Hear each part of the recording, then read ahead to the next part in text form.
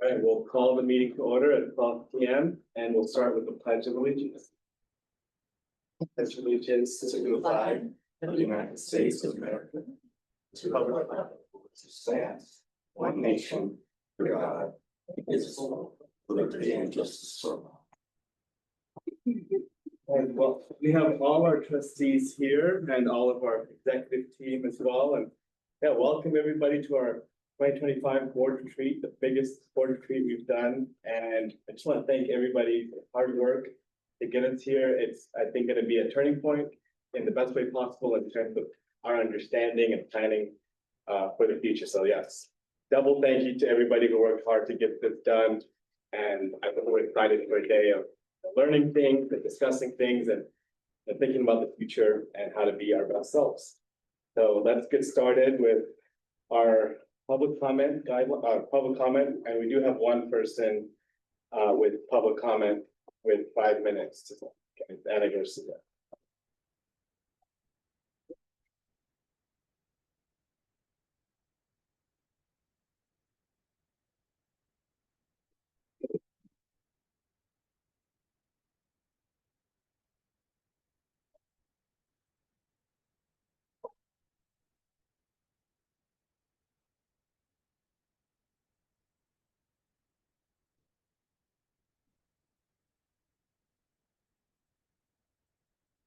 You able to get in?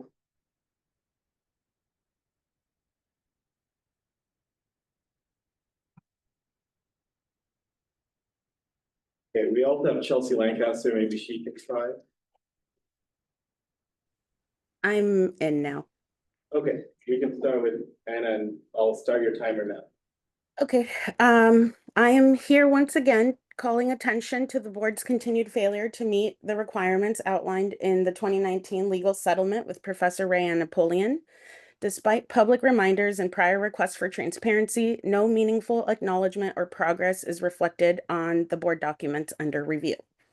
To be clear, the 2019 settlement agreement was not optional. It included clear mandates designed to address discrimination, harassment, and institutional accountability. And yet multiple action items remain unfulfilled, with no evidence of implementation found in any of the materials posted for the meeting. Specifically, the following terms of the agreement have not been addressed. An annual complaint audit procedure. There's no evidence existing of any audit framework to ensure the proper handling of discrimination and harassment complaints. This was a critical corrective measure, and its absence raises serious governance concerns.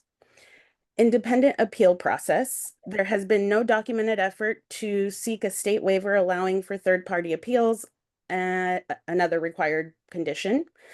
Anonymous reporting hotline. Still no anonymous system exists for reporting harassment or retaliation, despite this being a cornerstone of the agreement's safety protections. The report of concern form does not meet that requirement. Public accountability website. No such resources available. The requirement to provide annual summaries of complaints and resolutions has been completely ignored. Expanded training. There is no documentation of increased or improved outcomes for anti-harassment training because it is not being measured. Formal or public acknowledgement of Professor Rayanne Napoleon's role, another explicit term of the settlement that has never occurred. The absence of these actions in the board's public records reflect a clear lack of institutional follow-through. This is not only a legal issue, it is an accreditation issue, an ethical leadership issue, and your ongoing failure to uphold this agreement contradicts the values SBCC claims to stand for and undermines both employee safety and public trust. I urge the board to take immediate steps to agendize a full public update on the settlement and to ensure every term is honored. Further delay only compounds the harm that's already done, and that is also continuing. Thank you. And we can go to Chelsea Lancaster next. Anna Garcia.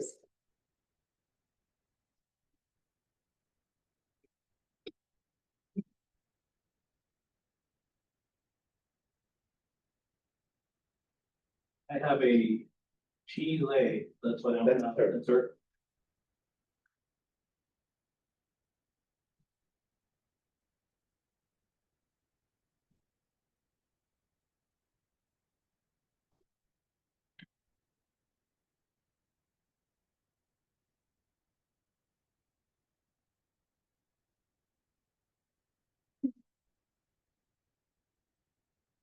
You're muted, Chelsea. You got 5 Hello, minutes left. everyone. Good to see you. I don't have anything prepared, but I'm glad to see that the board is engaging in a long sort of substantive retreat. I'm really hoping that you will take a lot of the information seriously as we look at student outcomes, as we look at what's actually happening on campus in terms of climate. When Dr. Jonas came on, I had several faculty and staff of color from Pasadena City College reach out to me and express serious concerns. Many actually pointed me to the public comments that were being made during the vote of no confidence process, which I believe was in April of 2022, and I did that. I watched all those videos, and I'm growing increasingly concerned about the campus climate, about the lack of intentionality when it comes to addressing the issues we say, the things that we say we care about, when it comes to anti-racism, when it comes to equity. People are having a really bad experience in that institution, and I'm no longer there, and I still have people reaching out to me all the time. That includes students. So I really hope the board can find a way to operationalize the things we talk about. A little bit later in 4.1, we'll talk a little bit about like, what are the intended outcomes? What are the metrics there?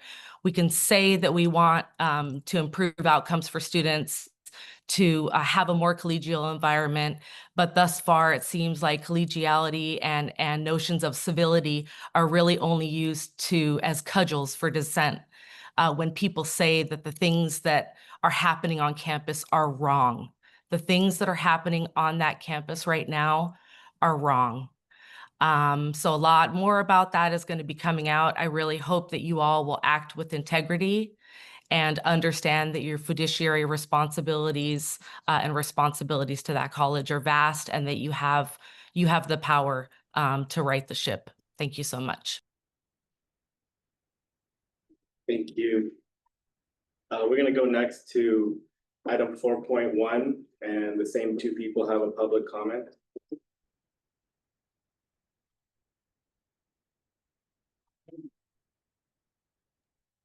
Should I just go first? I'm still here. Sure. This is Anna. I want to start by clarifying that nobody is putting me up to speak about this or any other issues that I have spoken on at the board meetings.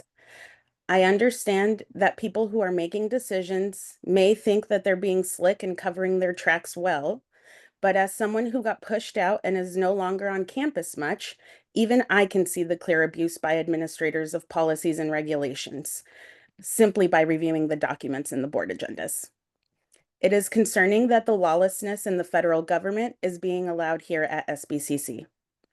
I am here to speak to the board's stated goals for this year, particularly Goal 1 on advancing student success and equity, and Goal 3 on ensuring fiscal sustainability, facilities planning, and human resource accountability.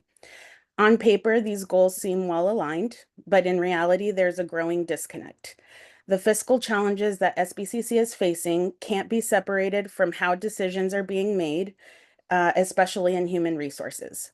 Right now, as you have seen and heard at the last several board meetings, there have been a number of new positions being created and brought forward that do not appear to have gone through the standard shared governance or vetting processes.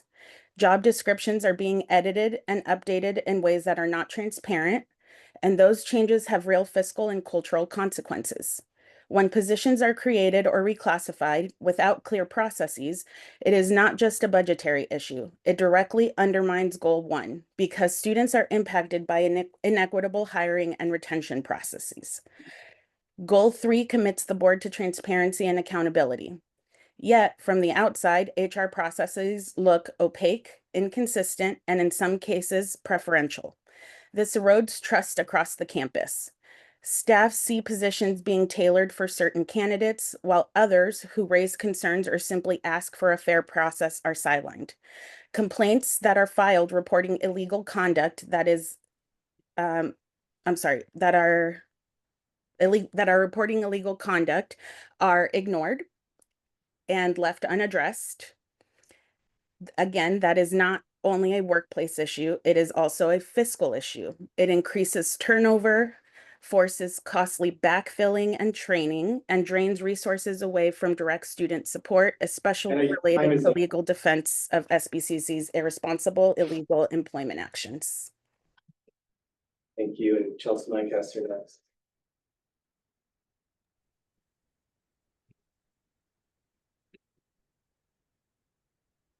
Hello again.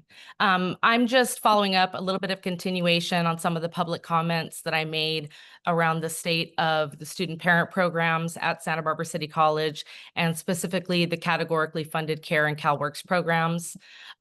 We have gotten some public records from what has been reported from the college in terms of MIS numbers and things like that. And I just want to state publicly that that information is wrong.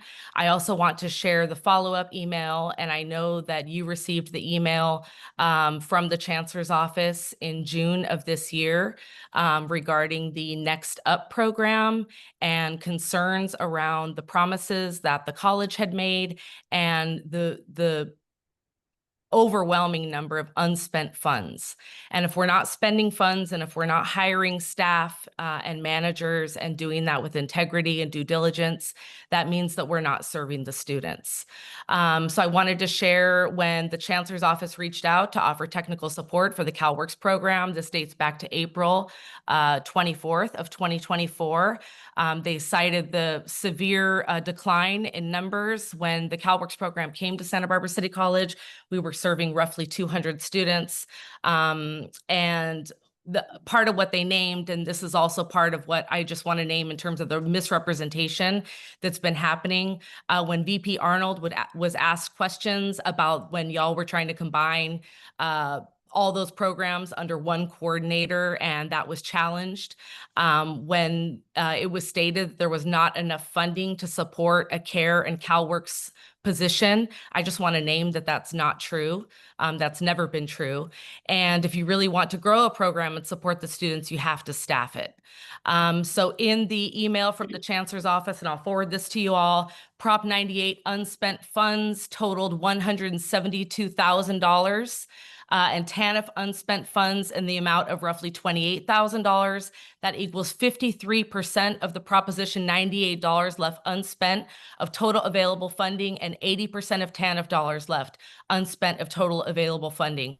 We also made some commitments about how to actually rebuild the program, which we gutted through systemic neglect and lack of staffing and lack of support. So I will forward this to you so you can make sure that those things are actually followed up on. Again, as we enter a period, a very violent period in our history, we have to be interrogating our own internalized. We talk a lot about racism, and we need to. It needs to be everything racism at the front, but we're not talking enough about the classism on that campus. And when Kindred Murillo left, she said that Santa Barbara City College and all the colleges that she had worked was the most racist and classist institution she had ever worked in. And that continues to be the case. So I really hope that we're talking about families in the margins, families that are actually being ripped apart, torn apart right now by state-sanctioned violence at the hand of ICE, and that we make sure that we're actually moving with integrity and using the dollars for the explicit purpose, and that's to serve the students and run the programs. And we're talking about under-resourced families, overwhelmingly Latina, Black, and Indigenous students, student parents that need to be supported. You've also done all these resolutions of support for different populations. We've never done one for student parents, and that Awareness Month is coming up. So I really hope that you all will take that seriously in October and actually not just do things that are performative, but look at what's happening in those programs. Look at what the students are saying about the support they are not receiving. Look at what they are saying about how they are being treated when they walk into spaces that are supposed to be designed for them. And look at what's been happening in student services in terms of space. You've got 3 and 4 categorically funded programs operating out of tiny little offices when we, in a dime, turn over huge spaces for students that are not even on campus and or for administrators. That is not in alignment with our stated goals in the equity plan for student affairs. So I hope that you all will take that seriously and actually hold some folks accountable. Thank you. Thank you. All right, so we are gonna get started now on agenda item 4.1, which is the state of San Bernardino City College. And again, a lot of people put a lot of work into this, coordinating the information and putting it all together in a way that helps the board understand where we've been, where we're at right now, and help guide us as we want to talk about the future. So without further ado, I'll pass it over to our superintendent president and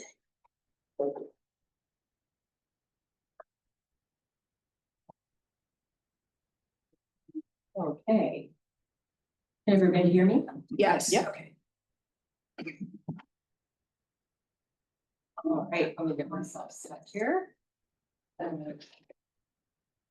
So I'm gonna walk you through every slide. No, I'm kidding. I'm not gonna walk you through every slide because there are far too many.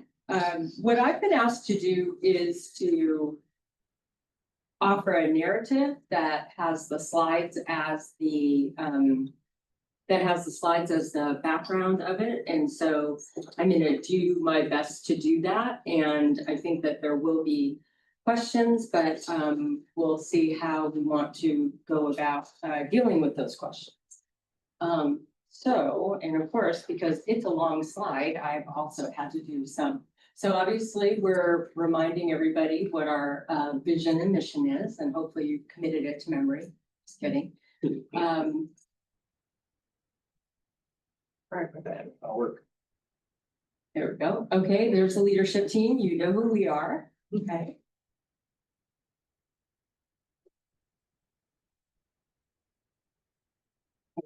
These were your board goals in terms of.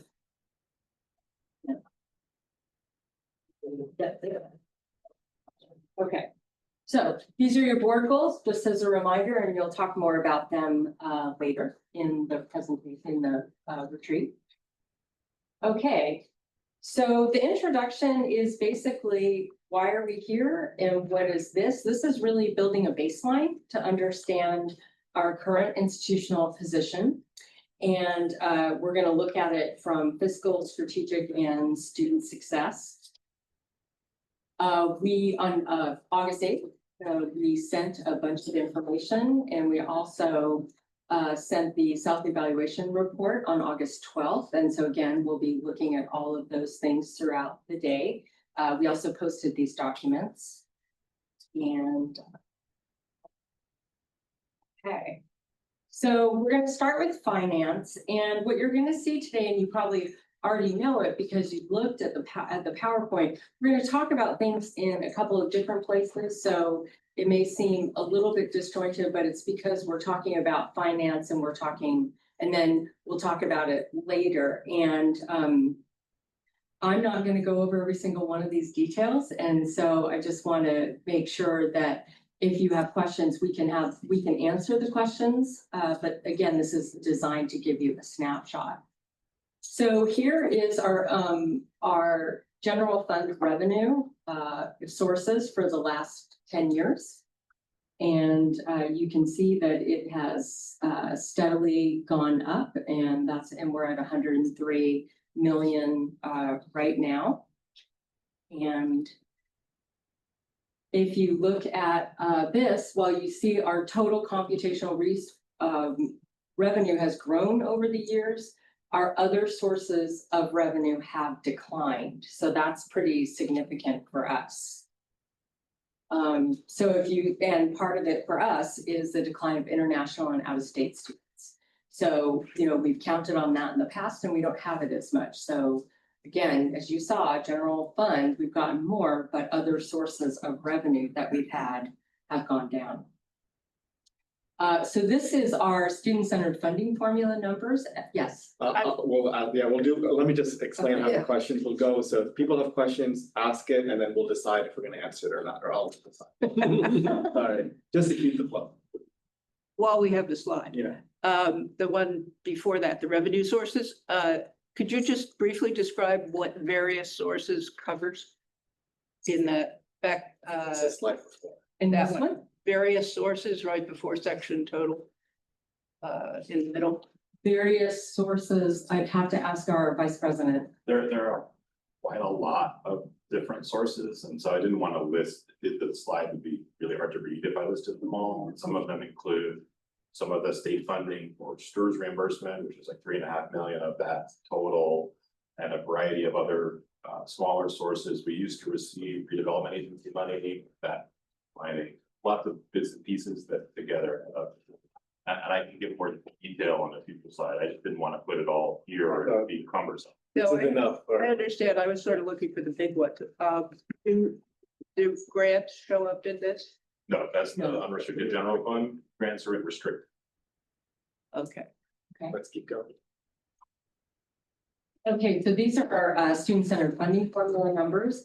And so you can see the 3-year average for credit FTES decline. And part of the issue is there's no more emergency conditions allowance money, so that is an issue. We also will probably have where we get credit in the formula for our low-income students will most likely decline due to national issues happening right now. And but the good news is, as our success goes up with students, that's an opportunity for increasing our funding. So as you see later, our success metrics are going up. We still have a lot, we still have a ways to go, but the more successful we are, the more money we get in that part of the funding. Okay, so here's the restricted general fund. And that's where, so state rules for categorical funding have changed during the pandemic. It used to be you really couldn't carry very much over, but now there's a 2-year carryover that's allowed, or I should say, you have 2 years to spend your money, which is more reasonable because sometimes you do need to carry over because there might be a big expense coming in another year. So this was good in terms of flexibility. And we got different types of categorical funding both during the pandemic as well as afterwards. Yeah, good question. If you look at 22-23 actual versus 23-24 actual, so we went from 401 to a $7 million surplus, which I'm guessing is from COVID funding, correct? But then we dropped down to 1.6. And so when you're saying that the funds can carry forward, how did we get through $7 million and then end up with a $1.6 million deficit between 22-23 and 23-24? So we'll put this question as Yes. a bookmark. and Okay. We'll come back Yes, to it. we'll come back to it. Okay. Okay.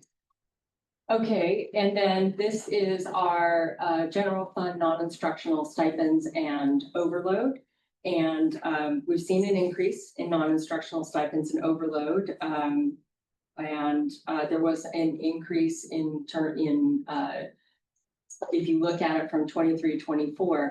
I do want to say that the budget sustainability report that we got, it looks like there's a significant jump in the amount of stipends and overload payment. And part of that is, we believe, how it was coded before. And so it didn't go up by 900% the way that the report reads. And I think that that's definitely proper classification is definitely an area for improvement.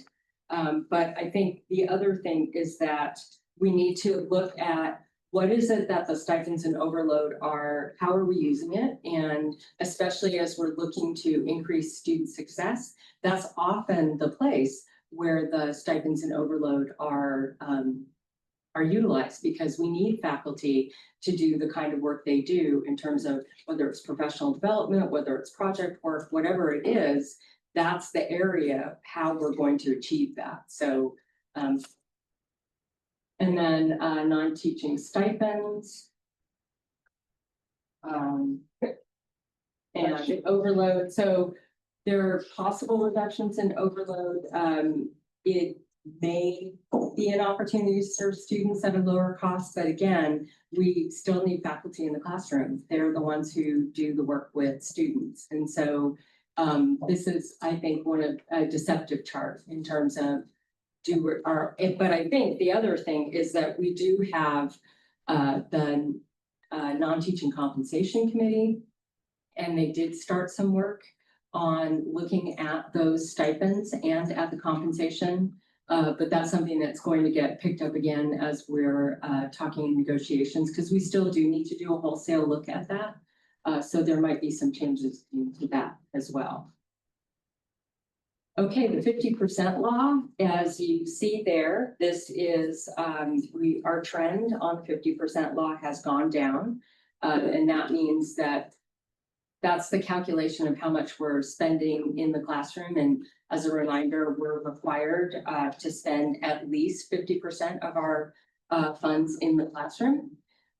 There are certain things that get into that calculation. And so the budget sustainability report said you should target to be at about 51% when it comes to the 50% law, but there can be a lot of reasons why it's higher than that. So the higher the percentage, the question is it true?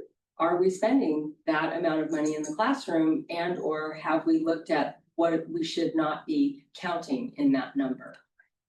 But I will tell you that there are colleges, and my former college was one of them. I don't know what they're at now, but when I was there, we were at 50.04 of the 50% law. So some colleges are very close to that.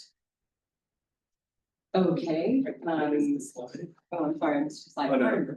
Here's the faculty obligation number, and you can see our advance for this fall 2025 is 184.1. Never been able to figure out what 0.1 of a person is, but here you have it. That's the way it always comes. And our FON, we're expecting to report anywhere between 202 and 205. And that's because you have to look at the numbers in terms of who retired or left the institution prior to a particular date in the last fiscal year. And then because if somebody leaves after a particular date, it's 45 days prior to graduation, then if they leave prior to that, then you have to count them in your FON for that fall. But if they leave after that point or through the summer, they don't get counted until the following year's faculty obligation number. So that's where we are with that. Yeah, but let's see, quick. Yes. Yeah. Could you explain briefly why both the 50% law and the FON, the faculty obligation number, are significant in terms of our budget? In I other think words, that's in the summary slide. That's in the summer. That'll be in the summary slide, like in 2 slides. okay. Yeah. Um, And then we have another question. Okay. Yeah, I'm sorry if this sounds like a dumb question. Can you just explain a little bit about what the faculty obligation number is, why it's important, and and how it's calculated? So the faculty obligation number came about as a way to basically encourage institutions to get to a point where 75% of instruction was delivered by full-time faculty. So that was that's the goal. That's not the requirement, it's the goal. But at a minimum, a college has to be at least at 50% full-time in faculty delivering instruction. Okay. So the faculty obligation number comes out every year, and it is based on our FTES that's reported. That's what determines what our actual obligation is. That doesn't mean we can't go above it. There are some colleges that are above it on purpose. They usually have more funds available. We are above it, and it's because in the pandemic funding, all of the colleges got those emergency conditions allowances as well as additional money. So when you get additional money, then you have a higher faculty obligation number. So right now, our faculty obligation number is matched to what our current FTES is. But that's why we get an advance number in July, And then we get the real number later on, once all of our P1, P2, all of the reporting comes in. Okay, and a follow-up, but you had said with the 50% law that, we're kind of trying to target going at least 50%, but not too far over Well, 50%. 51% Yeah. what the budget Yeah. sustainability work group Now- recommended. Now, for the faculty obligation number, is it like we're trying to reach that target but not go over as well? Or what's the target what would be ideal for us? Well, if you're a district that doesn't have financial problems, having our bond the way we are being 17 to 20 above is great, because you have full-time faculty and full-time faculty are good. The problem is the state doesn't fund us for those full-time faculty. They pay us a certain amount per full-time faculty. So they're gonna pay us a certain amount for the 184. Mhm.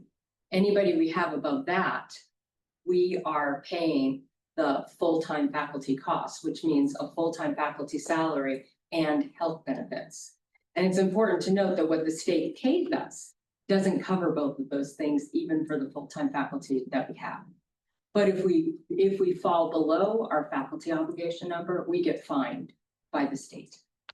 And some districts take the fine rather than hire full-time faculty. I would never recommend that, because then you're paying, money for nothing, basically. You're paying a fine, but you still have to deliver instruction. So why wouldn't you just hire a full-time faculty member? Thank you. Thank you. Let's keep it going. Okay, so this is our student-centered funding formula projection as of this last June 2025. And it goes up to 2027, 2028.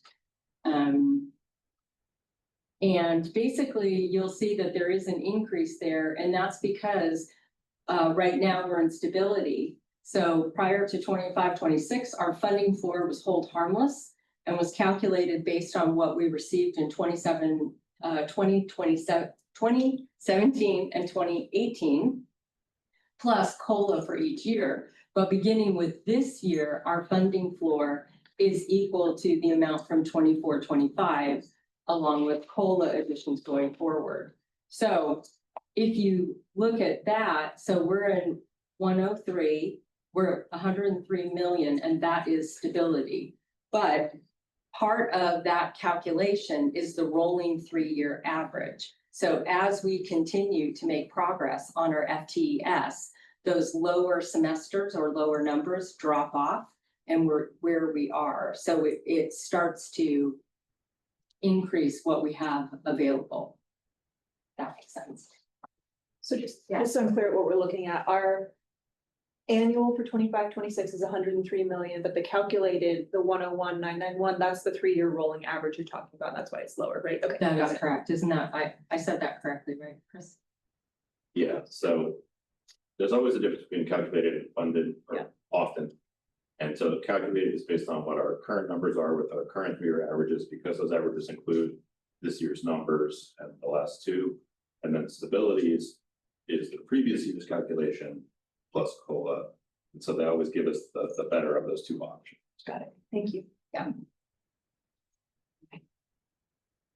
So here's a summary, and this says budget sustainability work group or recommendation number 2, and I'll talk a little bit more about that in a minute. So as you can see total revenue has grown over time, but international now student tuition has diminished. So that means the available revenue is closer to what the state gives us. Our interest has grown, meaning what we're earning in the county treasury for interest has grown. But part of that is also due to the fact that we have been the fiscal agent for the South Coast Regional Consortium. So we have been holding their money and serving as the entity that deals with their finances. However, we are not going to be doing that after June of 26. So it's great to have additional interest, but we won't have that going forward after that. Do you mean As that, much. I'm sorry, do you mean that when we were holding that money to distribute it out and when gained that interest, we were able to utilize that money? Yes, absolutely. That's money we can use. So that's kind of like the incentive for us being the holders of that block of money? Well, It's a Full longer time. story than that. I think that's a parking lot question. It's a little more complicated. Yeah. Okay. And then the other issue is, of course, the FTS and headcounts that contribute to this student center calculation have declined, especially as the ECA dollars have gone away. And we already talked about the 50% law and where we would land on that. The number of full-time faculty hasn't kept pace with the enrollment declines, which means our FON is higher than our funded FON, but you know, we have full-time faculty, they're teaching, and that's what we're doing.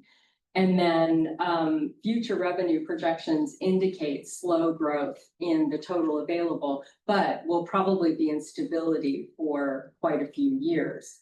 Now, separate from this, when you think about the budget sustainability recommendations themselves, the first three recommendations had to do with the 50% law compliance. And just so you know, that report is due December 1st of 2025. And so we will be bringing a report to the board in November. And we'll also be talking with our participatory governance groups prior to that. So we will have a report about how that is funded and how that's calculated. And you will see it before we file it when it's due December 1st, 2025. In terms of budget, fourth one was increased transparency of the components of operational accounts. That's the 5,000s, the 6,000s. First, we gave the budget committee access to Simpler Financials, and they'll be having training so that they know how to read Simpler Financials. But in addition, over the summer, and you'll see this in the adopted budget, Vice President Renbarger went through all of the 5,000 accounts, evaluated them on an average of the last 5 years, and adjusted those totals to be the average of how much every 5,000 account was spent over the last 5 years. And even after setting aside a $500,000 contingency fund to be available in case needs come up, you will see in the adopted budget that our deficit will go down by $2 million. Because that's how much we will save through that, through those actions by Vice President Renbarger. Fifth, the standardized reporting, maintain historical trend analysis developed by Cambridge West. We're going to do that. So that's a project for this year. With the change in controller and the change in CBO last year, we weren't able to do that, but we will do that this year. Develop supplemental and success trend reportings to augment the 320 report. Absolutely. And as I'll note, 320, we haven't really done a lot of analysis around that, but that'll be a project for this year to both do that analysis within the executive committee, but also to share that and discuss it with our participatory governance groups and with the board. And standardized reporting, complete the FCMAT financial health risk assessment. We will definitely do that in 25-26. Again, we had a change in controller and a change in CBO. So that's why, so you can be on the lookout for that. Okay, facilities. Yes. Sorry, another quick question. Yeah. That list of recommendations Yes. of those things that we're working on, they're all directly taken from the budget sustainability? Yes, they are. There are 4 budget sustainability recommendation areas. That was recommendation 2. Okay. There were recommendations for facilities 3, and then, so I will, as we're working this, my way through here, I will map it to that. Okay, Yes. and then does the board or will there be like an update at some point of that report and about all the actions that have been taken up to that point? I think it would be fair to do that probably at the end of the fall semester after we've had a chance to get the semester underway and go back and look at the various, and especially looking at the questions that you all are raising today. So the answer is yes, but I think we just need a little more time because some of it, as I've noted, we didn't do because we did have a significant change in personnel and finance. One more question. Yes. Recommendation number 9 under that about developing a funding plan into irrevocable trust. Oh, sorry, I missed the second page. I apologize. Let's, Okay. off that one though. Okay. I think Yeah, for that- we do need to, you're right, I apologize for That's missing okay. that. So, I just want to make sure that, and number 8 was standardized reporting, complete the ACCJC Composite Financial Index. We will also do that this year. We've done our annual financial reporting every year, but we do need to do that.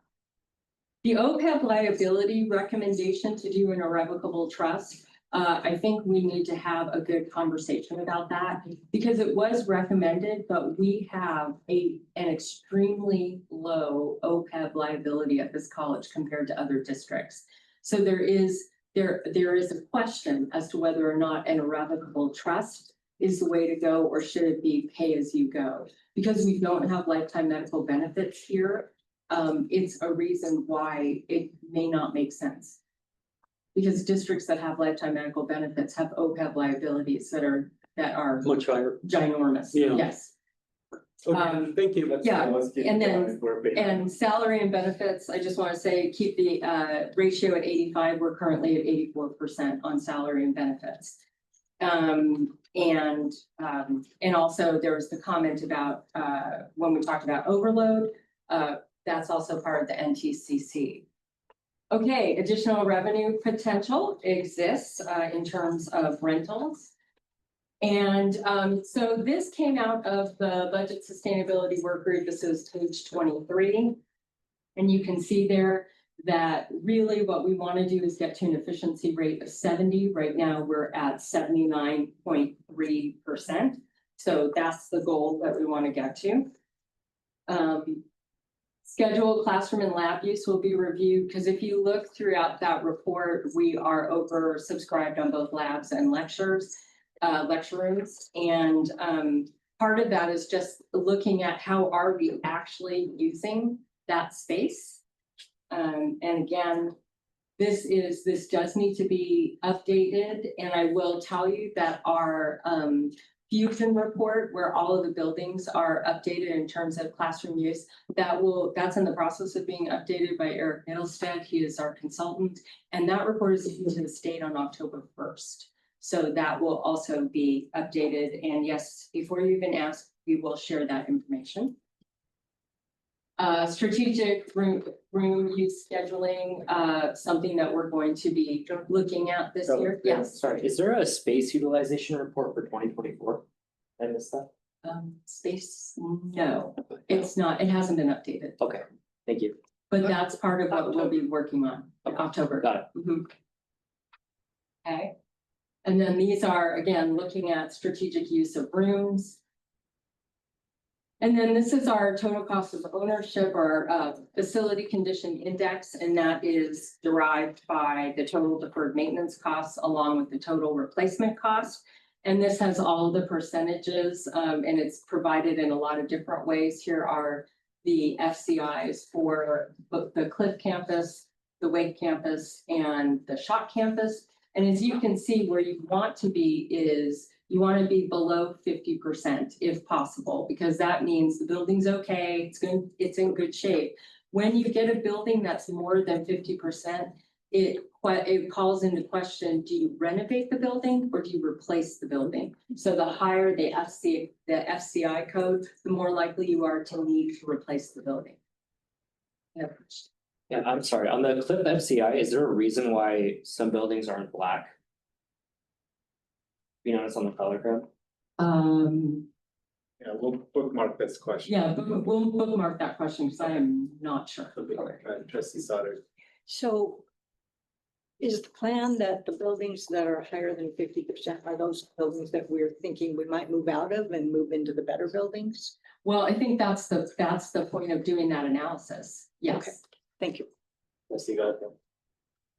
Trustee Goldmore. Oh, I'm sorry, I thought Yeah, you you had said it. Mars. Yeah, I thought you said Mars. I know you just said this, but I just wanted to make sure I'm understanding. We want to be 50% and below, Yes. and anything above that, we need to get rid of. Well, it's not that we need to get rid of, but that it needs to be looked at in Okay. terms of prioritizing getting it back into below 50%. And the question of, do you renovate or do you rebuild? And a lot of those questions, I mean, it's a little more difficult here with such an old campus. In most cases, replacing a building is going to be more cost effective than renovating it because of asbestos and other Right. things and types of walls that were built. Trustee Morrison. Yes. Sorry, and we must be mindful of the time, so let's see what the question is. There are a couple of buildings that confuse me. Humanities was renovated in 2014, and yet it has one of the highest FCI numbers on here. Very similar occupational education renovated in 2013, also not as high, but still high. Is there any reason for that? Yeah, We'll do this later. Yeah, That's- we'll have to do that's that. big- That's a good question. Yes. Yeah. Let's see, Dr. I just wanted to add that the Facilities Condition Index looks at things that do not include seismic. Exactly. They look at a lot of From things. my point of view, layering seismic is significant. Okay, so here's a summary of budget sustainability recommendations. And, you know, I have to give credit to Vice President Rembarger, because basically he said the Cliff campus is a story of thirds. Approximately 1/3 of the buildings are in decent shape. 1/3 are approaching the point at which the cost of repair is nearly half the cost of replacement. And the final third are at the point at which the cost to repair is nearly 75% of the cost to replace. A larger portion of the Wake campus is towards the tipping point. And just so you know, one of the first thing we need to do at the Wake campus is add a fire hydrant. Because right now we're out of compliance, so that's our #1 goal. We can't do anything to the Wake campus until we deal with the fire hydrant, which will make Vice President Smith over there very happy. The Schott campus has approximately 2/3 of the buildings in decent shape, and the remainder at the cost is nearly the same, or as a replacement. And basically, you know, bond funding is going to be critical to maintaining those buildings. And I just want to quickly talk about total cost of ownership. So the 22-23 TCO indicates 3 categories of total cost of ownership. So the first 75 years, that's a cost of $4.7 million per year. The yearly operating cost, which is, it reflects the cost of utilities, maintenance, grounds, and custodial operations, and that's 6.1 million per year. And then capital renewal costs. This is the estimated cost of repairs reflected on an annual basis over the life of the building, and that's about $5.3 million a year. The building construction is the first cost, and that's typically funded through state grants and general obligation bond funding. And then yearly operating costs are funded through the general fund.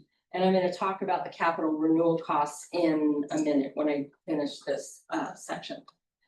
So here's our 10-year total cost of ownership funding. And what's really remarkable here is the fact that the state has given us so little money. I mean, just not very much money, which is part of why we needed to go for a bond, quite frankly. And then I'm not going to go into the bond because you all are going to get a report on Thursday night about the bond sales. So I'm not going to do that. So again, total cost of ownership summary, first cost of construction. If you put those together, $10 million per year in 2023. The $198 million in Measure P general obligation bond funding is critical for paying for a lot of this. And if the Measure P funds are spent over a 15-year period, the annual average would be about $13.2 million per year. Obviously, the PE building is taking up a good share of that. But I want to just quickly talk about the budget sustainability work group recommendations when it comes to facilities.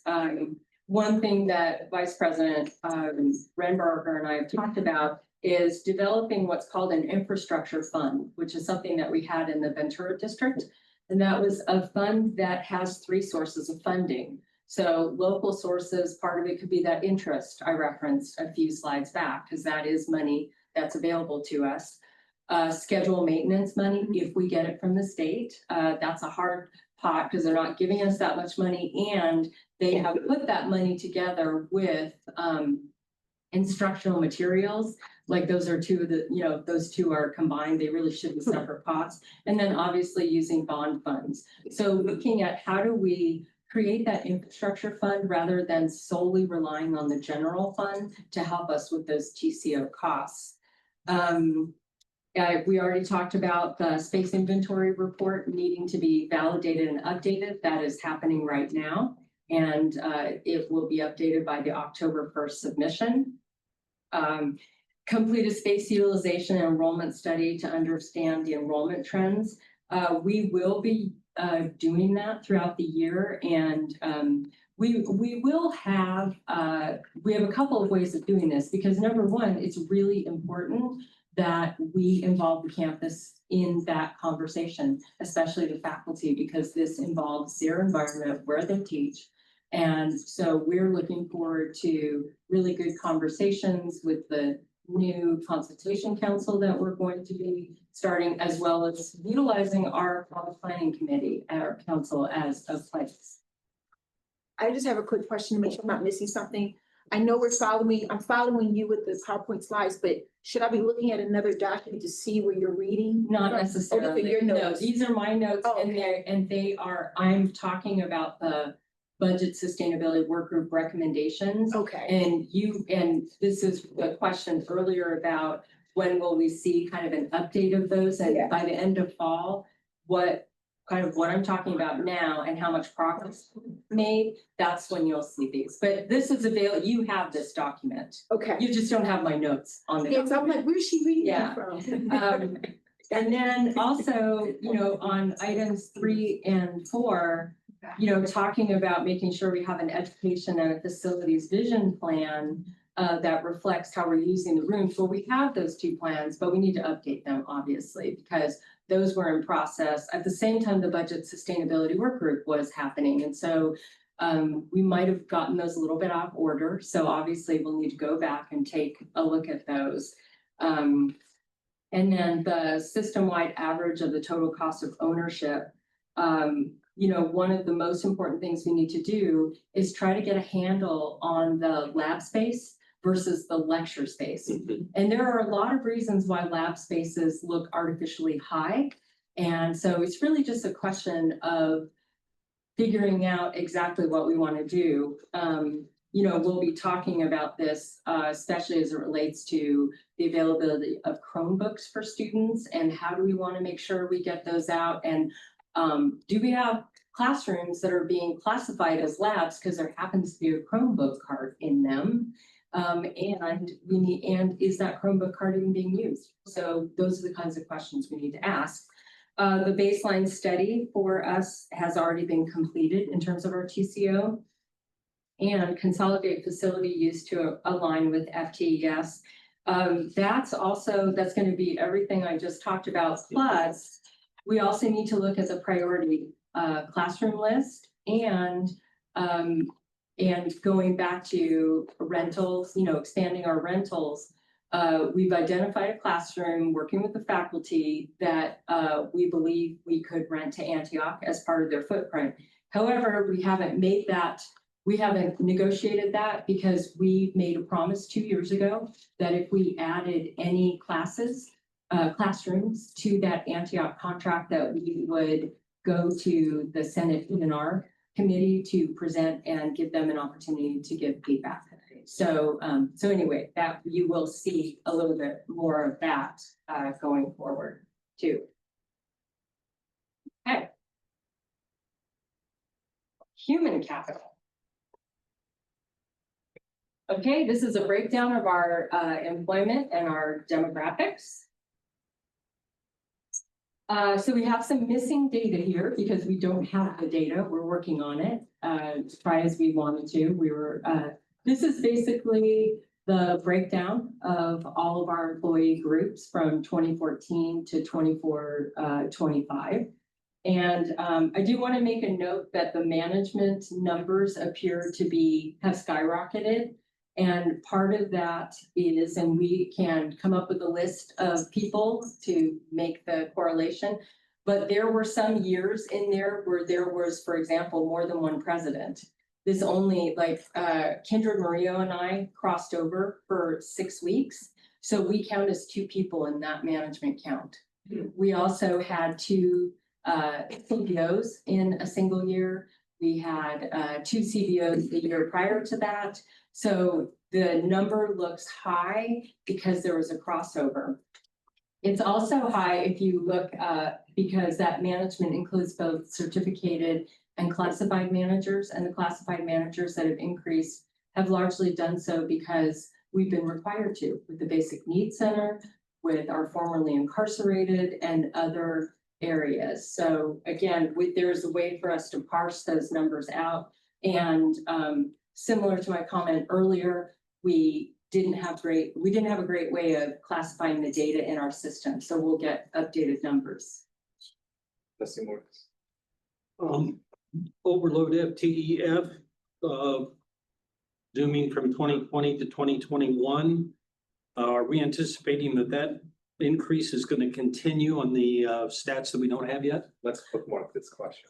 Okay. I have no idea. Yeah. Yes, That's a good that's, answer. The question, we had a big jump from 42 to 54 between 2020 and 2021. And then we don't have the stats yet for the remaining years. And I just wondered if that was going to be, if we were anticipating a continued increase. Yeah, I don't really know. I think we have to look at that, and you also have to remember the role of the pandemic. Yeah. Because if more faculty were teaching online, they might have taught more overload than they normally would have if they were in. And that's why I was asking. Yeah, so We we don't know yet. No, we don't know. Okay. Okay, staffing trends continue to fluctuate and, but we have had an overall increase in employment and employees, and our overload and reassigned time trends need to be provided, and we need to have better data for that. Okay, the SDCC Foundation, provides a ton of resources for our programs and departments. So you can see we served 2,000 students in 24-25. $1.1 million in scholarships, and college programs and supported college programs like Running Start, College Achievement Plan program, some others. The foundation is going to celebrate 10 years of the SDCC Promise, the same year that they celebrate 50 years as a foundation. And so that's next June. So we're going to have an opportunity to really highlight all the great work being done by the foundation. And hopefully, and this is up to CEO Bobby Abram, we'll be able to do a capital campaign as part of that. Okay. Service area trends. I think, I'm not going to go over a lot of these because this is really good data, but I think what you can see is that we have a tremendous amount of opportunity when it comes to non-traditional Can we do students. the previous slide, please? Oh, yeah, sorry. Sorry. Because mine was cut off. It was cut off there too. See, I can't read is that no degree. No oh, that degree. says, okay, and the other one is that's high school and then. Yeah, no degree, high school, some college, bachelor's, post-grad. Thank you. Okay.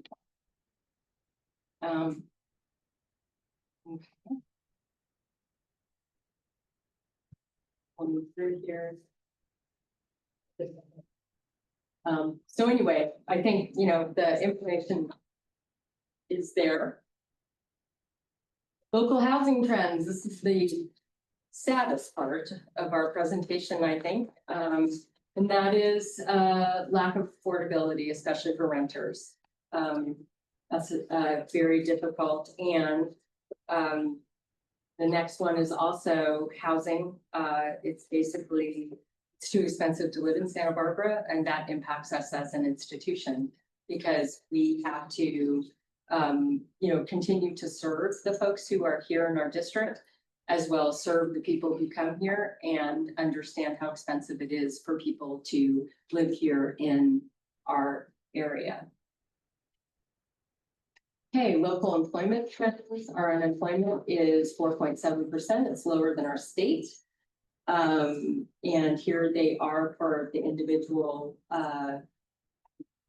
it varies by city, as it says there. Our unemployment rate is Mission, the lowest is 1.7 in Mission Canyon. That is interesting. I think. Okay, highest paying dual skill occupations are right there, so lots of job potential. Now, what's really important is this slide. And it's really important because it shows that 100% of our CTE programs align with middle skill or above middle skill occupations. That's exactly what we want to be as a community college, doing the type of programs that will make a difference for our students. 79% with in-demand middle skill occupations, 99% align with in-demand middle skill or above. And 64% are high wage, middle skill, and 97% to align with high wage. So that's excellent for us. Okay, our student profile. And again, there's a lot of documentation. There's a lot of statistics here. I'm not going to go through because we don't have time. But this is our local high school graduates by ethnicity. First-time students from local high schools by ethnicity. Our credit students, 76 are still under the age of 25, which is significant, but 64% of our students are part-time. So again, that's an opportunity for us to look at, is there a way to make them part-time or full-time to help them get through, or what can we do to help? Standard females, 54%.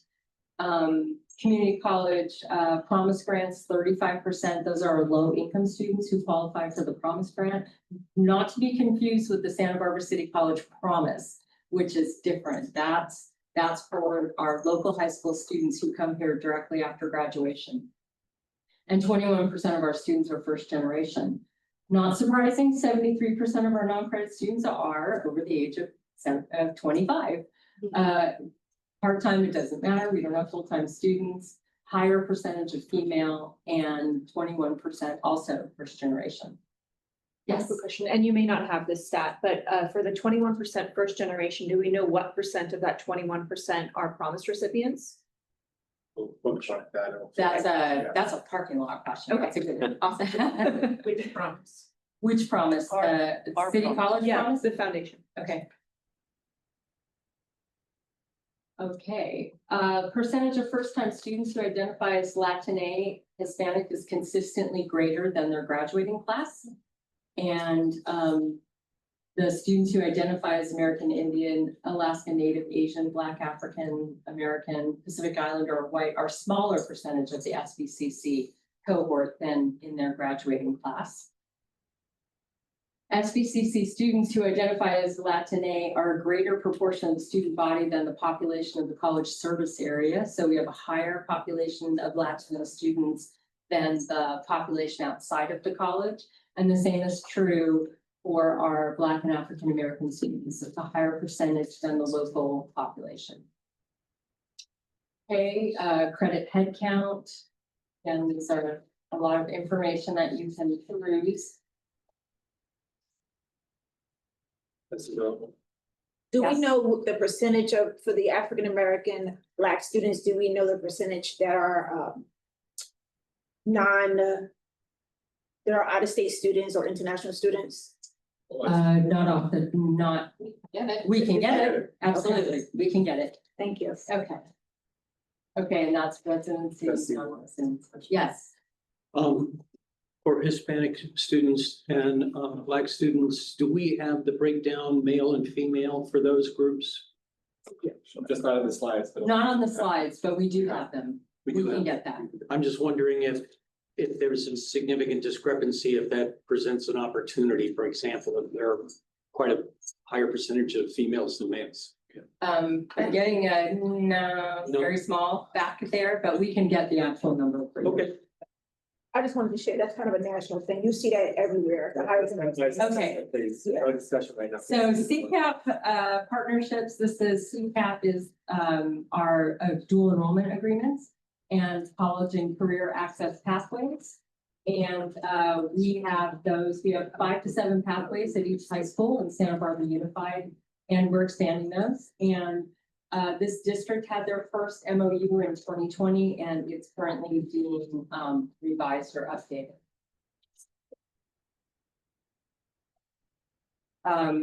Here we have employer partnerships. These are our local employers that we have some form of partnership with or another. We have credit employer partnerships, healthcare, marine diving technologies, and that's especially true with our blue economy work that we're doing right now. And then we have employer partnership activities, local industry internships, private sector internships. And then we have a School of Extended Learning. Also, we have a series of partnerships. And our employer, so this is a list of all of those partnerships. Trustee Dalton.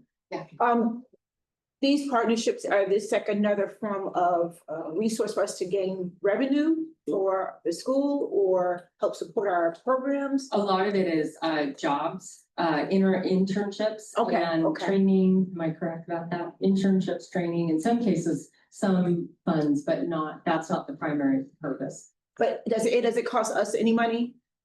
No, Okay, No. thank you. Trustee Um, Ready. For the student internships by sector, are those the number of students who have internships? This is full. Are those Yeah. partners? Yeah. Okay. the number. But we're always looking to expand that. Yeah. Definitely, and that's some of the work that's being done with our STEM grants and our HSI grants, so that's something we're always looking to increase.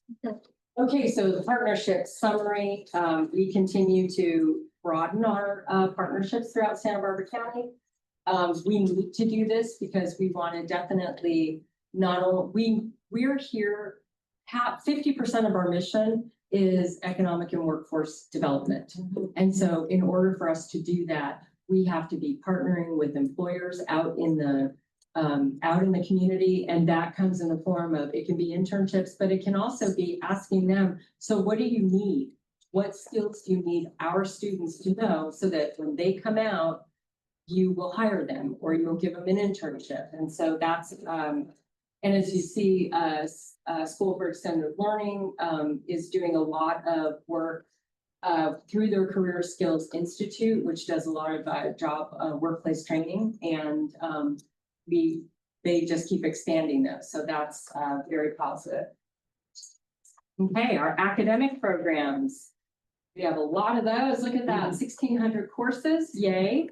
Associate degrees for transfer, 33. And what that means is for every associate degree for transfer that exists for which we have a program, we have an ADT. So we don't have every ADT, but we have every ADT that exists for a program we already have.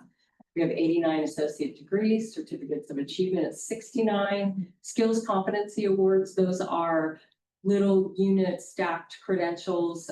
Usually they're anywhere from, they could be, a skills competency award could be 3 units or it could be 12 units. And then department awards. We also have 580 non-credit, 12 certificates of competencies, 81 certificates of completion in a School of Extended Learning, and we also have an adult high school diploma GED program. These are our enrollments, and you see our credit enrollments as well as our sections. And I believe we were asked to do all credit and then CTE. So you have it in both the enrollment as well as in the number of sections in those. This is our academic program CTE average class size. So you see average class size is 23.67.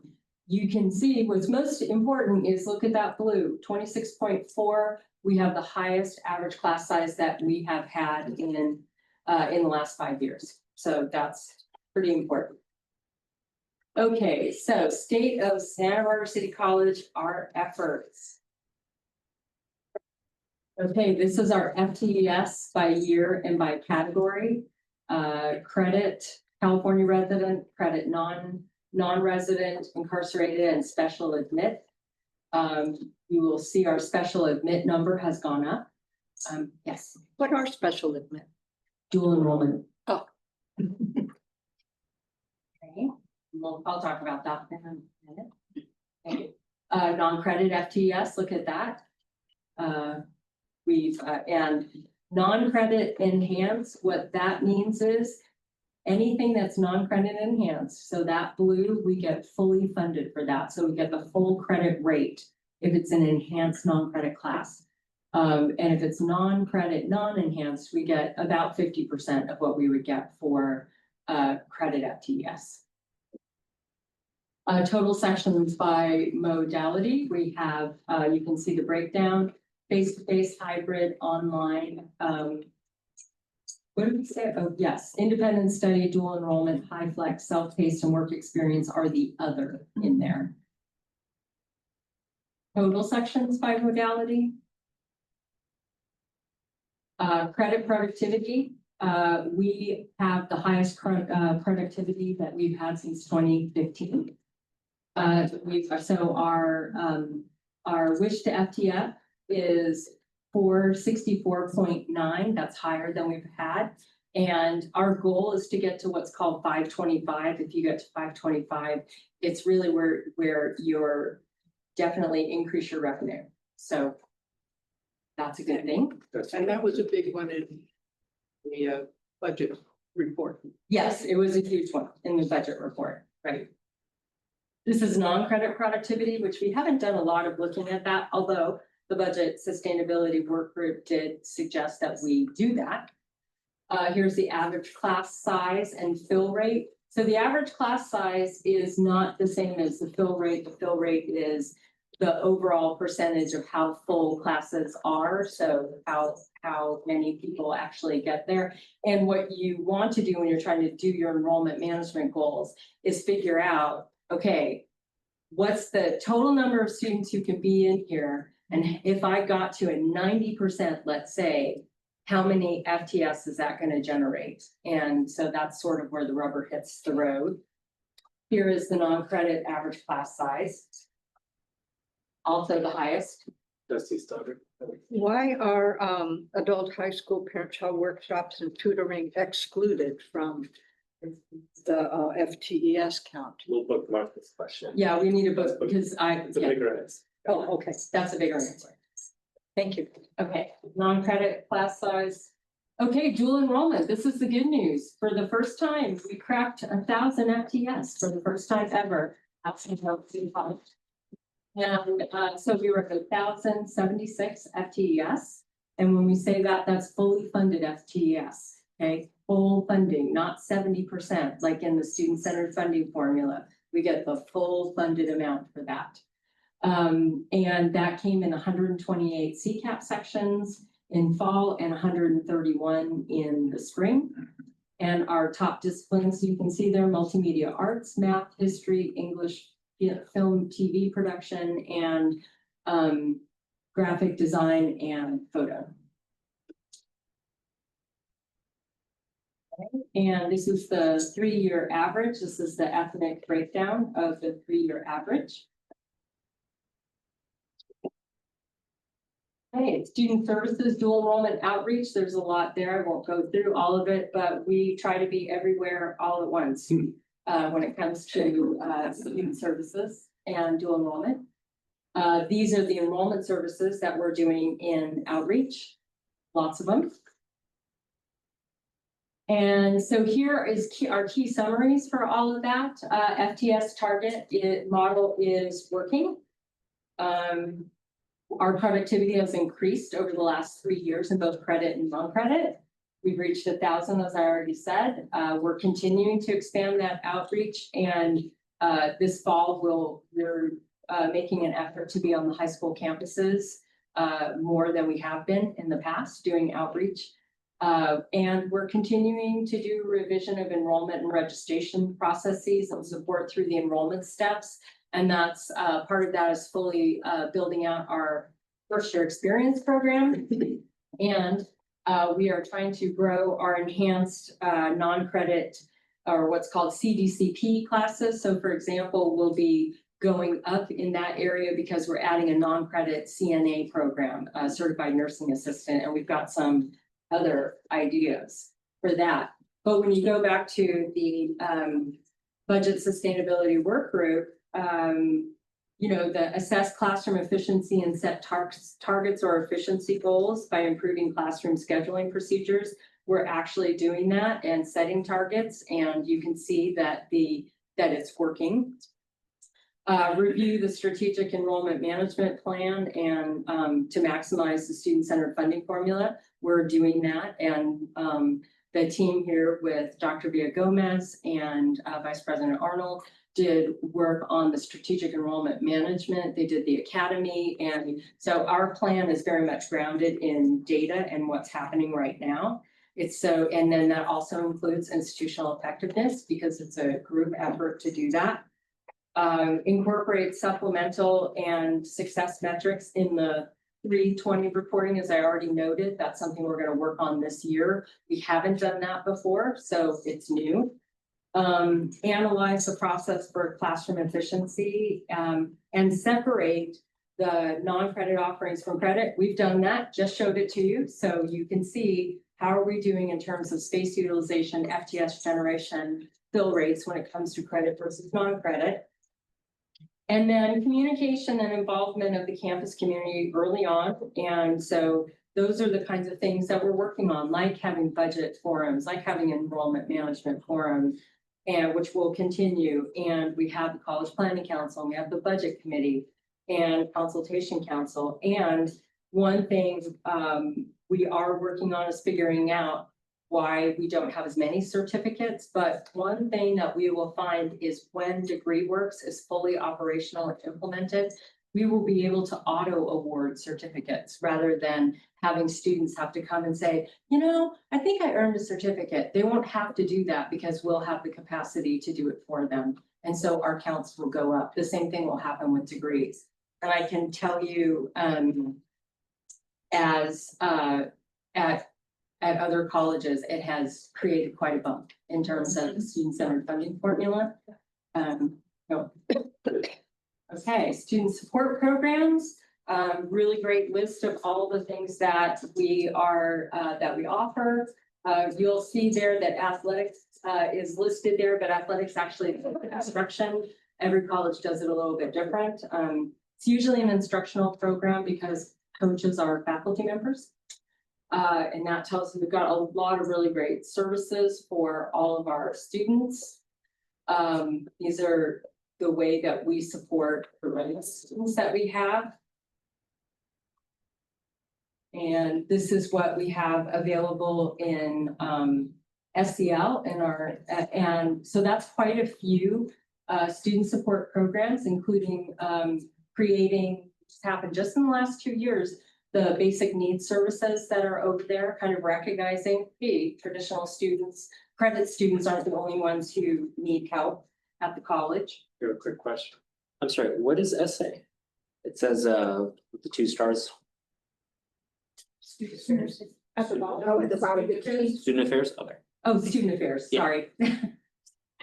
Okay, so this is program participation. Again, these are numbers that you can take a look at, just how many students do we have, and you see in most of our programs, we're seeing an increase in the number of students who are utilizing services. I just want to say thank you for including the number, the information about the veterans. Oh. Whoever put that in here, thank you. Program participation by each year. Okay, so that's also going up. Program participation by ethnicity. So we have it broken down as to which students are utilizing which services. Okay, library interactions with students, those are continuing to increase. And part of what we're going to see in these slides around library hours and also library devices is that, first of all, we're keeping track of everything. And you see it's 964 number of checkouts. That's not the ones that were needed. We actually have a greater need than that, and we're gonna be looking at that. That's a topic that we will be bringing up during consultation council and CBC as a way to increase the number of Chromebooks that are available for students to check out. This is the number of zero textbook degree courses, and what that means is a faculty member teaches a class. It's indicated in the schedule of classes that there is zero cost for a textbook in that particular section because they are using open educational resources or something that is free for the students. Okay, tutoring, unduplicated students right there, again, and tutoring FTES. The reason that you see a big jump there is that a lot of colleges use categorical funds to pay for tutoring. They use C funds, they use other things. But when you use categorical funds, you can't collect FTES for tutoring. But if you use general funds to support tutoring, you can collect FTES. And the reason that you've seen an increase is that we've gotten better about tracking Right. who is going into tutoring, and some legislation has changed in the recent years that allows it to be not just about English and math, it's about other types of tutoring. Okay, students, student basic needs support, Wi-Fi hotspots, solar chargers, emergency grants through the basic needs, and that's for credit and non-credit students. 218 requests for credit. We've granted 73 awards. Total amount to credit students, 52,000 for basic needs, and 3,864 visits to credit and non-credit basic needs center. We have various types of counseling available. Okay, so here's the summary. We began collecting tutoring apportionment in fall of 23. And that has definitely helped us with funding. Student support remains, we believe it remains a very critical part of what we offer here at the college. We're expanding and meeting the needs, and especially as the Chancellor's Office continues to identify costs of money to help more and more students. We continue to expand our support services at SEL for non-credit students. And we are rebuilding those, because you can build it, but that doesn't mean people are going to come, and we are rebuilding and students are starting to use our services. Okay, institutional effectiveness. Basically, this relates to budget sustainability work group recommendation number 4, and it has to do with having a vital, fully built out program review and process, which the college is in the middle of looking at how to structure program review and tie it to resource requests, which is what's called integrated planning. It's why we brought the PRT here in last year, and what we need to continue working on, making sure that data is informing our program review evaluations, and that it also is tied to resource allocation. And so our college this year is going to redesign the program review templates through our PEC committee. And the idea is to better address the evaluation needs of instruction, student services, and operations, meaning you can't have one form that serves all those 3 areas of the college because they do different things.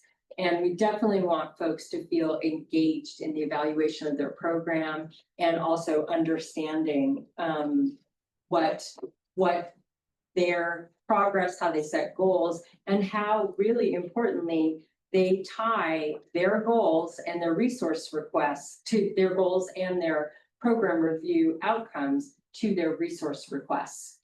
And we need to have this in the institutional effectiveness through data-informed planning, because we're about to start a new accreditation cycle. And on September 3rd, Kevin Bontenball, our area vice president from the ACCJC, will be coming to Santa Barbara City College to get folks oriented for our next accreditation cycle. So again, this gets to budget sustainability work group recommendation number 4, is program review and resource allocation. And in there, it says, you know, modify the program review template for programs of study and to include classroom and staffing efficiency and financial trends, which we're looking at strengthening that program review. Integrate various goals and planning documents into a streamlined resource allocation process to include allocations. And that's again, our PEC committee doing their program review, and then resource allocations coming from those program reviews and then getting sent over to the budget committee for review and for prioritization. And then develop a hiring rubric and position resource allocation tied to planning, one-time and ongoing funding, so that if a grant or categorical funding expires, if something's going to move to the unrestricted general fund, that it's accounted for. So obviously that would be a part of the program review component, but it's also part of building out our grant writing process here that includes, do you expect this position to be institutionalized at the end of the grant? If yes, what's your plan? Because otherwise the position has to be advertised as it goes away when the grant goes away. So you said, it's tentative that you're going to utilize a different way of reviewing the efficiency of a program. Is that what you just said? It's part of program review, and that's part of our participatory governance process. So we just finished the last cycle of program reviews. So we're taking the 25-26 year to review and refine the program review process in order to better link it to resource allocation and to make sure that folks are really digging into the data that's provided by the IR area as part of evaluating their program for a myriad of things, like how are we doing in terms of student success? Yeah. How are we doing in terms of, so that's really Okay. pushing towards data informed decision making. Yeah, thank you. Now, the next slides are really about marketing and what we spend and how we're spending it, enrollment campaigns, we're doing brand awareness, ongoing year round. Whenever you click on NewsHawk, you should see us at the top of the screen because we're there. And so always keep your eye out. Let us know if you see our advertisements. Yes. I will say, I do kind of miss our advertisements at the airport. Sounds good. Let's just hold these Okay. later. Please. So open registration marketing. So that's we got to make sure people know it's time to register for classes. Yeah. Open application, out-of-state brand awareness, and there's a comment here that Dr. Goswami gave permission to do out-of-state marketing. And these are the locations that were identified through research. And then campaigns in our community, which is also important. It's really important to know that even though we're here, a lot of people will say to me, oh, I didn't know you guys did that. So it's pretty important.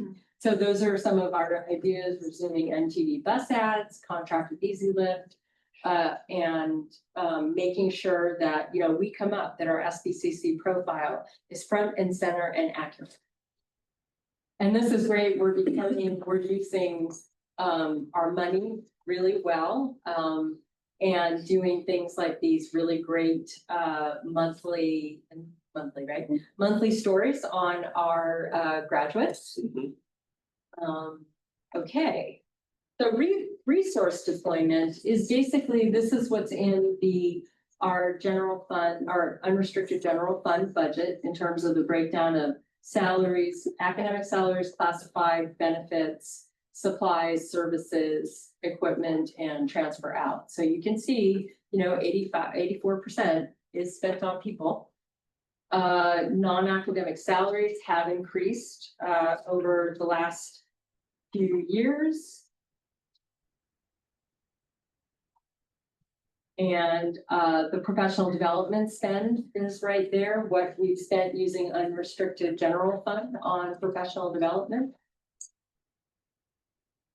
So the summary for resource is salary and benefits make up a significant proportion. We don't always know what the benefits costs are gonna be. We get told in the spring every year, okay, your benefits are gonna go up by X percentage. And professional development has fluctuated because sometimes we have access to more categorical funds than not. And so how much we spend in the general fund really reflects that. Utilities, they're high, that's the message. Electricity costs a lot. And water. Yeah, and water, yeah, look at that. And so that's one of the reasons that we're doing the scale microgrid to lower our cost increases for electricity over the next 2 decades.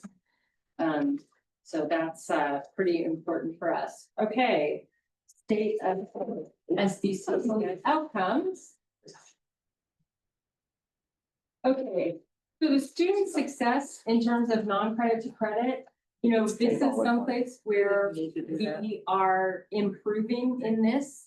And this is important because that helps us go from a non-credit to a credit student. And it's part of the Chancellor's Office roadmap 2030, which is to increase the number of people who first access a community college through non-credit and make it into a credit program.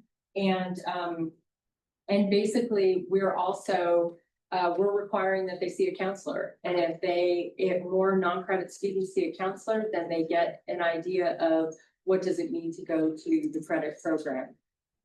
Quick question. Yeah. Is there a stated goal for the percentage? Like we're at like 5.9%, but we want to be at. This is a revenue metric. Okay. This is Parking lot. Yeah. Non-credit has never had, success metrics. So this is something that we are now starting to track Okay. and goal set on. Got it. The answer is no. Not yet. And Yeah, we okay. didn't even answer the last 2 years ago. I mean, really, it's amazing the information that we Yeah, get. it's very exciting that we're Yeah. getting metrics. out. Yeah. If I may add one quick comment, Let me this just- includes all non-credit students, so all of our lifelong learners as well, which is why that percentage may seem low, but if you subtract those, it's actually much High. better. Okay, great, thank you. Okay, and so here's our awards and certificates. And again, there has been a decline in the credit certificates, but I think we're gonna be able to address that. Here are our numbers in terms of transfer to a UC, and those are good numbers, and it's nice that we have UCSB in our backyard and everybody wants to go to UCSB and didn't get in the first time. Yay for us. Same thing with the tag agreements. Those are transfer admission guarantee partnerships. And that's one of the things that makes us unique as Santa Barbara City College. And then this is information that you got a lot of this information in the March presentation. So I'm not going to go through all of the colorful boxes, especially since I am not I am absolutely not a statistician. And I don't pretend one to be one at work. Equity gaps. And so basically, I think this is the important slide. We regularly meet our goals that we report to the ACCJC, and our outcomes are routinely higher than the statewide average. So yay, good for us. But we don't achieve parity in outcomes. And we know that students of color experience a disproportionate impact. So what we need to do as an institution is examine that intersectionality and figure out, okay, what is it and what can we do to make a difference? So it's a call to action. This is for all of us, a collective reflection for collaborative planning and action. And we all have unity of purpose. And I think today, what you as a board are going to do is basically champion that call to a unity of purpose for this college to move in a positive direction for student success and for all of the students that we serve. Okay, so our dual enrollment student success versus our general student, Santa Barbara City College population. You see that it's higher, not that surprising because let's face it, they're a captive audience. They gotta go to school 5 days a week. We don't have that. We don't, I mean, we have students come here, but you know, in dual enrollment, they go to school every day. So it does lead to higher success rates, which is why it's good. You know, it's really great for them to do that. And if you see that this year's Santa Barbara Unified graduating class had 535 students that had completed 12 or more college credits. Okay, 221 completed. Okay, community, this is great. Hey, they said yes, we got the bond. Like this kid, 66.15%, but who's counting?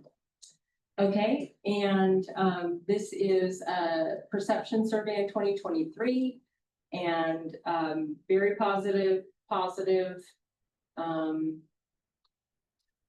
Okay, foundation net assets, you see in 2020, they have 58 million. 2021 went up to 91 million. We know where 20 million of that came from. And this last year, they ended the year with 91 million. Fundraising totals by year, obviously, you can see that this 2024 was the highest year compared, not including the Mackenzie Scott year. Here we are in the media, lots of really, that is one thing that Jordan Killebrew does a really good job. He does a great job of getting us out there, which is wonderful. And I will tell you, it's not just Jordan, it's everybody at this college who has a social media account. It's really great to see so many people on Instagram, on their Facebook, on whatever they use. I know, don't I sound old? Facebook, yes, I don't use it. TikTok, which I don't use. Okay, so overall, the majority of our district loves us, so that's good. In terms of our institutional health, like we've established, 84%, we're at 84% unfunded general, our unrestricted general fund. That's the cost of salary and benefits. But as we've already talked about, we are overbuilt, or at least that's how we're classified. But if you see, we have some goals here in terms of this is what our cap load ratio is and where we want to be by 2032. And we definitely want to reduce that cap load ratio. Again, we need to take a look at our space inventory, make sure it's up to date, and then decide how we're going to evaluate where we're over in those.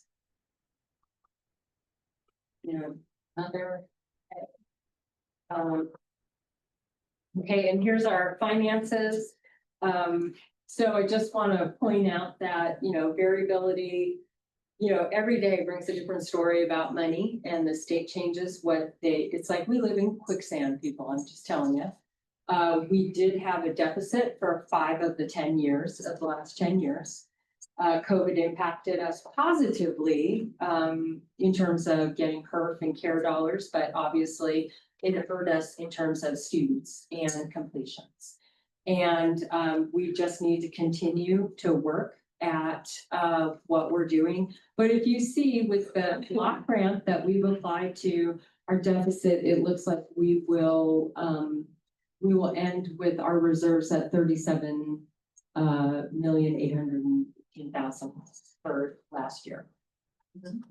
Okay, and then there's another way of looking at the reserves.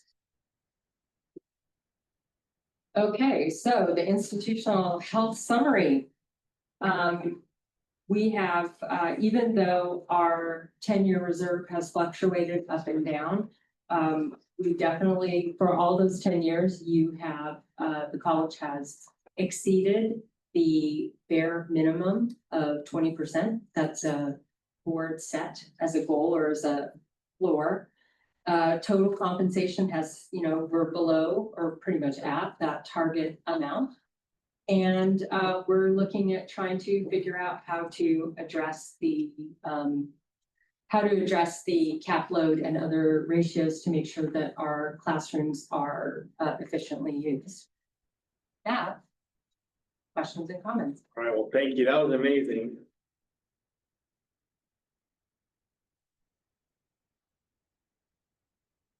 Thank you, Dr. Andrews. I think that was really educational and hopefully now a master course for people to learn about community colleges, but Yes. that's the thought.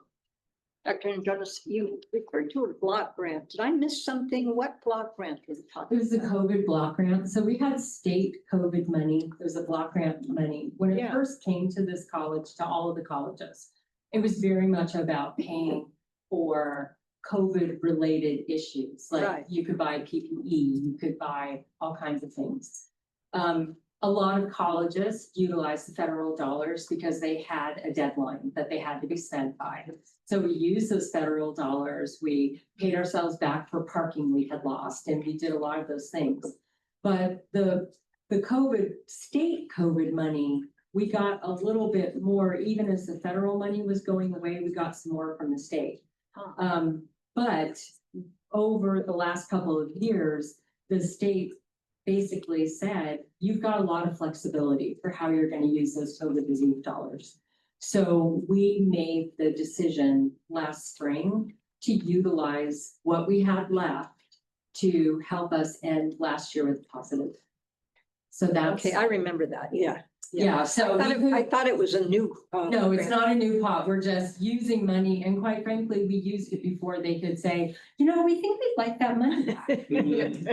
Yeah, Thank you. thank you. You're welcome. Any other big picture, connectivity questions people have in understanding how it all fits together before we go to discussion? Quick question, in the budget sustainability report, it recommends that that FCMAT, assessment that we did, which I guess was last done in 2016, that it be done annually, and it did say that the chancellor's office provides funding for that. Are we doing that annually? We're not doing that. Chris, do you want to? Yeah, we did not do that this last year, but we will be doing so. Oh, okay. I think it was just a changeover in control. I wouldn't say a FCMAT is required every year because there's a group at the chancellor's office that provides technical support to do a FCMAT visit, and there are other colleges in the queue to get FCMAT visits. So we can put ourselves in the queue. Okay, and we are going fast. Okay, thank you. Any other bigger connectivity, how does this all fit together questions? I can answer some of the questions. Not those yet. Not yet. Yeah, just more of like how this all meshes, yes. Can we give ourselves a pat on the back for the fact that this is a major step up in transparency and full information to the whole college community? It's not just about the board or the administration. This is available to everybody. That's correct. Everyone can read Yes. this, yeah. Yeah. We all have the same facts now. Okay, well, I think that. Something that's difficult on the national stage. Yes, well, yeah. Well, And let's see, in terms of the questions we had parked, I know that some of them might be pertinent to the discussion, some of them we could also save for later. Could you? Yeah, so we have, how did we go, retaining slide 14, how do we go from a 7 million surplus to a deficit? 2022, 23. The restricted, right? Yeah. Slide 21, were we able to get interest on the non-recurring revenue? Slide 41, the jump from 2020 to 2021, we have a jump, of overload FCI? Slide 46, what percentage of first generation students are in the SBCC promise? Do we know the percentage of Black African Americans that are international out of state? And then for Hispanic and Black students, do we know how the gender breakdown? And then slide 145, is there a stated goal for non-credit success, which was kind of answered?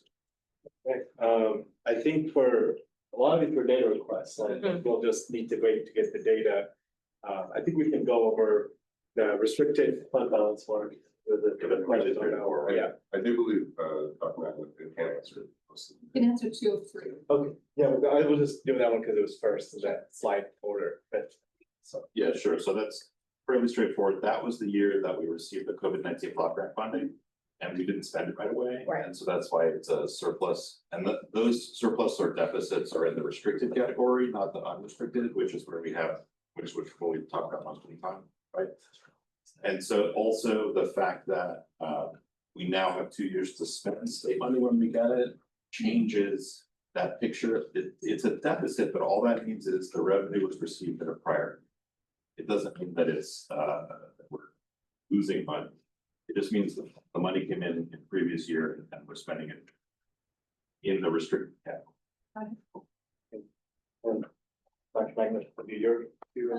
So I sent the percentage of first generation student promise that I've sent that to my research team that I'll come back later. Percentage of Black African American students who are out of state, approximately 10%, and approximately 5% are international. And then the gender breakdown for Hispanic students, approaching 55% now, 44% male, and 2% unknown. Thank you. I think the rest of the questions we can save. Can I add a data since we have some Yeah, data request sure. ones? I would be interested in knowing, when we have graduation at the end of the year, or even some people are halfway through the year. What areas they're getting their transfer degrees, AAs, certificates in other words, numbers of Degrees by. Degrees by area. I already added that to the queue of things that we want to. That'd be great. It's in the Okay. queue. Thank you. All right, well, if we don't have any more questions, let's have some discussion. What are the board's takeaways, thoughts, feelings about this information? I think we can go one at a time. Trustee Blackburn, do you want to start or? No. Trustee- Finish to formulate something. Longest on the board. Do you want to start with your takeaways? Yeah, someone needs to start. I'll start. It's okay, do you want to- Well, I really appreciate this and all the work that went into it, and I guess I feel sort of relieved, like we can do this. This feels to me like it's very doable. We're like making some really good steps along the way. I'm sure there's going to be some hiccups, but it feels doable to me. Okay, so I would like to hear more about the review of the 5,000s and the improvement by about $2 million in our deficit. That's a big deal. So how did it happen? In other words, what are the steps in doing that? I know you said an average. What does that tell us? That, previously we were kind of up, down, or what? So the more or less, what seems to have happened is that it's because the fives are services, and they include a variety of things, including repairs or contracts for service or things like that. Folks would budget a little higher than they probably needed just in case. And that seemed to be the trend over time, that the budget would be higher than the actual spend. Lately, you saw when I presented last time that the spend was significantly lower than budget 2 years in a row. So we took a look at all of the areas, adjusted the budgets to be more in line, but we know that sometimes things happen, and so that's why I set aside $500,000 in that category just in case. But all things told, bit by bit, it still added up to $2 million less in the budget than we had at. I mean, that's a terrific result, assuming it works its way through the year as we expect. Can I add to that? And part of it is that we have done more in the way of credit card management. We refined who is authorized to have a credit card, because part of the issue we have had is year after year having $400,000 or $500,000 of unreconciled credit card charges. So that's another way that I think we will see a savings. But Jess, Vice President Redbarger had a spreadsheet. went through all of it and I reviewed every single one, and departments are still have funds and there is still the contingency. But if you look at a 5-year average, there was a lot of, I mean, even my own area had too much in it, because 2 years ago, for example, my area paid the RP group for doing the educational vision plan. So $92,000 was in my area. Well, I didn't have a contract for $92,000 last year. So I don't need $92,000. And there was a lot of that, like there were one-time things. But then there are also departments like vocational nursing, for example. Every 18 months, they have a significant need because they're a 3-semester program. So Vice President Renbarger took a look at the average and said, oh, these 2 semesters, they don't need this money, but this semester they need this money. So it's really just using data, using historical averages, but also having the contingency, understanding that sometimes a need comes up or what have you. So that's how we were able to save. Well, I do think the contingency is great because people have that end of the year, use it or lose it thing. Absolutely. And but in fairness to everyone, they have done a really good job. Starting 2 years ago, we kind of said to folks, if you don't need it, please don't use it. And I have to tell you, people across the college have done a great job. This just under. But this kind of reduces the temptation. Yeah. I mean, there is somewhere to go. Yeah, there's It's somewhere, there for needs. but it's there if they need it. So this sounds like we Does it- essentially did a zero-based budget in this area. Like Yes. Yeah, in this Start. area, is it transferable in the way that you looked at the budget to other areas? I know the budget sustainability report looked at certain areas and said, we really should drill into the coding because it may not be coded correctly, and that could make a big difference. And that That is. seems similar. Yeah, and one of the things, as we're looking at, let's say, IT, one of the things I really want is for HR to have a dedicated, what's called an HRIS person, somebody who specializes in human resources technology. So when Dan says, I need X, he can get it, or our system can be programmed correctly. Same thing with student services, because we have this thing called vision aligned reporting that we are not ready for.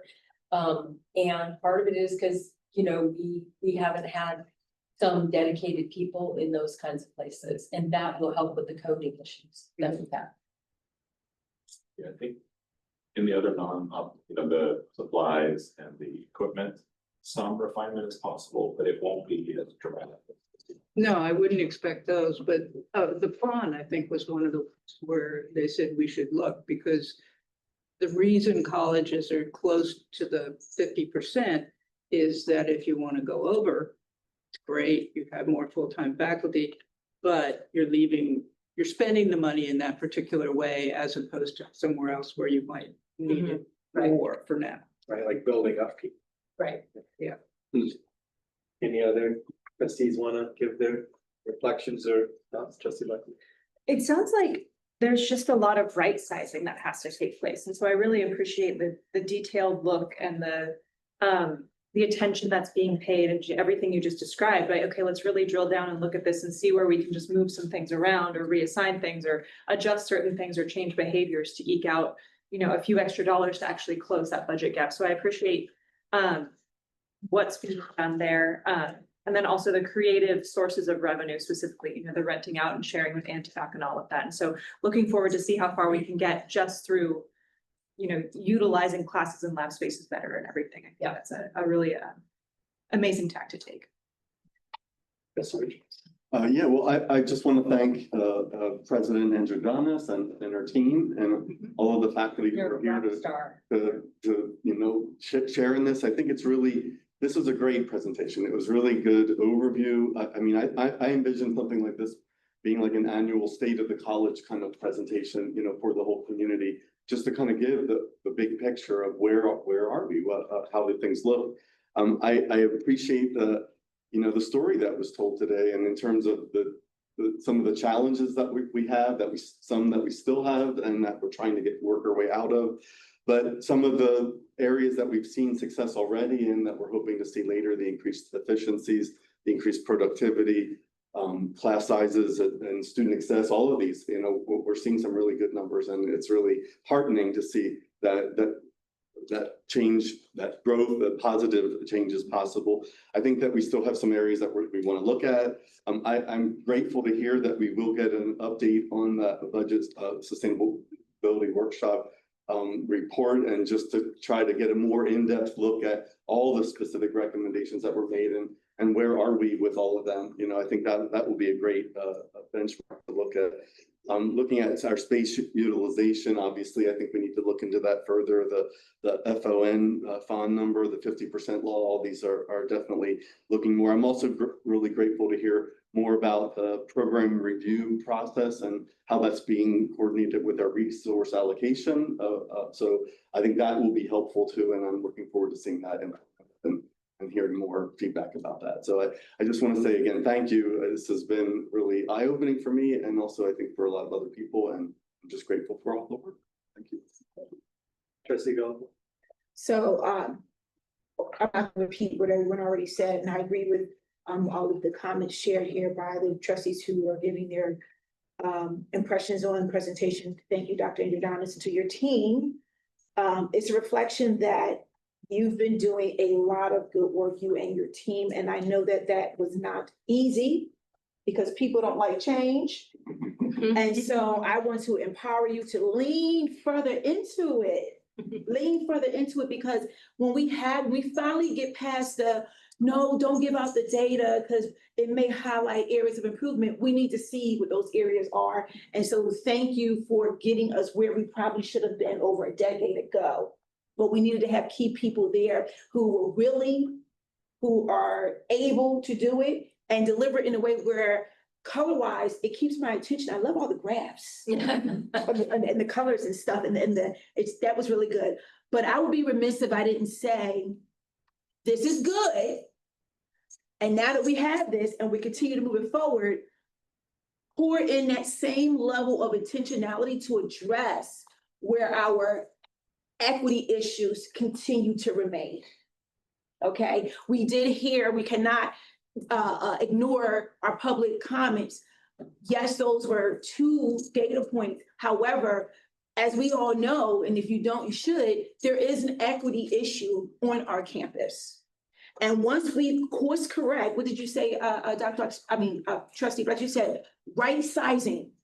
As we continue to right size, now we can use all of those tools we put in place to now address those opportunity gaps for our students and really shine on how well, when we right size, there's no more darkness. The light is being shown in every aspect of every program, every department, and therefore all of our students will start to feel like they are welcomed here and that they belong here. And we want to see them we want to see them be successful and thrive and not just survive SBCC, but really thrive with SBCC. Because I love the PR when it says my SBCC. I really like that.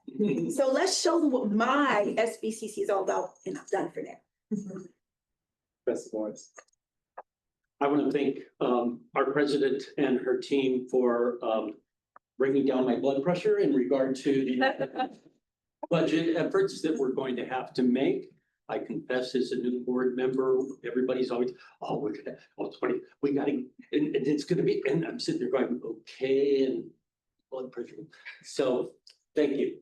Really do appreciate having a clear picture with very encouraging information about the work that's already been done. And also, I felt like in terms of the budget sustainability report, most of the recommendations that were made in that report are either accomplished or being worked on. Not all of them, but most of them. And that was something I sort of wondered about before I heard all of this. And lastly, in regard to that report and their conclusions, I would just like to ask you if there are things that the board specifically needs to do in order to continue the progress that we're making on that report. You'd be happy to hear about it. I think the number one thing is that if that's what you want us to do, then you would cement that in your board goals, that implementing the budget sustainability work group recommendations is what you expect the college to do. Okay. And if that's what you want to see, it should be a stated board goal because everything flows from your goals. Okay. Your goals become my goals, become the college's, North Star. Okay. Thank you. So we'll have an opportunity to talk about that a little bit later. In about 45 minutes. Trustee Bowman. I just want to say thank you to everyone who could make this possible. The research that's here and all the data that was represented is it's so thorough, and being able to really be able to understand that from the student perspective is just amazing. Especially on the student part, I have to say, being able to see all the different representation in our data, it's just great. So thank you to everybody here who can make this possible today, and I appreciate it. Well, we are right on schedule, so I'll finish off without a lot of extra time, but we are actually surprisingly centered on, even if the public. You're surprised. Yeah, we got 15 minutes of public comment, so we're ahead. But no, thank you, Dr. Jones. Thank you, Jordan. Thank you to the whole team. Jordan was like the coordinator for the project, and I know I sent a lot of edits, and I appreciate it all being taken into account. The story that I heard today, I'm Trustee Croninger, we've been here a while, so we've seen the different points of this. 2013, we get this Aspen Prize, the best college in the country, but we were already kind of on a bad path at that point. Like you can even see in the 2015 fiscal year, we were in a deficit already. We were moving towards Measure S, where we lost the election from the community, and we also, our enrollment was already going down by then. The peak was 2009, not like 2013 at all. So we also did something like this in 2017, 2016. We looked at all these things. We got FICMAT here. We got analysis done. We had a similar piece, not as comprehensive at all, but similar kind of idea of a presentation. So we knew these problems, like no one's been ignorant of these problems for 10 years. This has all been clear as day. But there were some things, and I can't say nothing was done, but obviously not enough progress was made after we knew. And then COVID hits, and we were going to make actually a lot of things happen the year COVID happened. But then obviously we saw how that changed things. I really have to say, after that, after COVID hit, we got serious. We did our budget sustainability report. That was a board goal to do that. That was the board, us and Kindred worked together to say we needed to do it. And if you look at the charts, I mean, the last 2 years, there's been nothing like this at our college, the improvements. Like you don't see any improvements at the scale of the last 2 years over the all 10 years. So thank you. That's, you've been here 10 years or 2 years, 2 years. Well, 11 years, but 2 years. He started in August last year. And so all these numbers, or 2 years ago, and all these numbers, both the productivity, the wish, the bond that we got to be able to even meet our TCO, the enrollment, and the accounting. So there's a lot of things that have been improved, but it all happened in the last 2 years. So we have to really celebrate that. Like everyone in this room made that happen. And we have this amazing team and we're making progress. And I like that everyone's already recognized it because I was going to say it, but there's a light at the end of the tunnel. We don't need anxiety about this. This is a solvable problem that we have. We need confidence. We need to be confident this is a good thing. It's not a bad thing. This is all good. Like we're right sizing. We're making things the right way so that we can grow. And there's a quote from the budget sustainability report. It's the last sentence of it. It says, by implementing the strategies and recommendations, it will help reshape Santa Barbara City College to reflect current student support needs and produce agility for changes in the future. I mean, that's so simple, one sentence, but that's what we've been doing the last 2 years. We've been pruning, taking care of things that needed to be taken care of so we can, fixing student outcomes costs a lot of money. And we don't have money right now. So we need to do these things, like Trustee Gilmore, like you said, so that we can invest in the programs that will improve our student outcomes. So I think we're on a great path. Obviously, we have to keep our eyes on the goal, but we should not disacknowledge the last 2 years because for just alone, the productivity, like the efficiency number, if that was what it was 2 years ago, our deficit would be like $10 million. I mean, the fact that alone closed the deficit millions of dollars, and we can't really see that. You know, it's hard to see the deficit that never came, but it didn't. So we've made a lot of progress, and I'm just proud of everybody. And we just have to be confident about this moving forward. Like, we have a good team, there is a plan, we just need to do it, and we are doing it. So Dr. Villagomez, you know, in my and Charlotte, in our orientation, Dr. Villagomez gave us a chart that she did and really showed this whole efficiency thing. So 2 years ago. So thank you. Thank you so much. Yeah. Thank you. And don't forget, in the past years, we got the bond. Yeah, And I will tell you, so when I parked my car today to come to our thing, I was being a little bit lazy, a little bit. And I saw this guy, he was in one of them little cart thingies, so let me know if I shouldn't have gotten a ride, but I kind of hitched the ride. Okay, cool, I didn't break any rules, okay, good. Did not break any rules. So I asked the guy, I said, can I get a ride? He's like, what? I'm like, never mind. He said, well, where you need to go? I'm like, you know, that thing over there, the football thing, is a room over there? And he's like, the football? I'm like, yeah, just over there. He's like, well, come on. And so I'm like, okay. And I'm in the little golf cart thing. And he said, I'm like, yeah, that building right there. He goes, the press box. I'm like, yes, the press box. And then I see all the fencing. I'm like, oh, are you excited about the P building? He goes, yes. I've been here for 25 years. And I think if I could stay here for at least 3 more years, I will see this new building. And his face just lit up to know that he's going to be here when we have our new P building. So it's the impact like that makes me feel good being on this board and helping us push everything that needs to be done. So yeah, to your point, there was a lot of work done in the past 2 years. So if we haven't told you well and good job, Dr. Andrew Johannes, please know, good job, and to the team as well. Thank you. I have a rock star team. I'm just telling you, these I agree. people, you know, a president is only as good as the team members allow her to be. And Yes. these team members allow me to be a good president because they're so amazing.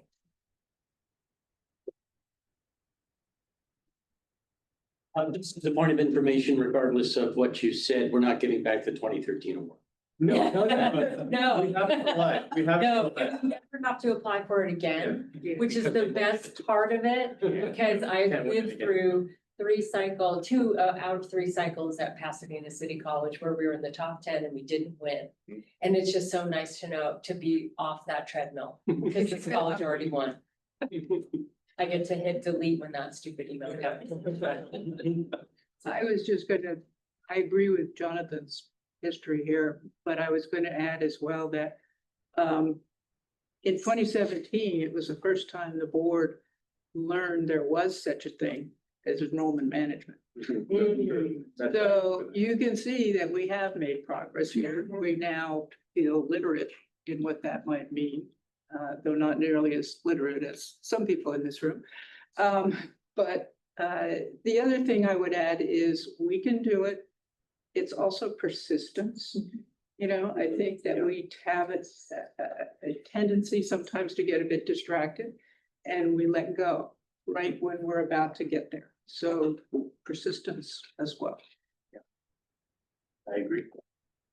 Okay, what's next? All right, do you all want to take we are on time, so do you want to take a 3-minute break? Yes. And then we'll do the self-assessment. Do we have any that coffee that lemonade stuff around, so that was in the other room? We have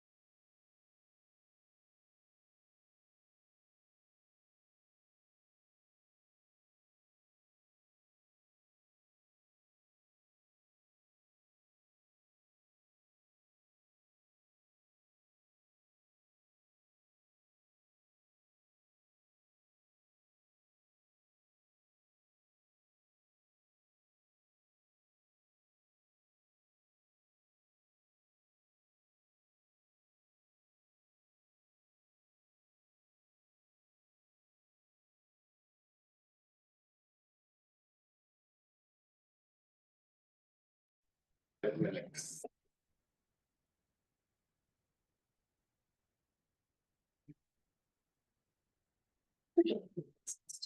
I think it's, I think it's online. I don't know if she's muted or.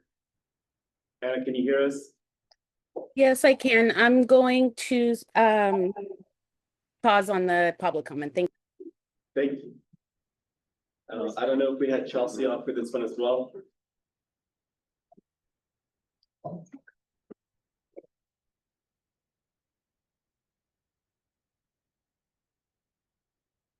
Right, well, I think I'm gonna get up to the top.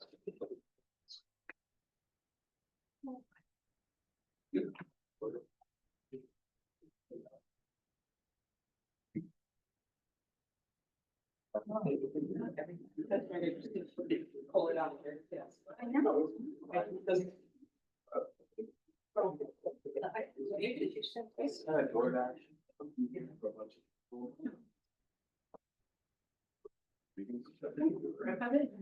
Question. Do we know when Starfish is gonna be fully operational? Taking orders.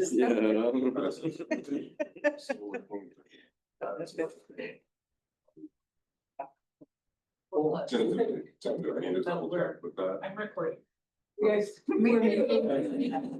Yeah, but we have a consultant. Right, Consultant that is helping us to see where we Yeah. can. Okay. Good. I think we open please the board self-assessment.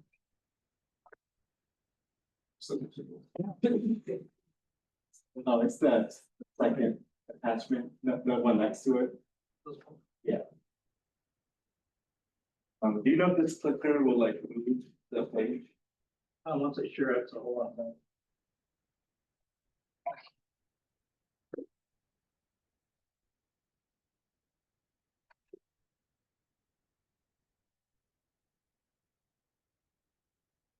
So.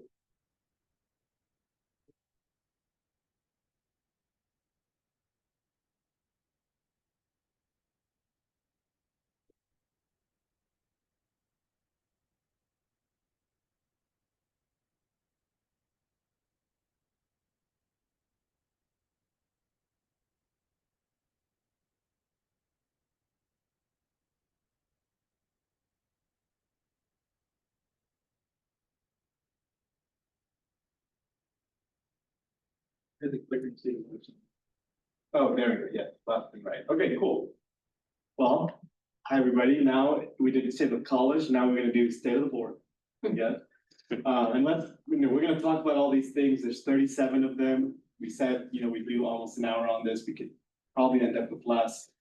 And there's just a couple notes on the discussion. Yeah, we're gonna try to linger on the ones that either have a high disparity or a large amount on the negative answer. And we are gonna try to keep the conversation on the board itself, right? Like the before was state of the college, and that's what the college is doing. So these are more about like ourselves, what are we doing? So let's not get into the college business in this section at all, because it's more about the board. All right, so first question, the board adheres consistently to established rules for conducting business. It looks like we have a pretty good level of agreement here. Does anybody have anything to note? If not, we'll zoom by. I think now my clicker is on the zooming there. Next one, trustees consistently arrive prepared and informed for meaningful participation in discussions. So we don't have a good result here. Does anybody want to say any points or comments? Yeah, I think this is about our meeting length and flow of our meetings. Anything? One wants to know? Yes, Trustee Morris. I think we need to look at more than one meeting a month. Either that or we need to a major restructure of the one meeting we now have. I talked to my oldest son who practically runs a major company on his own. When I said we had a 5 to 6 hour board meeting, he says, "You're crazy." So I know most districts don't have 5 to 6 hour board meetings, so we can look at that, yeah. And that is largely controlled by us, the volume of information on the agenda. It's probably not gonna change, it's more about how we participate with it. Next, trustees and the board as a whole clearly understand their role as policymakers. I think, yeah, six out of 7 is pretty good, so we'll skip this one. So good job. Yes, there's an agreement.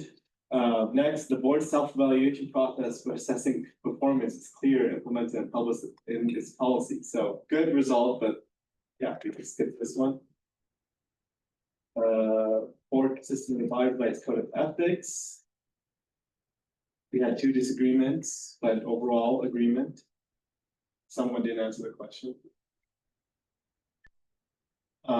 The board is an independent, nonpartisan policymaking body that reflects the public interest in the institution and the board's role, responsibility, and action. So we had some people in the middle and the disagree side of things. And I think, the nonpartisan, it's hard to, what definition of nonpartisan are we using? Like, obviously, there's no political parties involved in here on the board level. Like, we're not split up by parties like they would in Congress or the legislature. But anyone else wants to share why they didn't agree that we are nonpartisan? Okay. Once the board makes a decision as a whole, as it makes a decision, it acts as a whole. There's significant disagreement here. Does anybody want to discuss? Let's go more. What, can you just give me a time frame? When was this due again? I mean, when was? This was due, we started it in May and it was due in July. Okay, I think, because of certain things that we were doing collectively, we were not all on the same agreements of action items, and some trustees were more vocal about that, even though we voted yes. And so that's why I put disagree. And, without going into the weeds to discuss things that I don't think I'm referring to the bond. We can discuss Yeah, whatever we want in the context of the self-assessment. So mine is coming from how some, the reactions of some board members as it relates to our bond. After, even though we voted to move forward with it. Trustee Blackburns. At least where I'm sitting, I don't have a lot of like communication or interaction with other board members between board meetings. And so it makes it difficult for me. I mean, I don't know if this is on me or how this, I just feel like there's not enough communication between board members for us to evaluate if we are, acting in the way that upholds the decision of the board. Does that make sense? Yeah, And so I agree with what Trustee Gullett-Moore is saying about the whole bond thing, but just sort of on the whole, I feel like our cohesion as a board outside of the board meetings does not lend itself to cohesive implementation of decisions that have been made at the board level. Yeah, that makes sense. Trustee Slay. Well, as Trustee Croninger knows, I was not happy that she publicly advocated for the failure of the bond. So she and I have discussed that.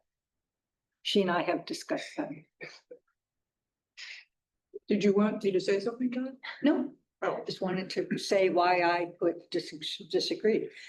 But the other thing is, Trustee Black Merits, the Brown Act makes it does make it uncomfortable for us to have a lot of outside conversations. We have to be very careful about that.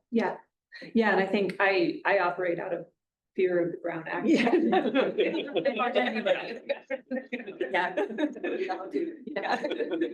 I think we can talk more about that in the last section, like there's a board communications and conduct, like how we want to operate at the end. And we have talked about this in past retreats. How do we go with the Brown Act, comply with it while also have good board relations? Yeah. And we are able to have lunch, we're able to get together and talk and get to know each other and learn about each other's motivations. We just don't need to talk about specific decisions that come before the board, right? Like, can't talk about like the vote for the budget, but we can talk about our feelings about the college and its future. But what about the way it looks? Yeah, that's it. I think it looks good for board members to have a good relationship with each other, so that they can work well with each other in the official capacity. So no one's looking like, oh, these two people having coffee, and it's totally okay. It's legal, it's totally legal. As long as we're not discussing upcoming decisions. And even then, you can do that with the subsection, like 3 of us would say, the 3 of us are gonna talk about the budget, and we're gonna be a pair on the triple on the budget. Yeah. That we don't talk to the other 4. Yeah. I think some of the workshops I've been to, the ethics workshop and the policy workshop, it's just that some of the stories you get just scares you into if, you know, just even if we do meet at, you know, Merced, which I love their carrot cake, and let's just say it's the three of us, optically, someone else may see the three of us, and they just gonna assume, oh my God, those are the SBCC trustees, and it's three of them, they know they shouldn't be doing that, because, but they don't know what we're talking about. But So even I just that- get concerned. Three of them. Three is legal. Three is okay. Four is not. legal. I know, but just to support Yeah. which everyone is saying, we kind of been scared straight tonight. That makes sense. It's good to get a little afraid of a lie. Let's go to the next one. The board advocates for, defends, and protects institutions from undue negative influence or pressure. Agreement. Right. Yeah. This is good. This is an important one. Next, board promotes a mutually supportive relationship with the superintendent president, balanced with accountability and transparency. We have two disagreements, but most agree. And you guys can stop me too if anyone wants to make a comment on what I feel like it's ready to skip. Board reviews its policies, and I said my comments best it's ever been, so thank you to who's made it the best it's ever been, our policy review. No, this is the highest score. Thank y'all, thank y'all so much. It's a whole college operation, Yeah. for sure. The Board of Trustees regularly engages in and reports back at the board meeting about the development opportunities, including conferences, trainings, and workshops. I would like us to formalize this in some way. We've talked about this in the past. How do we show the money we're spending and the lessons that we do learn out there? Next, the board delegates full operational responsibility and authority to the superintendent to implement and administer board policies without board interference in college operations. We have agreement here. I think our slides really help explain this. Like, we are focused on the outcomes, the efforts, you know, we expect things there, but we don't change the productivity ourselves. We delegate that, focus on the outcome. Next, the board holds the superintendent president accountable for progress towards board goals. We sure do. We do. The board do participatory governance structures, processes, and practices. The board, administrators, faculty, and staff, and students work together for the good of the institution. So we had some disagreements here. Yeah, what can the board do differently or better here? Trustee Morris. Do you think that there's a common understanding between faculty and board as to what participatory governance is and what it covers? I think we could do better at understanding the lines of what it is and what it isn't. Okay. That's a good point. I think it would be good for others to know where the board should be chiming in and where the board really doesn't chime in. All right, let's go to the next one. I lost my. The board accepts ultimate responsibility for evidence-based, high-quality education, legal matters, and fiduciary integrity. Everyone seems to agree. Board actively supports and strengthens partnerships with community organizations. Good result here. Our administration has been doing this actually good the last years. Board promotes the college as a regional asset. Yes, good result. All right, that was theme A. That was like the board internal behaviors. Now this is the board's role in strategic planning, financial transparency, and resource stewardship. We regularly review, update, and engage with the strategic plan. So there was a lot of disagreement here. What do people want to say about the strategic? Okay. I know we have like a funky strategic plan since it like came before other things, so it's kind of out of step with the usual way you create a strategic plan. That's like something to know about ours. I think I was neither agree nor disagree on this one, just because my tenure on the board has been so short that I wasn't really able to create a foundation for that answer. That makes sense. Trustee Morris. I think to some degree, out of necessity, we're often focused on the immediate fires that need to be dealt with and the larger issues, the more long-term issues. Well, you know, we'll talk about that next time. It may help us to have a dedicated time that we allot to a larger issues so that we don't get bogged down in all the details and miss the big picture. And here we are. It's one of the here we are. Yes, we'll keep doing. I think one of the comments though on the fires, it's like we maybe should try to have some more self-restraint on like, okay, the fires are the fires, but the board is at and not at the fire level, right? Like, Right. we are looking at, is the institution working as a whole? The little fires, there's a lot of people hired to work on them. Trustee Richard. Yeah, I guess I had a question about what the strategic plan process is. Is it redone every certain number of years? I think that might Is be it- the first one technically, or one of our first ones. I don't, could you explain? So usually the strategic plan comes after you've done the educational vision plan and the facilities vision plan. They did it 22 to 23. So it's got a lot of really great things in it, that it's just not exactly mapped to the educational vision plan and the facilities vision plan. So I think this would be a really great opportunity, especially in light of conversations asking about an update to the budget sustainability work group recommendations, to go back and update that. And it's a participatory governance process. I mean, the board is actively involved in that, but we really should kind of go back and re-engineer it, because there's a lot of good stuff in it. Yeah. But it's kind of like the bridge to nowhere. It's a good stuff, but it's not connected to any actionable steps. And this would be a good time to do it, because we do have accreditation coming up in 2 years. And we definitely want to make sure everything is properly mapped. Right, Kelly? Yes, ma'am. Yeah, well, I would just say I'd be in support of looking at doing something like that and to to look at what our next plan will be. Trustee Croninger, then start.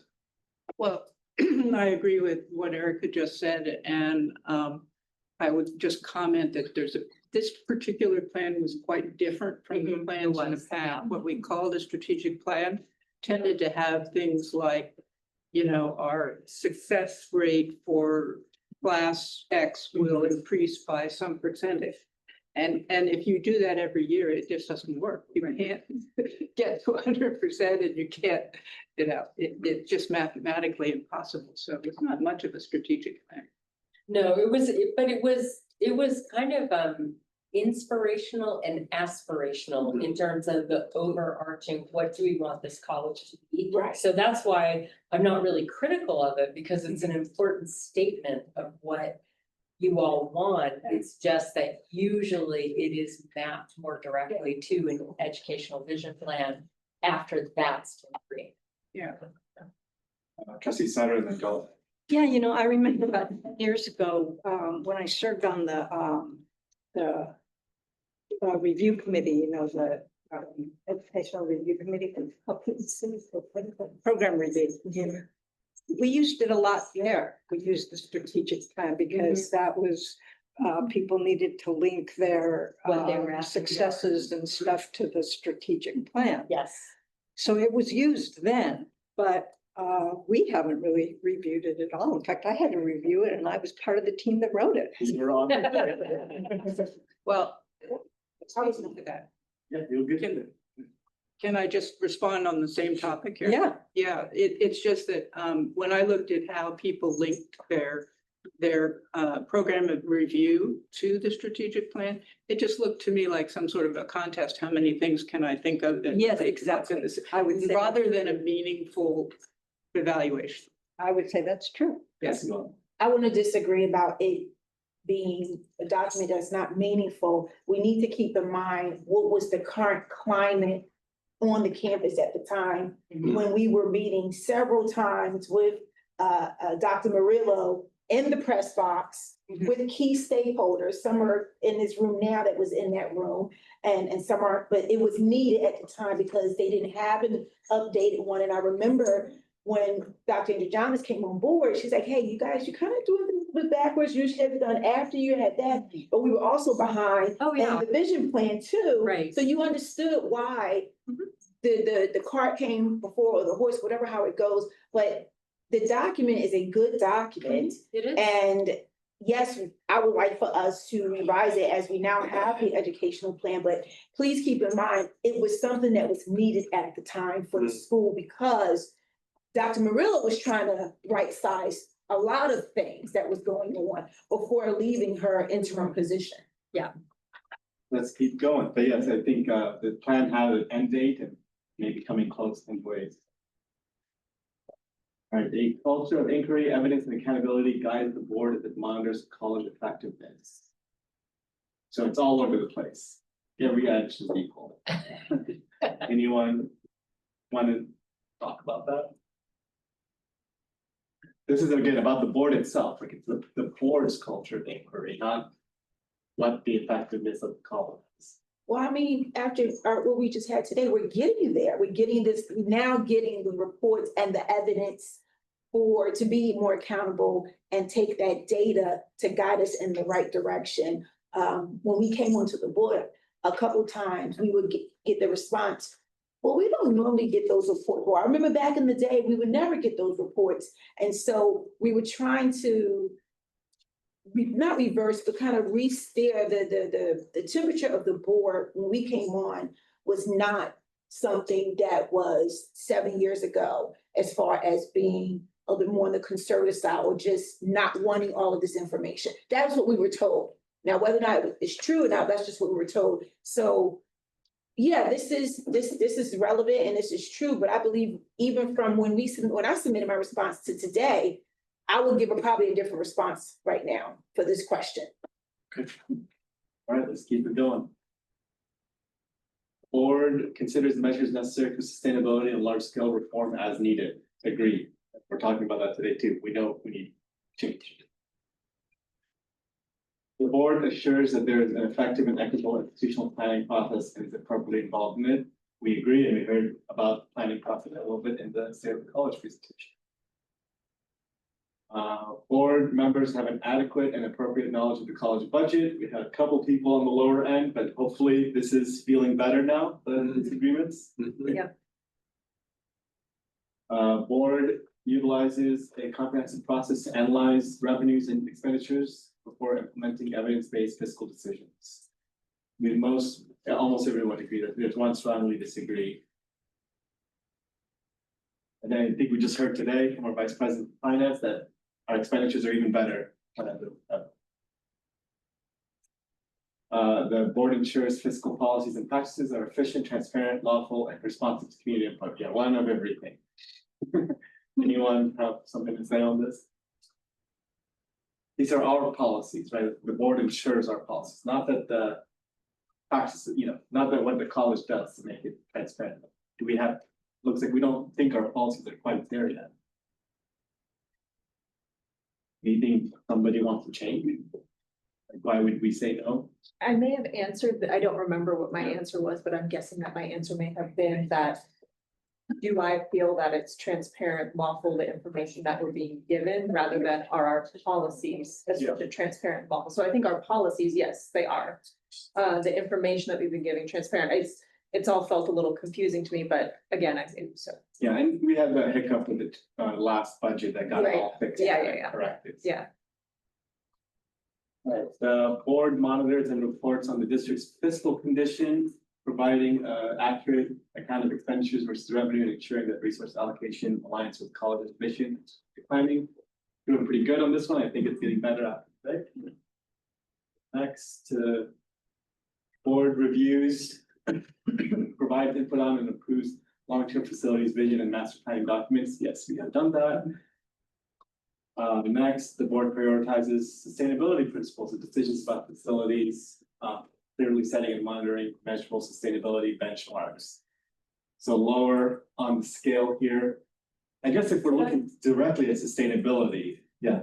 If I can offer, I think you all have articulated how important that is to you, and that's why we were open when Scale Microgrids came to us and why we are, trying to look at as many sustainability options as we can, because we hear that the whole Oceans Collective and being part of the blue economy, that is all a reflection of what you've told us you're interested in.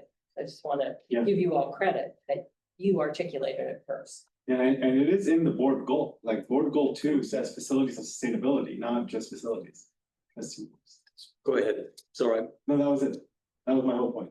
You made my point. Oh. Perfect. Let's go to the next one. The board regularly reviews information on campus safety risks and monitors the district's plans to address them. Yeah, one of every thing. I think we can do a bit better with this one. How so? How could the board do better, not the school?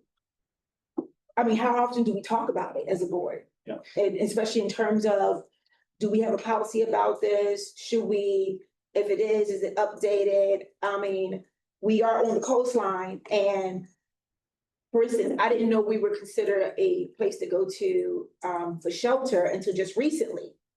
But I would have liked to have known that prior to me even becoming a trustee. I didn't know that.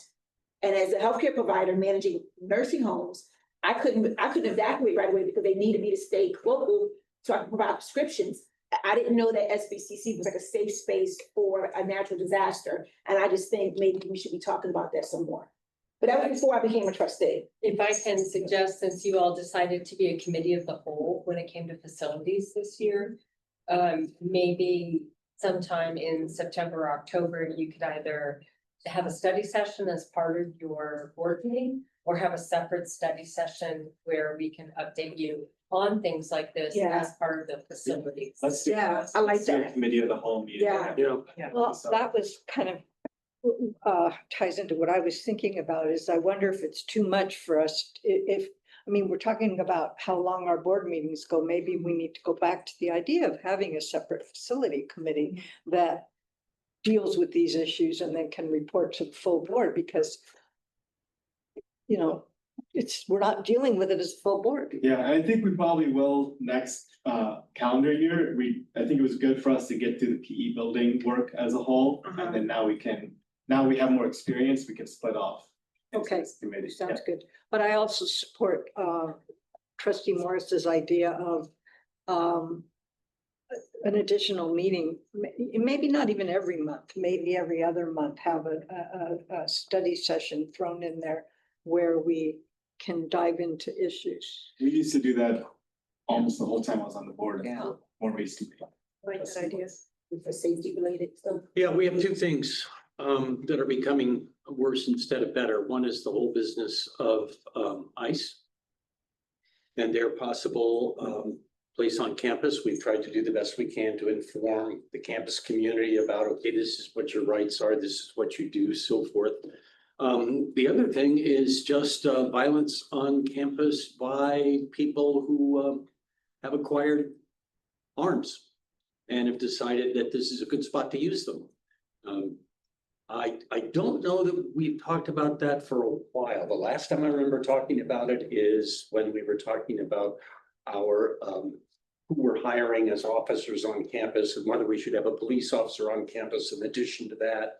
That was And- prior to me. Yeah, that was prior to you. Okay. So I don't know if, considering the situation, if we want to revisit that or not. Yeah, I think it's something we can look at. You know, at my job, we just passed policies that comply with the California Values Act with, judicial warrants for ICE entry and stuff like that. I think we already have a lot of that, but we can look at those policies again. Okay. Trustee, Yeah. go ahead.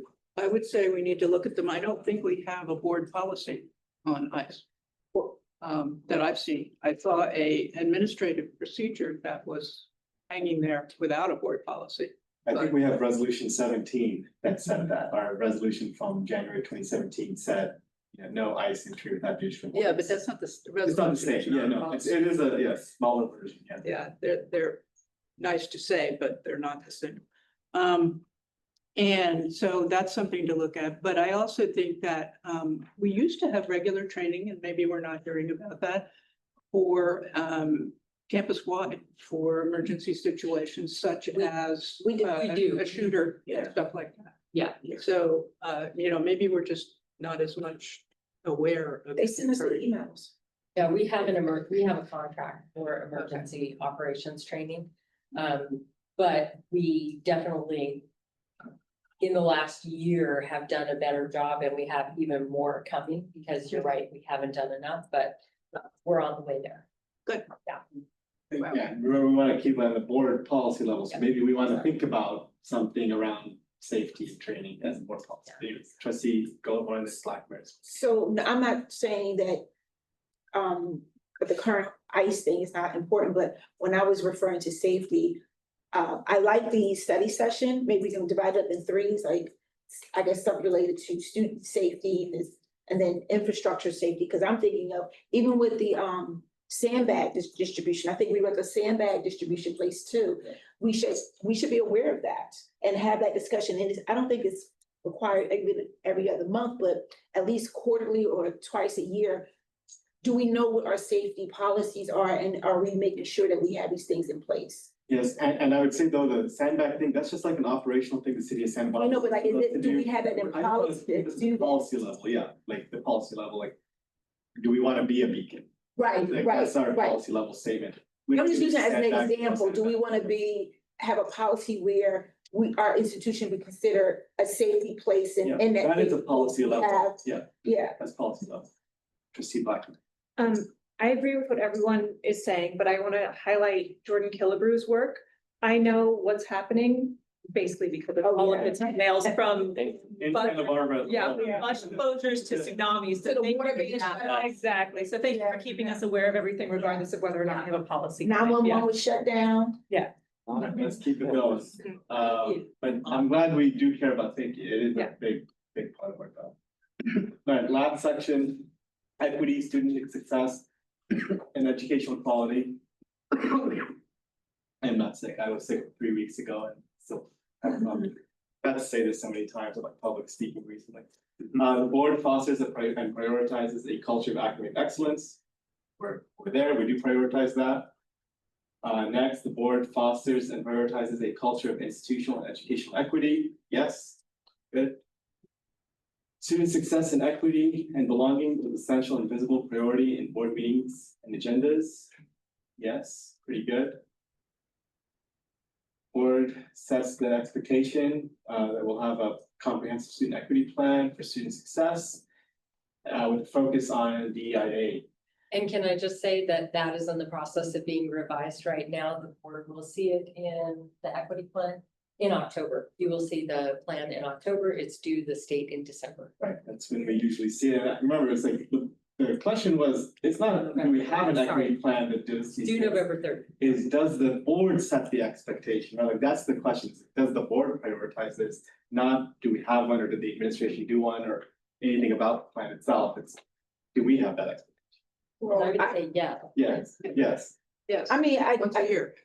we were like, really, the past year and a half, 2 years, we were so bond and budget. So I didn't really hear this a lot. Now that we got the bond and we're doing a great job with the budget and we still got more work to do, I just, again, like to see the same amount of energy poured into our equity plan. But thank you for letting me know we're gonna update it. So I know there's more great things to come. Process. Yeah, Yes. yeah. All right, next one. Board receives and effectively utilizes disaggregated student success data to inform policies and decisions. I think for the most part, everyone agrees, but maybe some people are in the middle. But it seems like we're on it. More, there's always more. Always could do more, yeah. Always. But also you want to do too much, because you want to be able to focus too. Board members are made aware of major changes that relate to student success and DEIA. I feel like we feel really informed about that. Next, the board establishes clear policies supporting equitable institutional effectiveness. Good result. The board remains attentive and responsive to evolving trends in our area. Yes, we looked at a lot of those trends today. Let's go with them. I just want to make sure we didn't miss the coffee delivery. I believe it's. It's in the works. Yeah, so I'm not. Sorry. We might. I want to thank the team that took over the delivery order for me, because I'm obviously standing here. The board remains actively informed about the accreditation process. We're just not going through it currently, but we are about to start. September 3rd. Be there. Be there. And then that's it for section 1. So that's the board's self-assessment of itself. Any final comments or takeaways of the board? On the board, about ourselves? We feel like we're doing pretty good as a board? Just speaking as a new member of the board, I think we're getting there. I certainly felt, even though I've been at City College for a long time and know the college fairly well, I don't necessarily know my fellow board members very well and how they feel about things and so forth and so on. And I think with the kinds of things we have done, this meeting, obviously, I think we're moving in the right direction. I certainly feel more comfortable and more aware as a board member than I was a few months ago. That's awesome. Anyone else? Takeaways on our self-assessment? All right, now here are some of our thoughts on our current situation. Lost my. We'll summarize these, so, you know, we'll take the takeaways from people, but in terms of the strengths of the board and the district.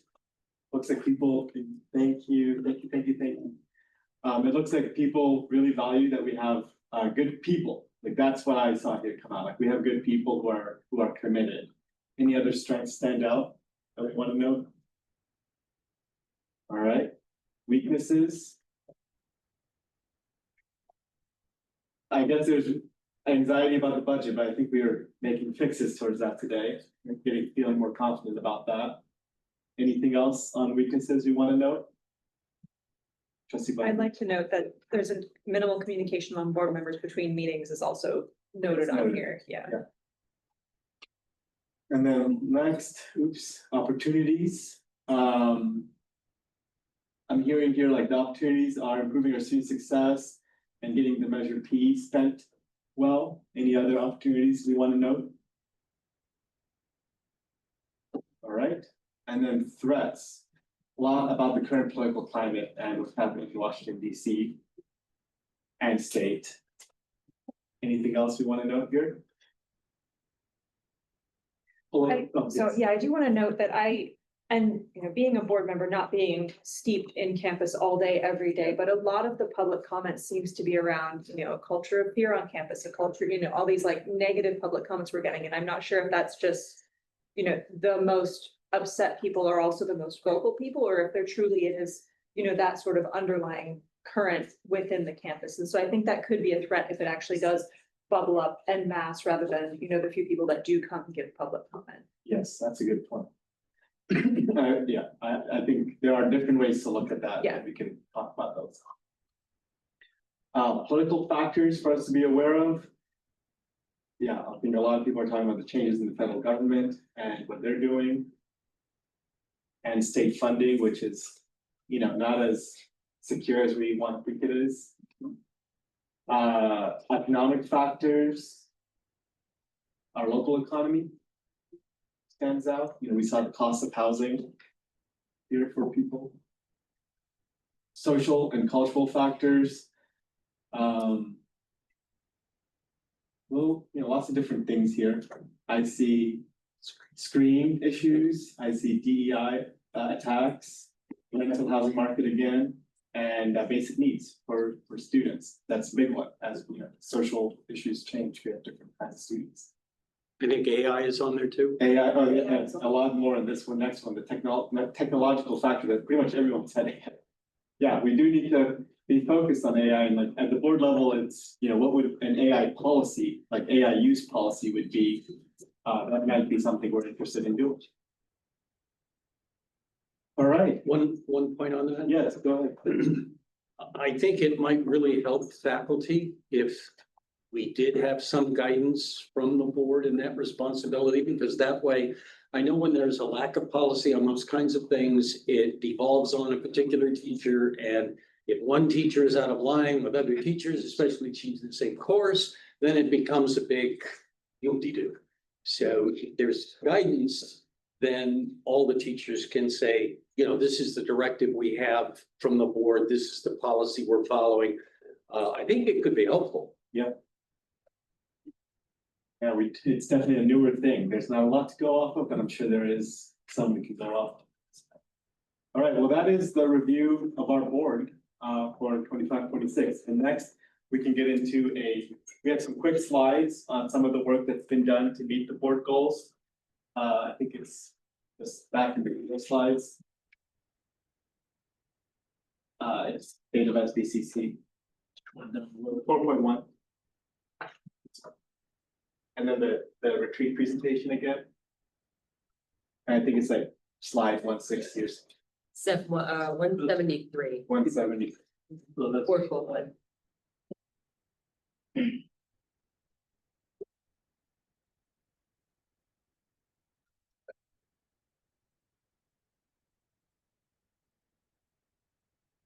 What slide again? 173. In the big package, 173.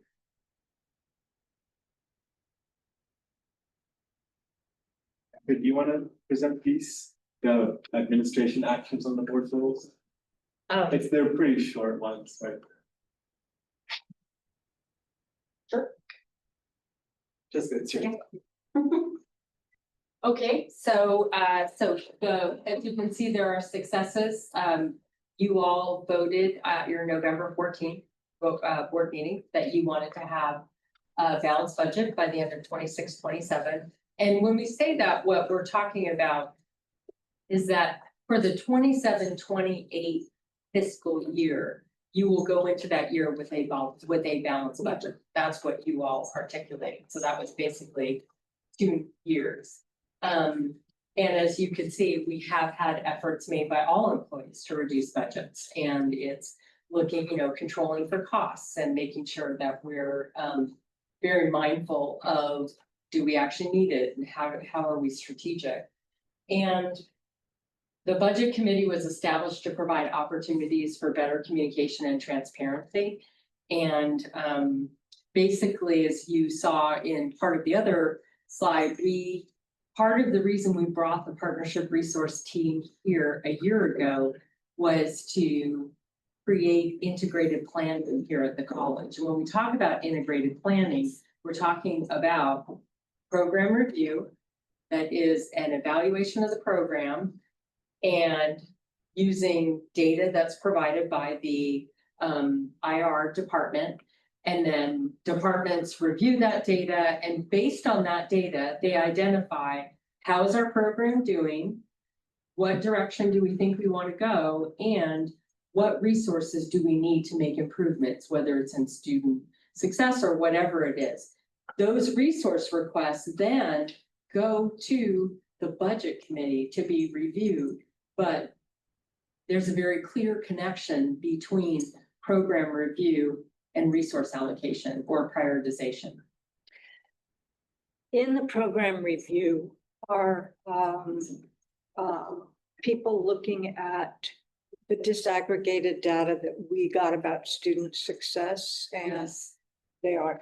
Yes, the data that you saw, I believe we've been giving that data for, did you say 3 years, 2 years, 3 years?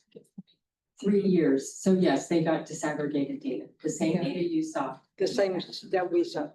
I'd like to add something to that, to say that this is a critical piece of accreditation. That instructional programs are required to look at disaggregated data, demographic data, and modality. So it's a compliance. And that's why the speaker that we had on February 7th was Gohar Momjen, who's since left the ACCJC as the vice president. But that was what her focus was, is looking at what does integrated planning look like, and how do you have those conversations about improvement, program improvement, and it comes in many forms depending on what your program is.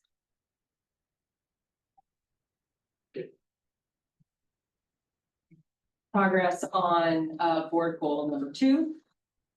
So basically, this is Measure P has a lot to do with this because that's how we're going to improve our facilities.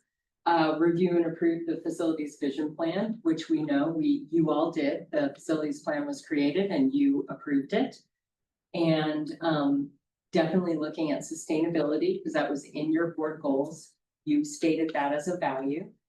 And what we haven't done, and I referenced it earlier, was looked at a plan to systematically evaluate building safety. And again, that's something that we will do as part of updating the facilities conditions index, as well as looking at and updating the facilities vision plan, which we need to do as part of the budget sustainability work group recommendations. So that will all happen this year. Yes, we'll start that process this year. Whether or not we'll finish it in a single year, I can't say, but we'll definitely begin that process. And part of that is going to be a natural outgrowth of the development of the bond work group, which will be a participatory governance group that basically will be provided with updates on what's happening with the bond projects, which right now it'll start with the PE building, but there will be some other ancillary projects. But when the board decided to go for a bond back in June of 24, you all looked at you based that on on a list of projects that totaled over $214 million, but they were not prioritized. And the reason that they weren't prioritized is because they had been identified as projects that needed to be done. But if we didn't get the bond, going through the work and the anguish of prioritizing projects only to say, oh, we didn't get the bond, or oh, the board decided not to go for it. So this is one of the chief tasks of the bond work group. But I want to also say that's the participatory governance group that does that. But you as the board are the group that approves the prioritization. So the bond work group will do its work. And then I, as the superintendent president, will bring you the list, and it's up to you to approve. And you have the ability to reorder it or do whatever you want. Ideally, you won't, because you'll see the value of what the bond work group does. But there have been times, and I have been involved in instances where the board made a different decision than what was prioritized, which the board has the authority to do. And then also, looking at replacement, so that's again 2.4 part of the bond work group. Prioritize resources for facilities to increase access to SEL programs, and that's something that we're actively engaged in. We offer programs out in the community in a variety of locations. In the past, those locations have appeared on your agenda as instructional services agreements, but that's the incorrect document to use. Those should have been leases or MOUs to use space, because an instructional services agreement is something else entirely. But we are increasing that throughout the district. Continue evaluating needs and solutions for workforce and student housing, focusing on local collaboration as a top priority. We haven't done a lot in that venue right now. Trustee Abood and I have been involved in some meetings, but as any of you know who have lived in Santa Barbara for as long as you folks have lived here, the conversation around housing ebbs and flows. People get all excited, there's an initiative, oh, we should look at this, and then it stops. And then, so that's kind of where we are, but it's always on our radar. It's always on our radar. Trustee. Just going back to 2.4 on the priority list. Could we have a robust list? And by that, I mean, how much money the project would be and what the time frame anticipated is, so that I think that is priority. Yes, absolutely. And I've made reference, I did so in an email I sent out to the campus. I think there's a universal belief that paving might be a priority, that from a many sort of ways, especially from a liability standpoint, the paving that we have at all of our campuses is highly problematic. Okay, so successes, oh yeah, I'm sorry. Sorry, really quickly, 2.6, have you learned anything from the leadership at Cottage about how providing housing and partnerships, et cetera, that is useful for us? Yeah, I think. Yeah, so what we learned is that it takes a very serious public-private partnership deal, and I'm just gonna say, we don't have the resources to put our piece of it into it. What we have to do is find a private partner that wants to pretty much bankroll it. Right. And because we don't have the pockets of Cottage. All we have is land. Yeah. We have land. We have land. Money. Yeah. Yeah, we have land, but it has to pencil out. Right. That's the thing, is it has to pencil out. And so far, the options that we have wouldn't necessarily pencil out. Okay. Yeah. So, and we do have our bond oversight committee for Measure P, and CEO of the foundation, Bobby Abram, is on that. Thank you for serving on that. We have leveraged funding to do facilities upgrades at SEL, especially as we work to expand those non-credit workforce CBCP opportunities like the CNA program and some others that we have potentially coming down the pipe. And we've consolidated computer lab and classroom spaces to enhance space efficiency. I'm just going to tell you on that last one, not everybody's happy about it. So you might have heard from some community members who are not happy, and the bottom line is we have underutilized classrooms. So we're having to maybe put strange bedfellows in the same classroom, but it's a better and more efficient use of the classes. Okay, so progress on board 3, diversity, equity, and inclusion. Promote policies, procedures, and practices to ensure the physical and mental health and safety and belonging of students. And then the third is regular progress, 3.2. I think you got, in terms of regular progress reports, you got that at our March meeting. And I'll come back to 3.1. Monitor and report on implementation of resolution 18. That is something that my office has not done a good job on, and we're in the process of scheduling the resolution 8 meeting. Yes. The 3.2, that's the report that Dr. Maginot gave us, right? Yes, in Okay, I March. just want to make sure I Yeah. that up. That is the main report for all these. No, Yeah. okay, Yeah. okay.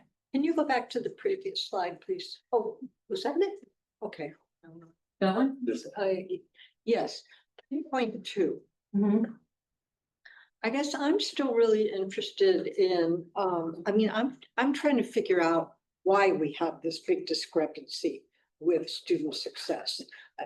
And so it seems to me like somehow we need to be able to measure the programs that we're putting in place that we think are going to help with that and see if in fact they are. And if they are, then we do more of them. And if they're That's not, then correct. we need to do something else. Yes, and we have not done a good job of measuring. It's not that we haven't done a good job of creating programs. Right. And Dr. Maginot will correct me if I'm saying this incorrectly. We have a lot of really great things here. We have not done a good job of measuring them. Right. We don't And know if they are great. Exactly. Yeah. And so that's what we need to do, because it is possible that there are some things that are highly effective that we should be doing more of. Exactly. And some things that might be good and they might have been done here for a long time, but over time, whatever that is, isn't as effective. Yeah. And that's why program review, regular data, and she's about, am I saying this correctly? That's why program review is so very important, because and program review that is distinct to each area of the college. So instruction, student services, and operations needs its own program review metrics. Yeah. How you judge whether HR, IT, or fiscal services is meeting the needs and doing and performing well is not the same thing as what's happening in the classroom. You can't use the same metrics. And for a variety of reasons, and you know, it's not, I want to say that it's never about blaming. It's always about, hey, this hasn't been done, so let's do it. Like, it's not a, you should have done it. It's not that. It's about, hey, especially you as the board saying, we want to see this information, especially as the ACCJC saying in 2 years when we come visit you and we see your ICER, we want to see this. That's what we're doing. And I think you all have done a good job today of articulating the path forward and what you want to see going forward. So I think it speaks to your point, and it speaks to Dr. Gullett-Moore's points throughout today's session. Okay, so again, resolution 18, that's completely on me in terms of not having scheduled a meeting in the spring, so we are working on that. Try to do what we can with district policies, and I have to say that I think we're seeing that in how effectively BPAP and all of the members of BPAP have been engaging in policy review, as well as looking at the administrative procedures. because that's sort of where the rubber hits the road, you know.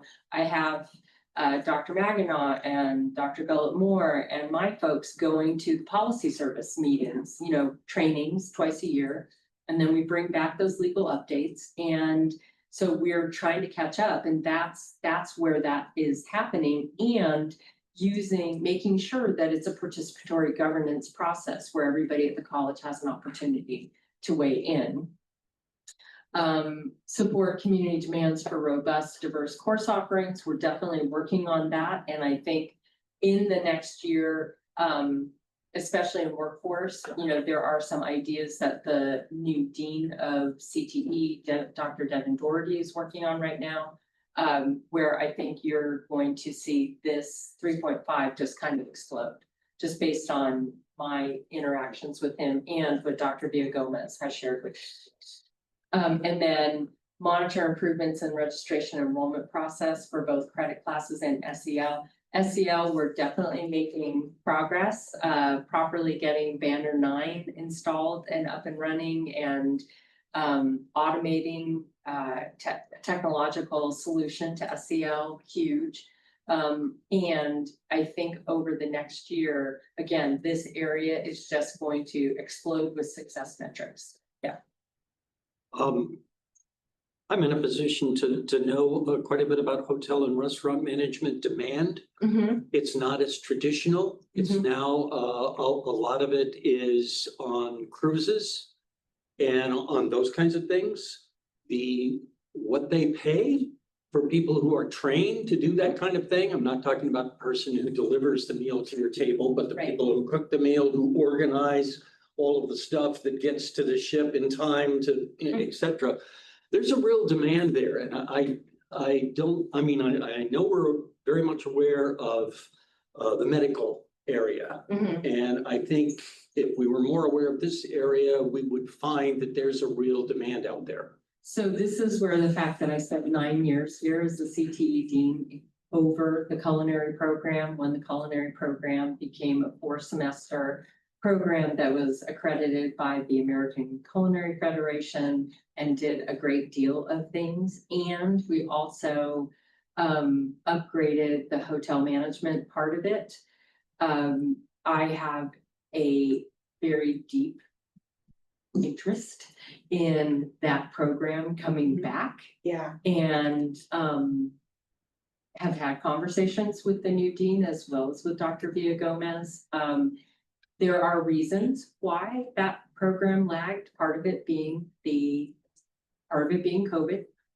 Part of it being, there was a while when the campus center was going to be redone. And so there was, as I understand it, discouragement of enrollment in that program because it is a lockstep program. And so when you enter in semester 1, the goal is to get you to semester 4. Well, if the gourmet dining room is going to be under construction, then you're not going to have a bunch of people here. So there was a drop off in recruiting for that program, totally understandable. But then that didn't happen. And so then there was an attempt to rebuild and then COVID. So yes, Santa Barbara, this area is one big restaurant, let's be real. So, and hotels and all those other things, absolutely, it's top of mind for me because it is a signature program for this college and one of the things that I was the most proud of when I was the CTE dean. Just saying, yes.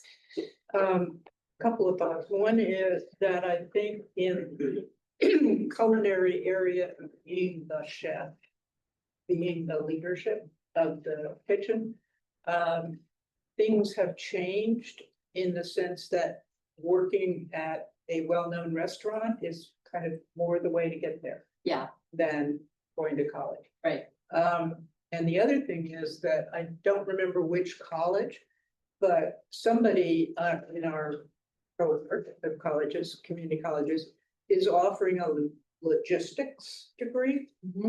And I think part of what you were talking about is logistics. And it has a broader application as well. So that's an area where you might want to think about. Well, you know, what's funny is that when I was the dean here, it was when Emeril Lagasse was on Food Network. So the culinary first semester would have like 75 students, and it's like, oh, I'm really great, I'm gonna be Emerald Lagasse, you know, and they would be very proud of their meal. Well, then they learned, oh, by the way, you need to go dress those 200 chickens, and then you need to, and so, you know, you'd see the attrition go. I have a feeling that we are going to be able to capitalize on The Bear, because that's a very popular show right now, and there is a renewed interest in restaurants. And you're right, we have to look at restaurant leadership in the kitchen is not necessarily being the chef. There's the sous chef, there's the, you know, there's the sommelier. We could consider there's a beer version of a sommelier. So we could look at, you know, we could potentially look at that type of program. There are so many opportunities, especially in this area, and the community, the chancellor's office and CTE, Strong Workforce, very interested in internships. And yeah, and it's very much about, it's work-based learning, it's internships, and we can actually earn money for doing internships where students are learning in the workplace and then validate what they've learned by way of our program. So there are a lot of different ways to look at it. And so, yes, and yes. Yeah, I mean, my restaurant experience was watching people rise in the industry. It tells me that internship is really important. Right, and I can tell you, being on the Chamber of Commerce board, that the restaurant owners on that board come to every single chamber meeting and say, oh my gosh, I can't find anybody to work. Right. I can't find anybody to work. And so there is a market there, and we are going to conquer it. So successes, so we developed a standardized set of institutional effectiveness measurements in student success. We are in the process, and you got it in March, providing annual update on measures of student success with an equity lens and definitely disaggregated data. We are going to provide the board training and access to student success dashboards. Training is really important because when you have the kind of access that I think you might want to those dashboards, you have to have FERPA training, meaning the Federal Education Right to Privacy Act training, to understand, you know, if you find something really great, don't email it to a friend. You know, don't come to a meeting and say something that might get us in trouble. So that's something that Keller's area will be doing in the fall. And implementing, we implemented the non-credit CCC Apply Online application, which was huge to get, you know, to move that into this century, this decade of this century, thank God. And we provide bilingual computer and application registration support at SEL. And I've walked by the labs, hearing that sort of support happen as registration's taking place. And we had our first ever HSI graduation celebration. I'm not gonna murder the Spanish because I don't speak it, but it's great. It was a really great celebration. So, and I'm glad that we've added that to our spring celebrations. Okay, and progress on board goals. Continue working on a healthy board CEO relationship. Well, that's ongoing. That's part of here. Update the board policy on participatory governance, and that is something that the policy committee is looking at, and then also 2715 Code of Ethics Standards of Practice. That's something that was we talked about that the other day. The 2715. Yes, that's right. I think it's. Yeah, first read. A policy coming to you. Yeah, it's coming to you. And then lessons learned from board members' professional development activities. That probably is something you all want to talk about, is to really have a standardized way of sharing the information you're getting. And welcome and onboard 3 new members of the Board of Trustees. We did a lot last fall, and then each of the new board members had an opportunity to meet with every area of the college and get a tour of the college and, but that's an ongoing as board members find something that they feel like they don't know, reach out and we'll make it happen.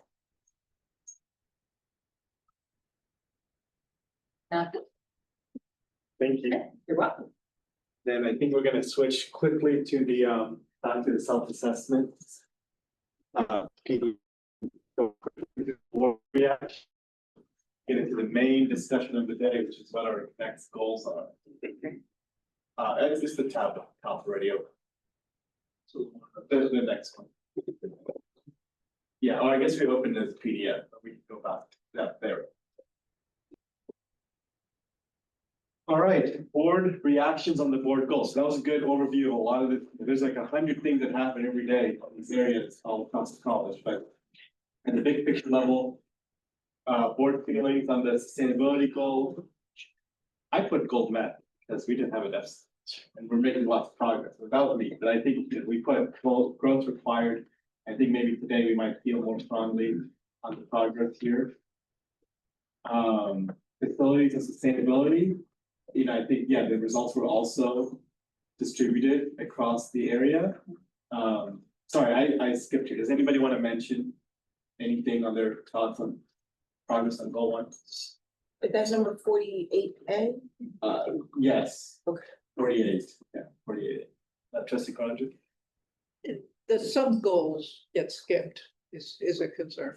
Yeah, but I think the sub goals are a little more operational-ish because this is the big picture. Like we want sustainability. The goals I think were pretty important. Yeah, no, I agree, but like that's part of your answer, right? So if we. I feel don't like know the if sub- it's part of my answer, but that is a concern. That is a concern, some goal. As we talk about goals for next year, I just think the sub goals were important to focus a broad statement. You know, we make a broad statement and then we say, here's particular areas of concern.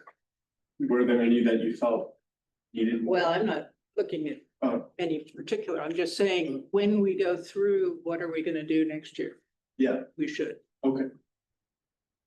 Next one, facilities and sustainability. Again, like pretty good result here. Obviously, we have more to do since it's like, this is a growing area of work. We didn't used to have much to do here.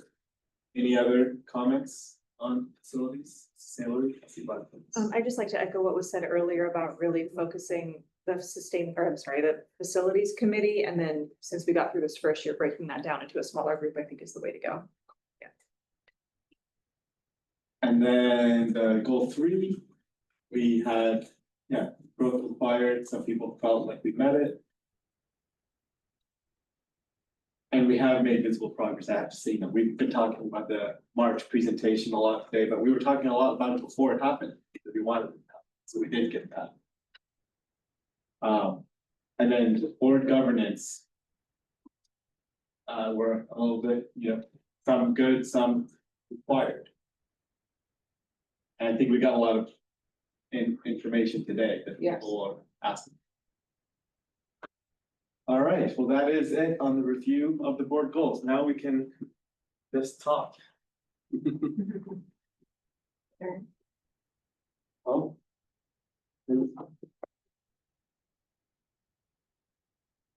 I was gonna do an intro statement, but if you have just go ahead on this stuff, go ahead. Okay. So we are now wanting to talk about the next board goals, right? And so a lot of people in their answers did say, yeah, I'll just continue all the same board goals. Actually, I didn't review that part. Let's just keep the PDF for the self-assessment up. I'll actually just do it if we can. There is a board ideas. Next page. So a lot of people did say in their comments here, let's just keep the goals pretty much the same. And I do think we're right to say like the 4 goal areas are for sure the, you know, goal areas we'd have.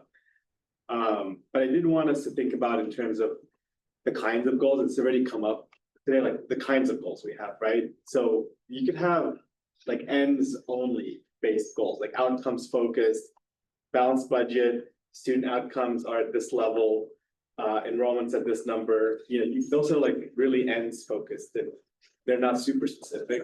but they are, to you can have a balanced budget. You can go into like super more specific. You guys have heard of like the SMART goals, specific, measurable, actionable, relevant. So you can say like close the budget by 50% by this day, but that's a little more restrictive, right? It's more measurable, but it's also more restrictive.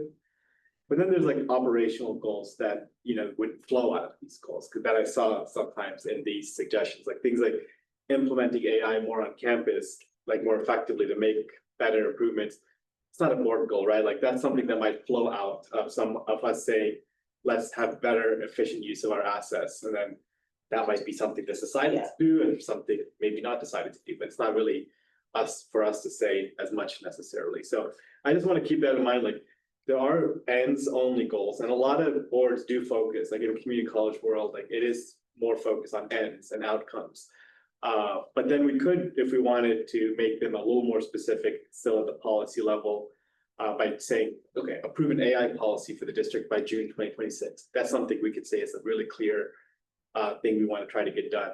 But again, the more measurable and specific you get, the easier it is to maybe miss your goal, or you know, you might not meet it exactly, but it is all an iterative process anyway. So as we talk about what we want our goals in 25, 26 to be, just want people to think, like, is it an ends only goal? Is it a more specific, SMART goal? Obviously SMART's the acronym, not the adjective. Or is it operational, which you should maybe like, we could mention if it's like a cool idea, but that probably wouldn't be a board goal. So we can go to discussion. Just a question, you mentioned that you wanted to be sure that you have the direction from the board on the budget sustainability report. And I was wondering if 1.4 is adequate enough, or if we need to be more specific than 1.4. This is the board goal attachment.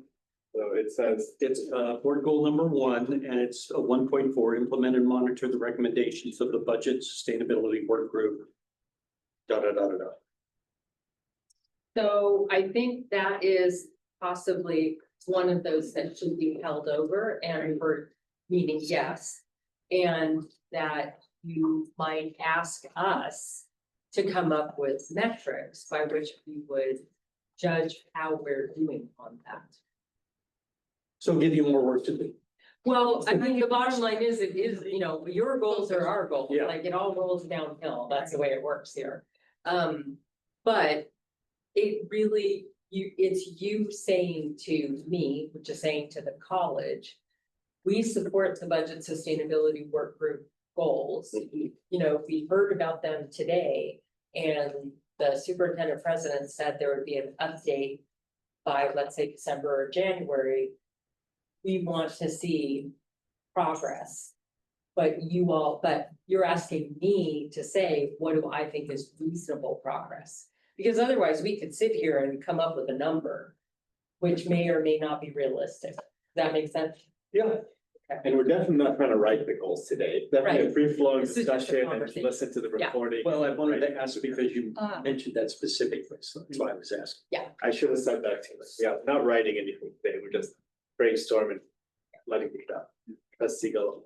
So I believe that we should keep all of there's 4 board goals, right? Keep all 4 of them. However, in the subsets, the one that I believe requires kind of the most tweaking would be board goal number 2, because it was focused heavy on us getting Measure P. And now that we got Measure P, we can reword some of these subsets that aligns with already what was discussed today on what's already to come. Like all these reports that Dr. Andrew has already said is coming, that's related to, okay, yes, the bulk of the money is going to go to the PE building, but we're going to also have other money. And then we got to look at the sustainability project in that list, and then it's up to the board to decide on prioritizing. So I think we keep all of the board goals, but board goal number 2 specifically, we may need to reword a lot of these subsets. For sure. Let's see, Richard. Yeah, I also had a question about board goal 2, facilities and sustainability. It almost seems like 2 separate issues. I mean, because when I think of sustainability, I think of climate action plans and sustainable, infrastructure, lighting and utilities and making sure, so it's kind of, I guess there's budget sustainability and then there's, like environmental This sustainability, was so. supposed to be environmental sustainability. Okay. Because the Yeah. main environmental impact we have is our facilities and our equipment and whatnot. Well, wasn't it both?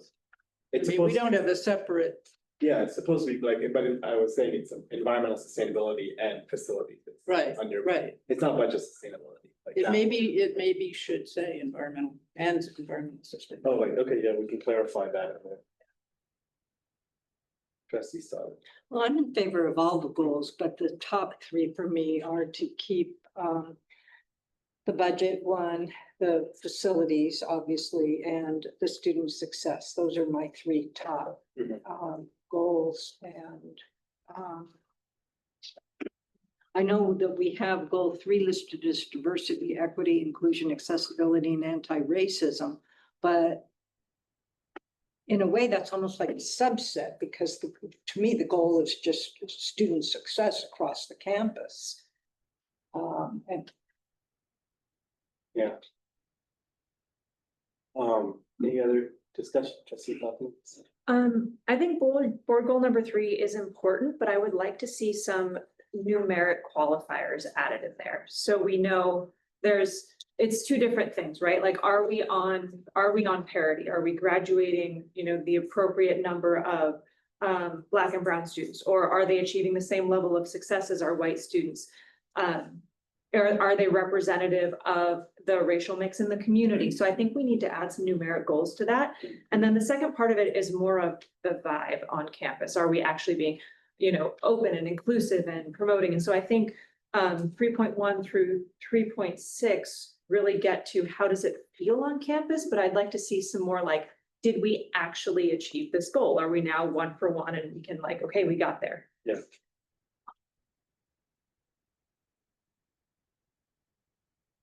Any other thoughts?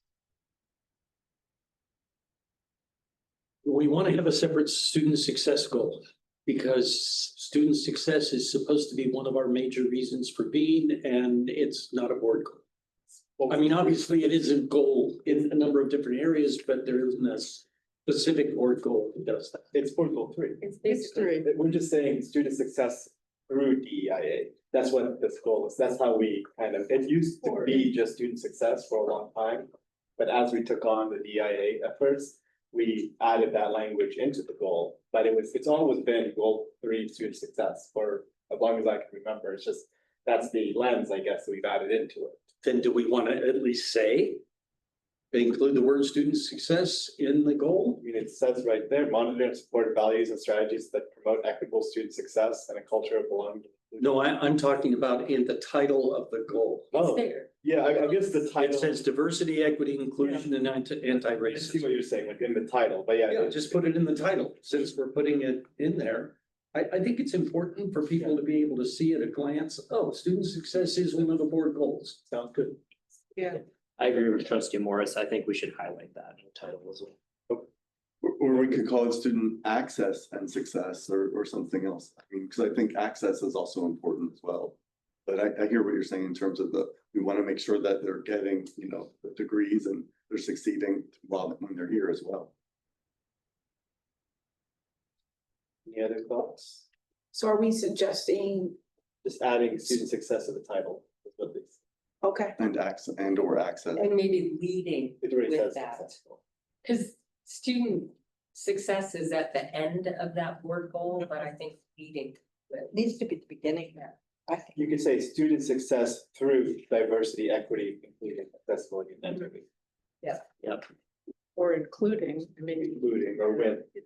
I don't want to downgrade the DEIA, but I think, it's a major focus of student success, but With There's- that, including or with. Yeah. Student support programs, all that stuff. Trustee Bell, can it be data-driven student success with DEIAA? sure, something like that. Yeah, if we want to focus, I guess we've heard a lot that we focus on the data here. We want, and that could. And that kind of helps us just in case if by some freakish way, they seem to outlaw the acronym DEIA. Well, where would they get that idea? I just said, should something happens and they actually could outlaw that acronym, we would have data-driven student success through DEIA, and we just maybe, I don't know, find some piece of code and go in here and write out DEIA because it's outlaw acronym, I don't know. I'm just being realistic. At the end of the day, we're data-driven. We're gonna still be targeting these areas of inequitable success stories. Yes, If I may, I think that's the core of who we are and what we do. Student success is the Yeah, I It's not agree. gonna stop at any point. That's what our programs do. That's who we are. That's who our people are.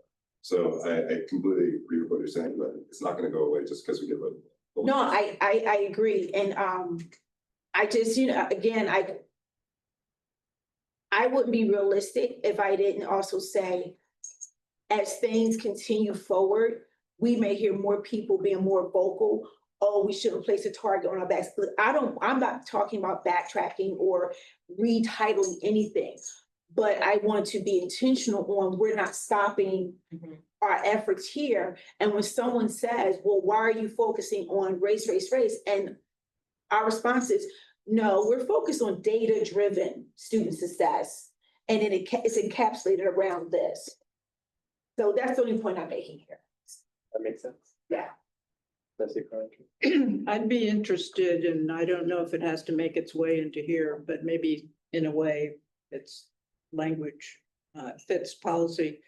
A broader disaggregation as we continue to learn about how our students are doing. So our veterans, our foster care, and some of the Definitely. specialized groups, we don't yet see how they're doing. Yeah. Well, they had veterans on the. We have the. bar chart. Yeah.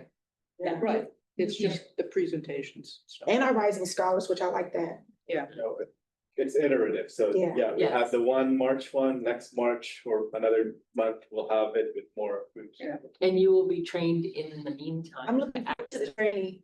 Tableau. Yeah, to use it ourselves, which I know we used to do the old system, yeah. Okay. Any other thoughts on goals? I have some notes too, but I wanted to wait to see what other people's. I'm wondering under board goal number 4.2, do we have an MOU with the faculty association or the academic senate on just to bring in alignment what participatory governance is, or is that meant to be the board policy? It's a good. Ayo. No. Is it the policy? Yeah, it's a policy. It's the policy, but we don't have an actual MOU that like outlines in. That's the great. AP. Okay. Yeah, so this is the policy and then there's an administrative procedure that outlines everything that will need to get updated because part of the PRT is to update our resource guide for decision making. So that's where that will get updated. Yeah. Okay. The document. Okay, and so that's where we're gonna tighten up that participatory. Yeah, and the reason understanding. it's little, Okay. and the reason that it's a little opaque, I think, for board members is that boards routinely do not get administrative procedures presented to them. Yeah. Because you're in charge of the board goal or the board policy, and the college is the one that develops the processes. Okay, But the policy committee will look at the AP because they have to ensure that it aligns with board policy. okay. And it's also available publicly. Yeah, you can see it anytime. Okay. just repeat. Trustee Gallimore and then Veronica. Just do it on Thursday.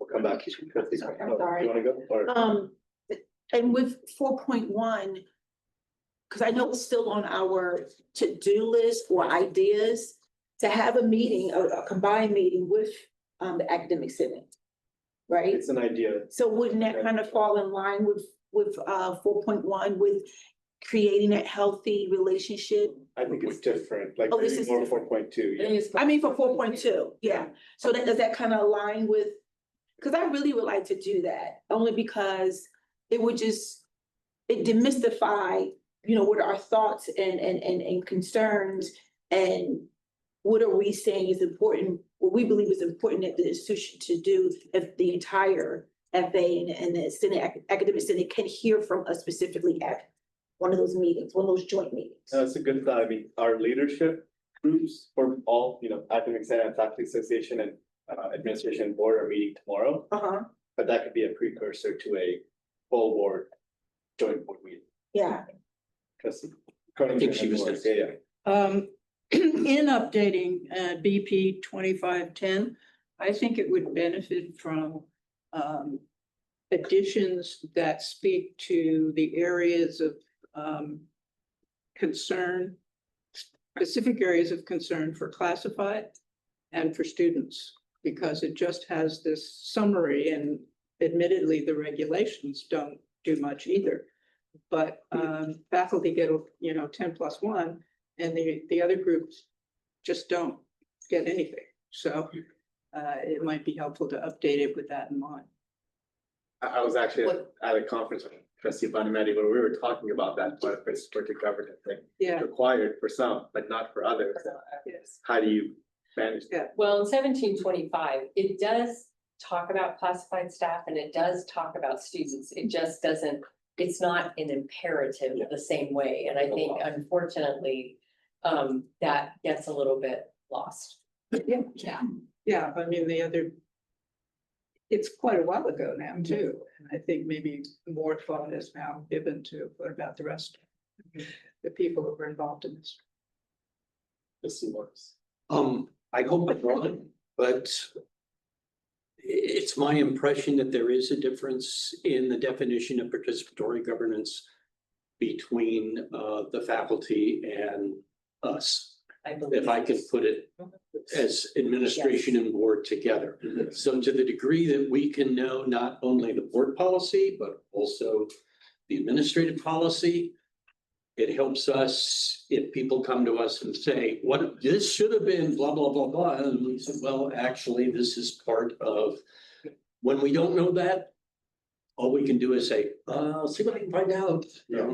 So at least for me, I think it would help, and we might need, if we do have that common meeting, it might help if we talk to some degree about that so that there is a minimum of misunderstanding. Yeah, that's a good point.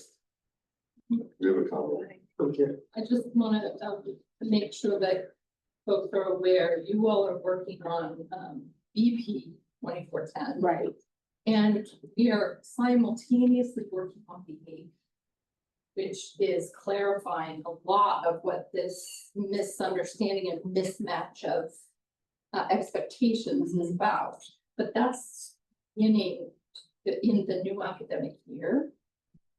So that is under development. So if you go look at 2410, AP 2410 on our website right now, you won't see where the director are headed, but that is a significant change that likely come to you all.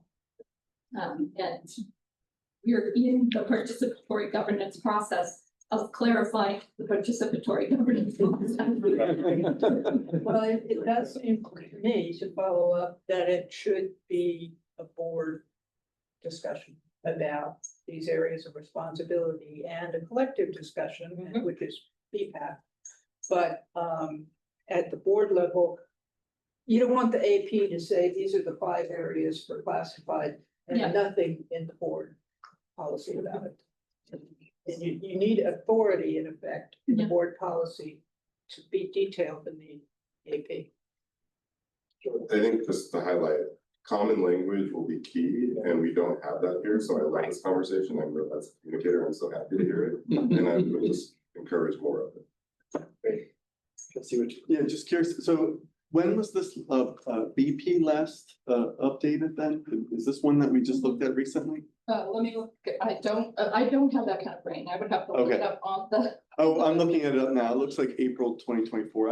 I guess I was just curious because if the new AP is going to be based on what the BP says and making sure it's in alignment, should we look at the BP first and make sure that that's up to date before we start? That April was a legal update. Yeah.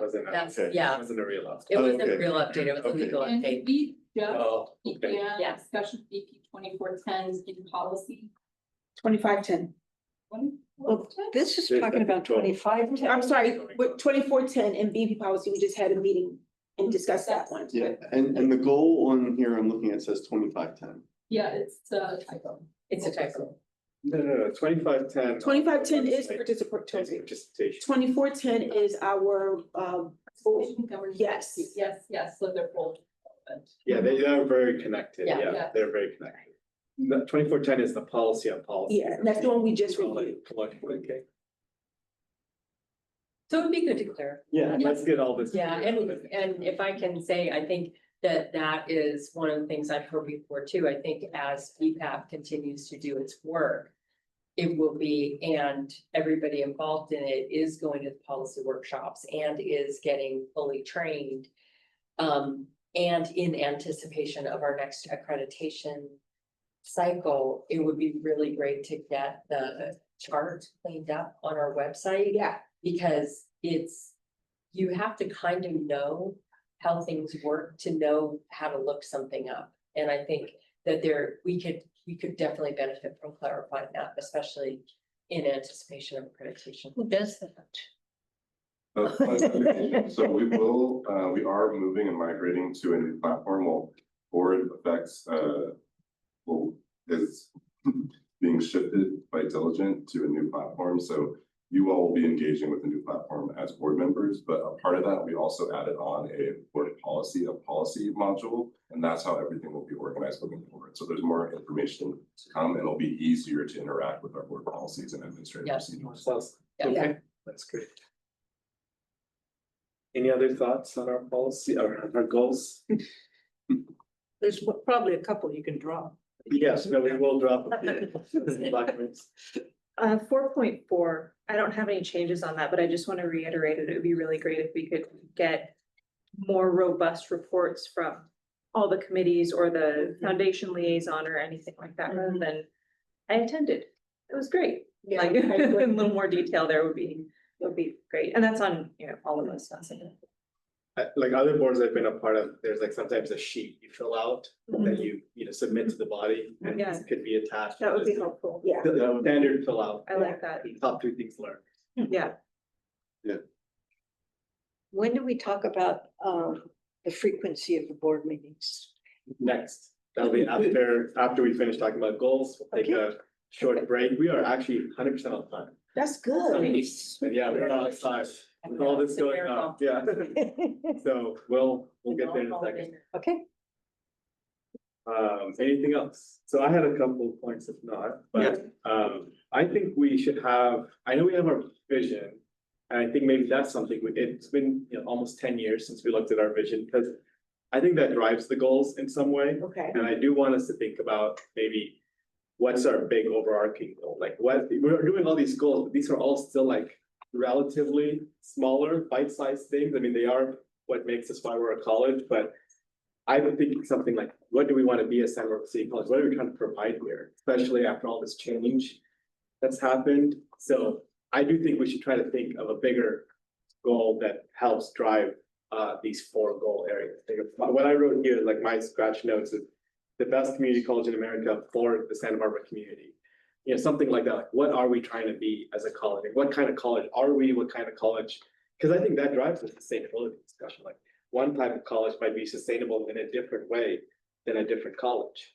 And so that's one thing, is what kind of college do we want? Because then that affects what kind of student success we have. It affects what kind of budget metrics we want to track. It affects what kind of facilities we have. Anyway, so that's something I think we should try to commit to, especially we have a new board as well, a lot of new executive team. I mean, so much is new here in 2025 that wasn't here 5 years ago. You talking about this vision right here? That's the college. Okay, I just want to make sure I was on the right, okay. Yeah. Should And we, maybe it's not even a change in the vision, but more of like a board direction or something, but do we submit ideas to you? no, that's not, I'm not saying let's change the vision right now, because that's a whole process and it's not just submitting ideas to me. Okay. I'm just saying, what is underlying all these goals? Like, we just, Can I offer that? I just asked my team over here, when did we last revise our mission as a college? So that's another thing that we could introduce into this next year while we're also looking at, starting that accreditation process. Because it hasn't been updated, I think, since 2018. Yeah, for sure. Okay. I remember. Okay, Yeah. so it might be time, because usually your vision comes as an extension after your mission. Like, we don't want to do it backwards again, right? No strategic plan and then an action plan. So maybe that's something, if the board would like that, the board could say to the college, we'd really like you to revisit your mission. Some colleges have an automatic review of the mission after 3 years, after 6 years. This college hasn't had that, but since we are about to go through, start that ICER cycle with our accreditation, it might be a good time to revisit it in anticipation. And then once that made it through participatory governance and to the board, once it's agreed upon, then the vision should emanate from that. I'm open to that. Yeah. I think we might be ready, because it's been, we did it in 2017, then that's like 8 years, and so much has changed. Just the pandemic alone changed everything, community colleges and the student student funding formula Totally different. didn't exist back then, just so much didn't exist back then, it exists now. That's my overall feedback on the goals, and I do think, for the other 4, I'm pretty much in agreement. I had written notes back in February, and they're pretty much everything everybody already talked about. So my notes were for the budget, what is a sustainable budget? What are we working toward? The metrics we want to ask to be set and go to those. Program outcomes and student success, how can we best know if the programs we're doing are being effective? I think, would this be a chance for us to maybe talk about some smaller ideas, but that wouldn't be board goals, maybe a second bachelor degree, or I know that the chancellor's office wants us to have every 9th grader to take a dual enrollment class. I don't know if that'd be a board goal, but We're doing that. we'll do it. Okay, great. Done. Done. Yeah, I think, we're working on our facilities plan already and spending measure P, and We imagine, and it goes They right have through it. it. I think maybe the board governance goal is where we can talk more about campus culture. If that's something, if we want a respectful campus culture, it starts with the board for sure, and then it flows through us, but that's where we can, talk about the culture we want to set. And hopefully it influences the culture on the rest of the campus. Okay. I think we're in a good spot with our goals. Does anybody want to volunteer to be on a ad hoc committee to work on revising the goal? Okay, I'll do it with you two, Mr. Morris and Carlos. Okay. Cool. Does anybody want a 5-minute break before we do our last? Yeah. Yes. Yeah. 5-minute break. Yeah. Yeah.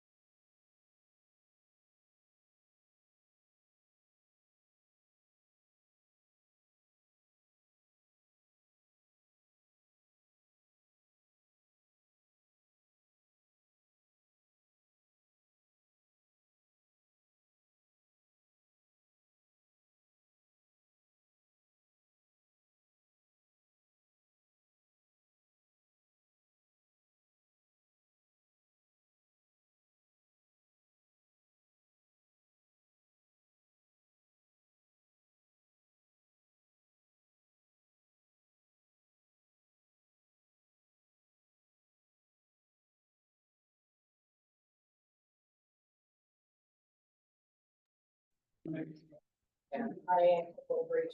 No, no, no, I don't have a problem. If we could please pull up on 4.3 attachment.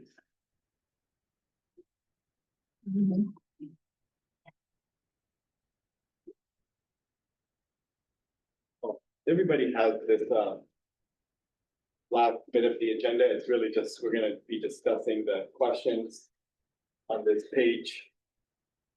2, says like board operations and effectiveness. All right. So the way we're gonna do this one, we have little timestamps on each one. We'll be, we've been kind of fluid on time today. Maybe we won't try to stick to them too hard. But we're gonna talk about 3 topics.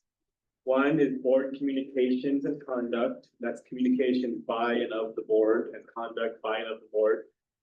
So that's the first item. Then we'll talk about how to improve our meetings and our agendas. Are very related. And then lastly, we'll talk about legislative affairs and the future we want to go in that area. So we'll start with board communications and conduct. We already looked at the self-assessment, so we don't have to like review ourselves on communications and conduct. We kind of have a sense of things.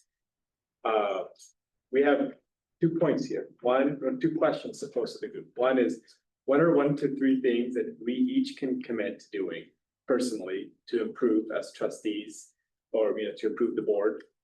And then number 2 is, what are our communication preferences during meetings and outside? I'll just give a little more explanation to both of these. On the first one, we've done this one in many retreats.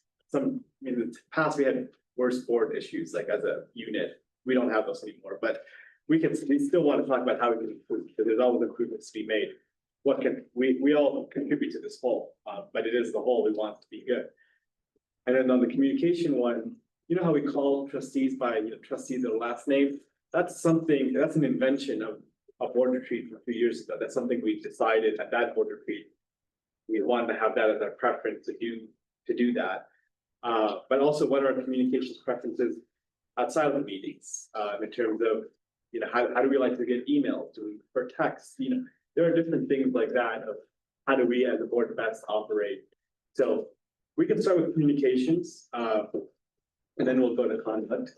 But what are our communication preferences? What are people's thoughts of how do we like to receive and communicate information? How do we like to communicate with each other during the meetings? That's obviously very important. Well, I prefer to be called Ellen. And I don't really care if I get texts or emails. It doesn't matter to me. Either way is fine.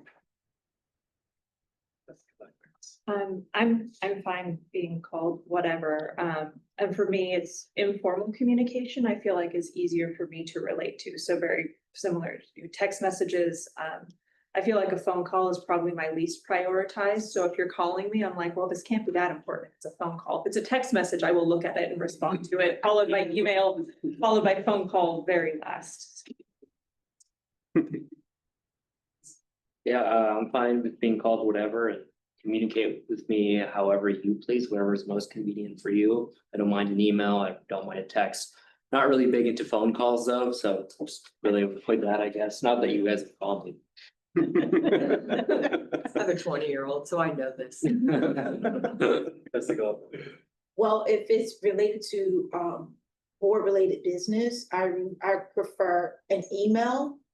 If it's like super duper time sensitive, important, and you send me an email like say 6 o'clock in the morning or 4 o'clock in the morning or 10 o'clock at night, most likely I'm not looking at my computer. So send me a quick text message like, hey, I just sent you an email because it has some importance to it, sensitivity. Can you check it out? If it's something that we probably don't want a paper trail, call me. And you can call me anytime. I'm not one of those people who get angry if they were asleep. I prefer Trustee Moore and Dr. Moore when we're wearing our trustees hat and we're out engaging with our constituents. If it's just you and me and we hanging out having a glass of wine, Charlotte all day. Any other communication preferences, thoughts? And we talked about wanting to get together to meet each other more outside of the meetings, which is totally allowed. We just have to not directly discuss board business or potential decisions. Does anybody have preferences on that, on meeting with each other to get to know each other? Or do people want to do that? Do people less want to do that? Do we prefer to do it in the official capacities or more the informal ones? I would like to do that either officially or informally. I think that would be great. And then also, I feel like before I was elected, you were like, I was texting you like all the time, like just asking questions and all sorts of things. And so I'm trying to be mindful about like not piling all my questions onto one person. But I feel like I've sort of retreated into like, well, I guess this will just become clear at some point. And so kind of bumping up into point one, I need to be more bold. And I feel like that's something that I can commit to, is not feel like I'm bothering people with questions. And so trying to reach out and make those between meeting communications happen. Like, I think that's something that I should take responsibility for and take on, at least with my own like education and knowledge building. Great, no, thank you for moving us into that next one. I think we could just go into there. That's your interest. Yeah, well, I was gonna say, I am in favor of developing relationships as much as we can, whether they're in the meeting or outside. I think it's good for us to know each other and get to, figure out how we can best work together. I think we can do that, on our own time without using board, meeting to do that. I've reached out to pretty much everyone in the group, so I mean, I think that is something that I'm interested in, and I'm happy to be called Kyle if we're not sitting at the dais. So yeah, I think, and calling is okay. Just I go to bed early, so That's good. my husband works at 6 o'clock, so I'm usually in bed by 9. So anyway, Some of us stay up late. Up late at night. Let's see more. Does everybody know everybody else's phone number? Because I have to admit I don't. It's a good. So I can't text you if I don't know your It phone would be number. great if we could get like a mini directory. Yeah, Just- that could Yeah. be accomplished. That'd be great. That would be helpful. I don't have everyone's. I don't have yours, trustee Bonner, so let's Yeah. exchange. Okay, we could do that. All right. Okay, so let's move on to the 1, 2, 3 things we each can commit to doing. So we heard from the Black Merit. What else? Who can commit to things to make an improvement to the whole?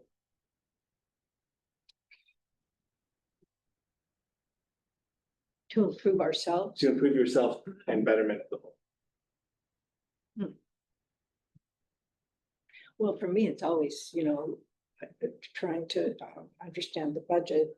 And Dave, trustee Morris set up a good meeting with President Renbarger a couple months ago. And I tagged along to that. That was super helpful. I feel much more confident about the budget. I mean, there's still acronyms and things that I don't know what they are. I know. So I love this cheat sheet that somebody put together. That was Keller. Yeah. Oh, yeah, this is so awesome. Keller. So this is gonna be in my new little Bible, right? If it's not on here, it doesn't exist. Yeah. What? If it's not on here, it doesn't exist. That's right. Yeah. What else? We'll do that. Help improve our board and our communications and conduct. Because our board conduct policy, it is sometimes it says some of the things you're not supposed to do, but it also says the things we should be doing to be good board members. It's both the don't do these and the for sure do these. And I'll say for mine is, I'm on the statewide league board and on the trustees board, and I should do a better job reporting what those groups are doing back to our board. I mean, it's unique that our board gets to have somebody up on those boards. So I'll do a better job reporting on that. That's cool. I think, I would like it if we're, I think you presented at the student trustee conference.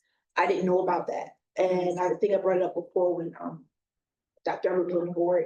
If we're presenting at one of the conferences and we're presenting, reflecting our institution, I think that should be something that should be shared with the entire board, so we can come and support you and come to your workshop and support you. So, if we could do that more. For sure. There's already an expectation if you go to a conference that you should report on the conference, or not an expectation? It's an expectation you should report. We don't have a formal way to do it. So, Other than at the. yeah. You just need to say, put me on the agenda because I have something to say. We'll work something out. let's try to work out a way, do it, but one way is like a workshop. Yeah.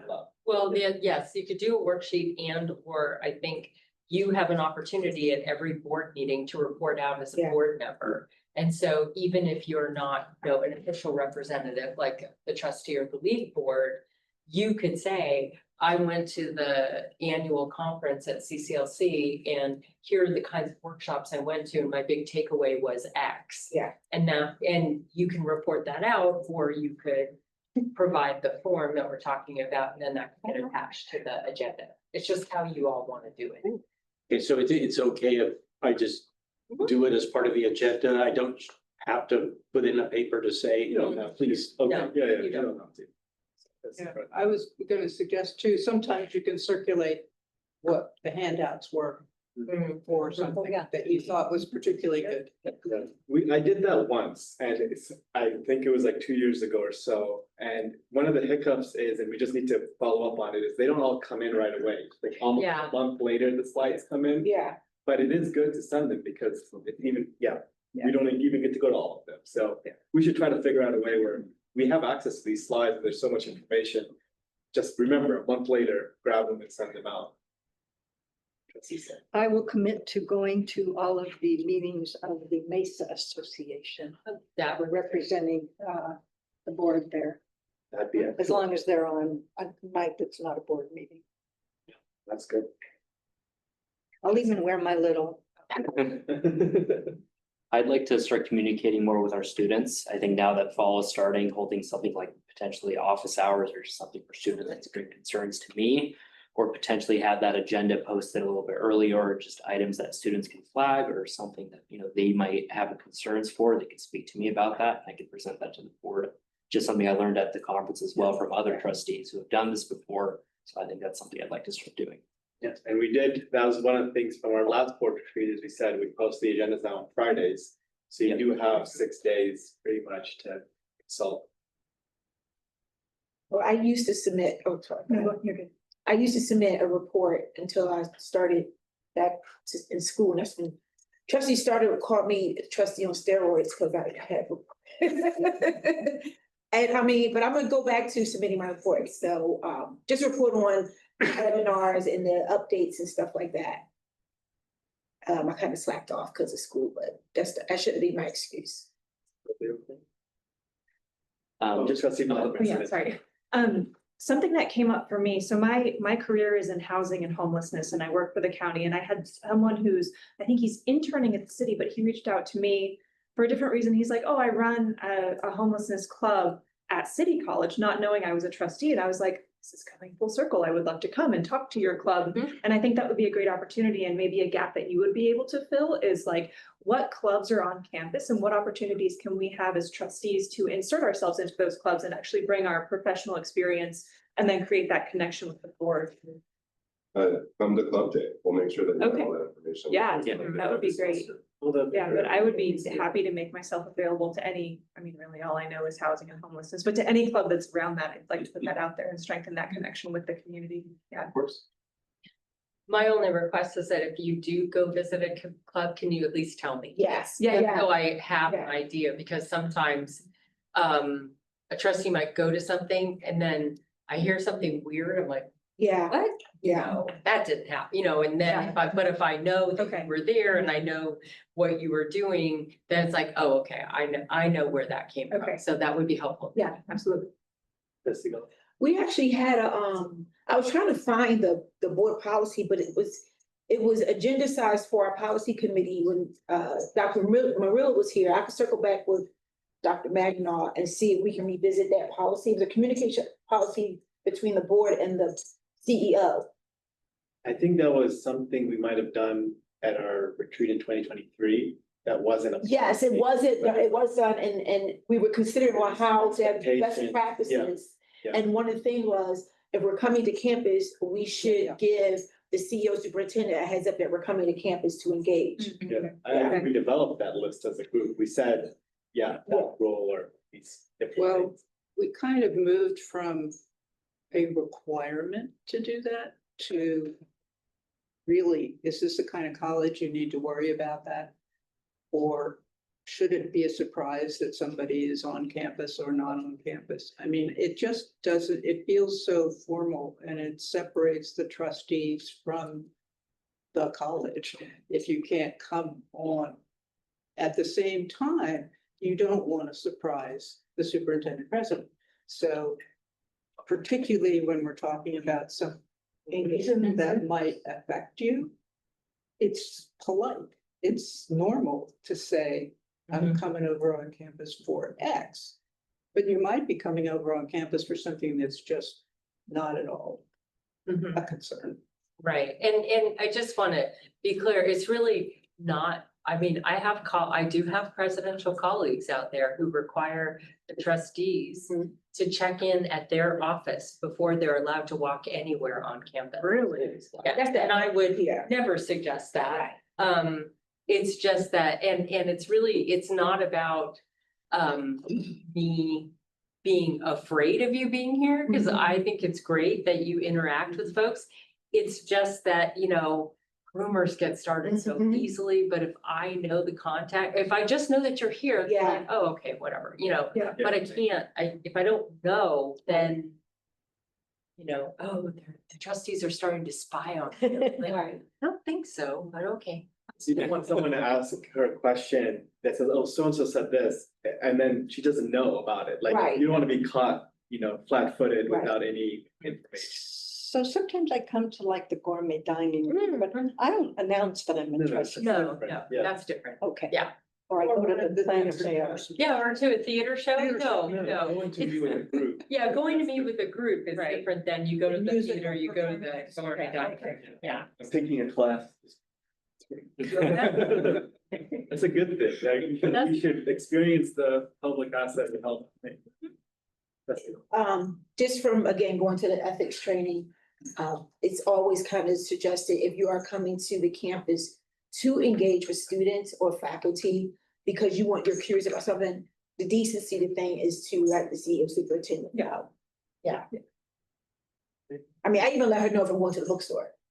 Really? Well, because you may see it as I'm not there to spy or do anything, but when faculty and students see you, you'd be surprised who knows you. They freak out. They sometimes freak out. This is what I heard. I don't know if it's true. But sometimes they freak out and they're like, oh my goodness, interesting. And maybe sometimes they, in their mind, thinking they have to treat me a certain way because I'm a trustee and I'm just there to get me something on sale because I want to upgrade my swag. So, but so I let her know, and even before her, I let Kendrick know. The one time I didn't let Kendrick know, sure enough, it was misconstrued, my intentionality. And I said, I would never let that happen again. Because I always let them know. That's a great story, at least of like your experience. Yeah. Jordan's got something back there. So just one comment or maybe a request to that end. If you, from the public affairs side, if you are going to a community event or you see something that you say, oh, SBCC should be a part of, something like that, please direct them to Erica and myself. So that way we can also make sure that other trustees know about that opportunity. It's also good to know like what you're interested in. Yeah. And then I can work with those relationships as well. So just a little feather. I really like that, because usually you send us things to go to, and that's been a great improvement that we never had before, but it's nice that we can send you events too, and that you can share with other people. Absolutely. Yeah. I'm glad you said that, because I felt like I was sending you too much stuff. Okay. All right, well, that's board communication and conduct. Any last words? All right, we'll go to the meetings. So with the meetings and the agendas, what's working, what could be improved, and then we'll talk about some specific items, but you know, don't be so strict about it. We can talk about what's working, what can be on the specific talking points. But I did put reports, resolutions, agenda order, future items, and meeting length and item timing is like specific agenda things we could talk about, but if there's anything else, what's working and what could be improved with our meetings and agendas. I just want to say that I really appreciate getting the agenda on Friday. That really helps me. Great. Oh, yeah. Trustee Winters. Well, I think in general, the length, I think we've talked about that, and I know one idea that was thrown out was maybe looking at 2 meetings a month. But one other thing in particular is the resolutions, you know, can sometimes take, well, I know that there was one meeting in particular where the resolutions took an hour and a half of the one meeting, and, you know, and that was, you know, that was excessive, I think. So I think that we should be cognizant of how much time we're spending in the resolutions and how many resolutions there are in one meeting and how much time, you know, I don't know that we can limit the amount of time that public comment is on them. But, you know, that was, to me, you know, a concern that there was one meeting that was so long like that. Well, you actually can limit conversation, but I think that in that case, there was a miscommunication about the amount of time that I think we thought the speakers knew they had and the speakers thought they had. And so I think that, so yes, it can. That's what if I can weigh in, if you all go to 2 meetings a month, it will result in us not being able to post the agenda on Fridays. Because we would like finish a meeting. Yeah. And then 3 days later, you know, 5 days later, we would be doing board agenda review. Yeah. In order to get it in. So, you know, you could do it, but it's gonna change. We won't be able, we'll have to post on Mondays because it'll just be too hard for us to get to we'll be on a, What on a about hamster wheel. What about if we had like, you know, our monthly meetings, but then every other month we had a study session? That would be fine, Would that because be the okay? study session is a light agenda. Yeah. Because it's usually topic associated. Sometimes we throw a few things on there Yeah. for business purposes because we have a timing issue. So a study session would be fine, just 2 full business meetings Yeah, would be no. very hard for us. Well, I would like to propose that we have, you know, the monthly meeting and then the bi-monthly study session. Now, I don't know how everybody else feels, but I feel like there's some issues that we really need to dig into, and we haven't had the time to do that. And by the end of the meeting, we're all so tired, we just want to get out of there. See Gulfport and then Richard. I agree with a study session. Right now, I really only see the need to have maybe 2 study sessions at the max every other month. I do not agree with that. The meeting goes from 4 to 8 or 4 to 9. I'm okay with it. I ran for office to be a trustee. If that's what I gotta do, that's what I'm there to do. So I'm not tired to leave her and leave, but I really cannot see us doing 2 meetings a month, or even a meeting and a study session every month. I think that's too much. Let's see what. Yeah, I'm not clear what a study session is, so is that, Okay. that's just a special meeting with the one particular topic, or could it Yeah. have multiple topics, or would it just be? So if I can, so usually it's with one topic, maybe 2. And what it does is it's a topic and you oftentimes will have a free discussion about the topic. So be the topic, we might do a presentation or have somebody do a presentation. And then you all can just have a dialogue about what it is you're hearing. You can articulate what you'd like to see. It oftentimes doesn't include action items. It's really about a deep dive into Yeah, something. I guess I was wondering, can it include action items? It Like can include say that there's action something coming up that's very timely and we need to get to it before the next meeting. And a it could study be a session place is, for that. yeah, and a study session isn't necessarily a special meeting. It is a study session. It might be a special meeting depending on when it was called and how and why it was called, but for the most part, it's a regular business meeting, a study session meeting. And it's covered by the St. Brown Act. Exactly, 72 hours. Interesting. And you know, one example would be the student success presentation we got, like that was smack dab in the middle of a Right. bigger meeting. Yeah. We could have done that at the study session and really dug in. Yeah. So trustee Croninger, let's start. That's what I was going to point out. You can spend more time on it. You're not feeling like there's a whole rest of the agenda. And you can also line up some things like maybe the faculty reports on their sabbaticals and things like that, you know, maybe get a couple of those together and stuff like that. Now, we used to meet twice a month. It was that way for years and years and years. And it's only pretty recently that we've gone once a month. And I said at the time, you know, when you go from the 2 meetings to the 1 meeting, you're gonna be twice as long on the 1 meeting. Yeah. So, and, you know, there's still gonna be meetings that are long, but it does cut it down. That's okay. Well, I love the format of the study session. That's one of the things that's in favor of it for me. I really like the informality of it and the ability to really look at things in depth. And we could do it in a room like this, well, where we're not up in Right. a big dais with, Right. you know, straight at the actual board meeting. I really like the idea of having the study sessions. I do worry about having 2 meetings, especially for me and my student schedule. Because having that meeting on Thursday, it's very comfortable for me since I tend not to have courses or exams on that Friday. But study sessions would be really great for informational items, and I think I could definitely make that work and would encourage that.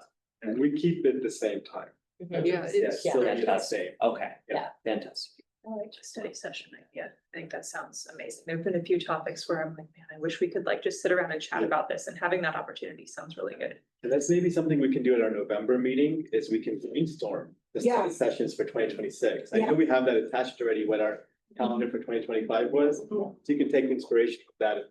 We can pick in advance the Yeah. 5 topics we want a study session on, and then there's work to be done to Mhm. prepare for us, to have that discussion too. It'd be nice to have that flexibility to do, I didn't know there was such a thing as a study session, so Yeah. I learned something new. But especially considering what we're doing between now and December. Study sessions might be really helpful, and then we can always plan ahead for certain things in 2026. But at least we would have the flexibility of understanding, okay, you know, this month it would be really helpful to have a study section on X. I think we could probably squeeze one in the fall, being Yeah. realistic in terms of like scheduling something with everything settled, but we could pick a study session to do in fall and really, you know, dig in on that and. See Well, what participatory governance, if It we're could- getting a new AP and dealing with our VP and.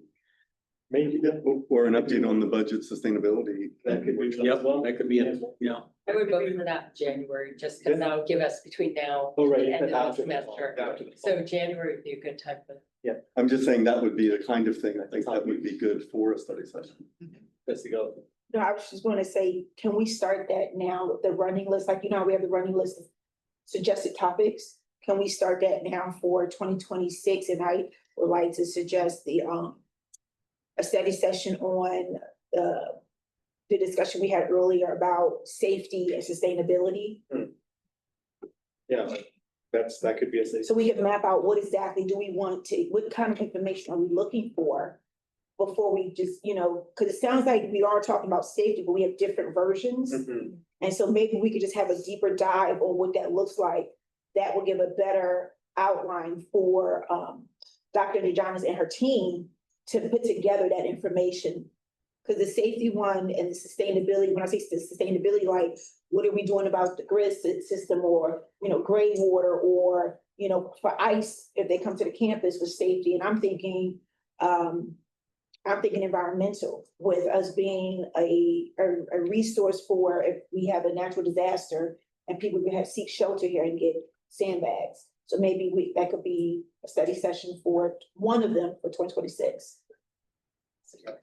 I'm gonna shift a little bit if we're. done Yeah, with please, studies. totally fine. So yeah, I'm looking at the reports. So the reports that we get from the Faculty Association and the Academic Senate and the student trustee, like we're talking about formalizing the way that we report out, could we formalize the information that we get from them? Because I feel like the line between public comment and reports to the board is getting very blurred. Particularly for the Faculty Association and Academic Senate, right? It's almost like, are we reporting to the board, or are we using this as a forum to grandstand at this point? So is there a way that we're able to tighten up those reports so we're receiving them beforehand and they're specifically for topics that are under the purview of the board? I mean, you know, it's lovely that we hear about, you know, the picnics and everything, but a lot of the things that are being said, I'm not sure that it's meant for us. It's meant to just use it as a way to broadcast thoughts and opinions to anyone who might be listening. Well, we could definitely clarify and define what we want. You know, these reports on the board, the way they work is we've we've granted it to be on there, right? If these didn't exist, it's not like required to be on there. Yeah. If they didn't exist, then these folks would just, go through the 5-minute public comment process and try to give a report that way. So we've put this on our agenda as a way, because we want to know. Yeah, I what's want to going know, on. and I want to know And how we find can it, affect because We it. have put Yeah. it on. We did ask 2 years ago, we tried to go to 5 minutes per report. And there was a lot of pushback to that, but we can go look at that again. Yeah, I mean, I think if we're able to tighten up the length and the topics, right? Like, of course, they're welcome to give public comment during public comment, but I feel like the reports that are meant for us, I'm having a really hard time discerning, like, how is this what are we meant to do with this information in a lot of instances? And so if we could get it beforehand, so we can process it and formulate questions and then have it stick to things that are under our purview, at least within the context of those reports, I think that would be really helpful. Yeah, trustee Croninger and then trustee. Well, I was just gonna say, I think that the people who are giving us the reports generally see that as an opportunity to tell us what they're care about the most since last time. And that kind of communication is probably helpful for us to know. I mean, what is it that they are most interested in and working on and or, want to tell us in that time frame. I'm reluctant to tighten what they can say and push whatever else it is into public comment, because I think you then make the public comment more perhaps, I just think that it all ought to be one place and one, way for them to tell us each month what's important for them. Yeah, one additional comment about the constituent reports is that it's very helpful when we get the written reports ahead of time, and especially when they can be posted online if they're in time in order to meet the reporting requirements. But certainly before the meeting, that's really helpful for us, I think, to be able to see what it is that's concerning and then, to have a written, kind of presentation of some sort. I don't know that we could require that. Obviously, it's like we're not gonna make them do that, but it certainly is helpful, and I think we should request that. I know the Academic Senate's been doing that, so shout out to Dr. Ramirez for getting all that. Yes. Is there a rule that says a closed session can never last longer than an hour? Yeah. Because I've noticed virtually always is limited to an hour, and I'll explain why. Okay, so this is a change from a previous retreat as well that we did. So we used to do it so that you did the whole board meeting and then closed session at the end. And if, it would be a long day, essentially. So we started saying, let's put closed session for an hour at the beginning, get those issues out of the way. Time certain, like we just put an hour so that we can come back to open session and still have time to conduct business, but that was a change. But Thursday's meeting, it is an hour and a half. Because of the items that we have in closed session. And the reason that you want to have a closed session at the beginning is because if you have like lawyers who are coming, you don't want to pay them to sit through an entire meeting. So you want them, but for example, on Thursday, because of one of the closed session items, it is going to be an hour and a half. So the general board meeting starts at 5:30, but it's time certain, which means anybody who wants to come and give public comment knows, because it's in the board agenda, come and give public comment at 5:30. Okay. Trustee. Agenda order, can I move this forward again? Yeah, please. So in my work, the main board that I interact with is the Board of Supervisors, and we have our A items, which are our consent agenda, and we always have that come first. And so all of staff is there. If any supervisor wants to pull an item, the staff knows to be there early in the meeting, their item will be pulled or not pulled, and then we can excuse ourselves if our items aren't pulled. So my recommendation would be, can we move the consent to the beginning? So any staff people that have an item on the consent agenda that may need to be pulled can be there, and then if we don't pull it, we move on to the rest of the meeting, those people can exit. I'll put something out. This is a recent change. Actually, we only made this change 6 months, like right before you all joined the board. We used to have the consent at the beginning up until last October. And the reason we put it at the end is because we were just getting spending a lot of time on the consent agenda, like 2 hours. Oh, really? And it would just make the rest of the meeting unproductive. Now we're all too tired to Couldn't pull stuff. focus, It's a real thing, and it's consent, like, it's a status routine. So we said, let's put this at the, and we had a trustee who pulled like 10 things at the meeting, so Yeah. that person's gone, but, that's the decision we made, was let's put consent at the end, because these are, I didn't want to say these are least important, but these are the least energy and brain intensive things in Okay. the board as a whole. Like, we're not really gonna debate the consent agenda, we want to debate the action items. But so that's the reason we had switched it, but Yeah. I see what you're saying too. Yeah. Yeah, I don't know if people have any thoughts on that or on the scheduling of the agenda. Let's see. Yeah, I agree. I mean, I came from, you know, other agencies that do that in the beginning. I do think it requires the cooperation of the board to, you know, be careful about pulling everything and to understand that, you know, that not everything needs to get pulled. If you have a question, you know, you can raise that ahead of time, you can send an email and get that answered, so it doesn't have to be pulled. I'm wondering if there's a way, if we pull an item, I mean, can we come back to it later in the meeting then, or does it have to be immediately like in that slot? Because it seems like, you know, there will be other things on the agenda that are very important for us to talk about. And if something gets pulled from the consent, then it seems like that should kind of go later in the evening, I mean, to me, but I do agree that I think putting it earlier in the evening would be better.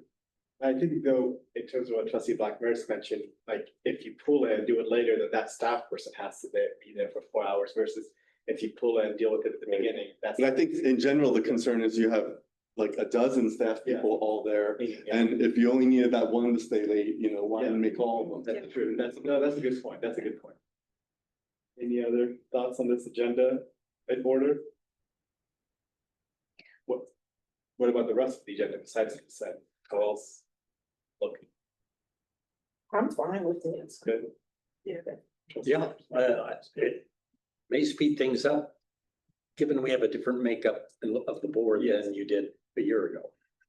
That's We don't really pull that much stuff anyway. no, I have to give Yeah. kudos, like, I don't think we pulled much, if anything, the last 4 or 5 months. Under future items for consideration, I'm wondering if it would be possible to talk about the success measures that are working and the ones that maybe are not working, you know, what we talked about earlier. Erica, just looking at all of our different efforts in that area. Or study session. Yeah, study session. That's what I think, where I think it would be appropriate. I kind of want us to better manage this list. I mean, Yeah. I know it's part of it is my job to do, but also the board generates the list. And so I think we should just try to make time for it every once in a while where we are okay removing things. Yeah. Like, because there's been things on that list since Yeah. April 2023, Mhm. right? And so we can just say, maybe this is not gonna come, or maybe this is not, because all those things on that list are work. Like saying those things, I don't want to say it, like they cost thousands of dollars to produce potentially, like all the different people working on them. They are attached on the future consideration list review. Second page, so there's like all these, not all of them are that intensive, but they can be. So when we want to manage this list, I think we need to just give it some more consideration of what is important to be on this list, what is not. Maybe not add every meeting, maybe once a quarter we add, subtract to it. Let me see that. Let's see more. In that regard, we are now listing every single expenditure that the college makes for board approval. Yes. I'm not sure we need to do that for $38.99 from such and such. And I did find out that it does take staff a considerable amount of time to make sure they've got that list and it's thorough. And I'm wondering if we could set a policy that simply says, you know, if it's $1,000 or more, we'll take a look at it. Otherwise, We have the policy. It's Well, 10,000. 10,000. That's the policy. well, we list a lot more lower than $10,000. Well, it depends on there might be a reason for that. I mean, one thing we need to do is look at the claims clause. Where like you have a legal claim for somebody who was hit in the parking lot for Oh, well, okay. $400, yeah. I understand if there's a legal matter involved, a lot of times. What she's saying is the claims, like, we don't have a limit for claims where the Right. superintendent can dismiss just- claims without the board. Right. Okay, we can include those. Right. That's fine. We need a policy or pass a resolution. No, but it's the contract stuff. It's contract, the contract stuff is $10,000 or more, Okay, but then you also get the check register that has all of that. that's, That's just information. That's not an action item. We don't need. so is there a reason why we're spending staff time to make sure all that stuff is on the agenda? Because you need to have the check register. I'm okay with that. We need to have the check register. I'm sorry, I'm not getting this. Meaning that you need to have, you don't talk about the check register, but it's like a report out that here are all the checks we wrote as an institution. But you're not, and it sits on the consent agenda because it's really just information. You're not actually really approving, you're not. Right. Yeah. All I'm saying is that my understanding is that staff has to make sure all of that stuff gets on there. Maybe Chris can speak to this. No, I mean, it's just a report of the expenses of the payments from the district. That's all it is. So it doesn't take any amount of staff time to do that. A little. But it's not. It's not More onerous. routine work. That's yeah. It's not We onerous. have to know it. It's transparency, you know. And it's a public document. Yeah. Okay. Trustee But Sutton. thank you. Go ahead. Were you first? Oh, No, you go. Okay, well, there are three things on here that I think we can take off. Yeah. Retroactive approval policy, I don't think we need that. We talked about it a little bit We just in brought it up. policy, Yes. and we decided we didn't need a policy on that. But that was mine, that was my recommendation. Why don't you recommend yours? How about you had the first one, you had both the one, that was your recommendation. I know, I think it's a good one. I think it should come off. You do? Yes. I have to ask, can, like, for this, in terms of like what we're taking off, what we're putting on, let's save this for the actual board meeting. Yeah. So like, because we don't have a lot of time left today, because it's been a long day already, but yeah, we can do that, let's say once a quarter. We will actually look at this in depth at our regular board meeting once a quarter and Good. add it. Okay. That's proven, yeah. We didn't really get a resolution on the resolutions, like what is our preference, like, do we like the? That's your. I like the calendar that shows all the resolutions for the year. I know that's new for us. I think that's great. I think the resolution is a good thing. As far as one of the meetings and resolutions took an hour and a half, I don't remember taking it that long, but we did have one resolution that was pretty lengthy, and if that's the case, maybe instead of presenting all four that month, maybe present one of them the month prior, 'cause I think we did that for, I think we did like Black History Month resolution in January. We try to do them the month before so Okay. that we acknowledge, like September 11th agenda, there will be something for Hispanic Heritage Month because that starts September 15th. So it'd be in August. So no, it'll be in, because we're meeting, your September meeting is September 11th. Okay, So we try to get it the month ahead of time. okay. Yeah. I mean, I'm open to dividing it up so we don't take so much time reading all of them. Like if it's 2 this month and 3 this month, but if it's 4 this month and 2 this month, can we put one of them on the other month? I'm open to doing that so that we're not. Yeah, but I like the resolutions and I like that we have the calendar in advance, so. And I think someone just mentioned to add one of the public comments said to recognize, student parents awareness month is coming up. I thought that was pretty good, being that we have a huge basic needs issue. Do we like reading the resolutions word for word, or do we not want to do that? But that's a new thing. I'm okay with the resolved. I don't think we need to read every whereas if we want to read them in the first place. Maybe someone can request, like if someone feels strong, like I would like, I like. and Yes. you volunteer yourself to read it? Yes, Yeah. I like that. Okay, So if you wanted to read a section of it, you could request, can you read that part, but just only read the resolve? Like we read the title and then read the resolve. I agree. I like that. Thank you, trustee Marco. that's good. Anything else in resolutions, trustee? Yeah, I'm not sure what our regular practice is because I think sometimes we have staff members come and kind of accept a resolution, if it's relevant to their work and, you know, what they do on campus. But then I know other agencies, when they do resolutions, have community agencies come and accept a resolution. And I think we did that for LGBT Pride Month, where we had someone from Pacific Pride come. And I'd like to see us do more of that, where we get members of the public to come, and if it's related to the work that an agency does, because that seems like it would be a good connection with the community then about connecting what we're doing and what the issues are. Absolutely. So we have a process when we're doing resolutions, is that one, run resolutions by our subject matter expert, that's internal. And then we run it by any community stakeholder. And so sometimes that process gets a little backed up, so we don't get to the community part, but we can definitely be more stringent about making sure. But I appreciate that. That's the kind.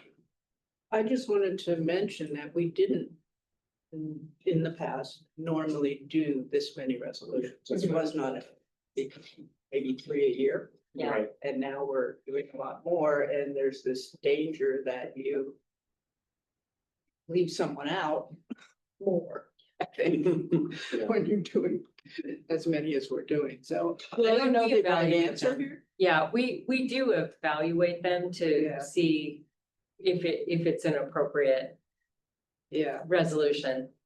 But a process which does kind of tighten it up might be helpful, because I remember the one that took me more than that. I just have a question about resolutions in general. Is there a functional purpose to a resolution? Yeah.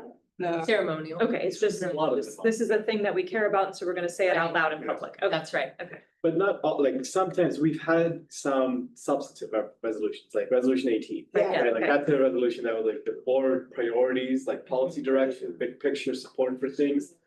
That was captured. Okay, so we can shift resolutions are a mechanism for shifting policy direction in addition to being nice. And, And- yeah, And it's also, there are resolutions that you pass that are related to your role in local government, to financial things that are also called resolutions because they require, they're legally mandated that way. So Okay. that's why the resolutions are numbered every year, because they're not just about the people we're serving. Sometimes it's about the people we're serving, recognizing an affinity group or something to celebrate. Or, a resolution to accept the bond proceeds, or a resolution to, so it's kind of universal. it's Got it. essentially the mechanism that we take action. Like Right. we do motions, that's like one action, way to take action, and then resolutions are another way. Yeah.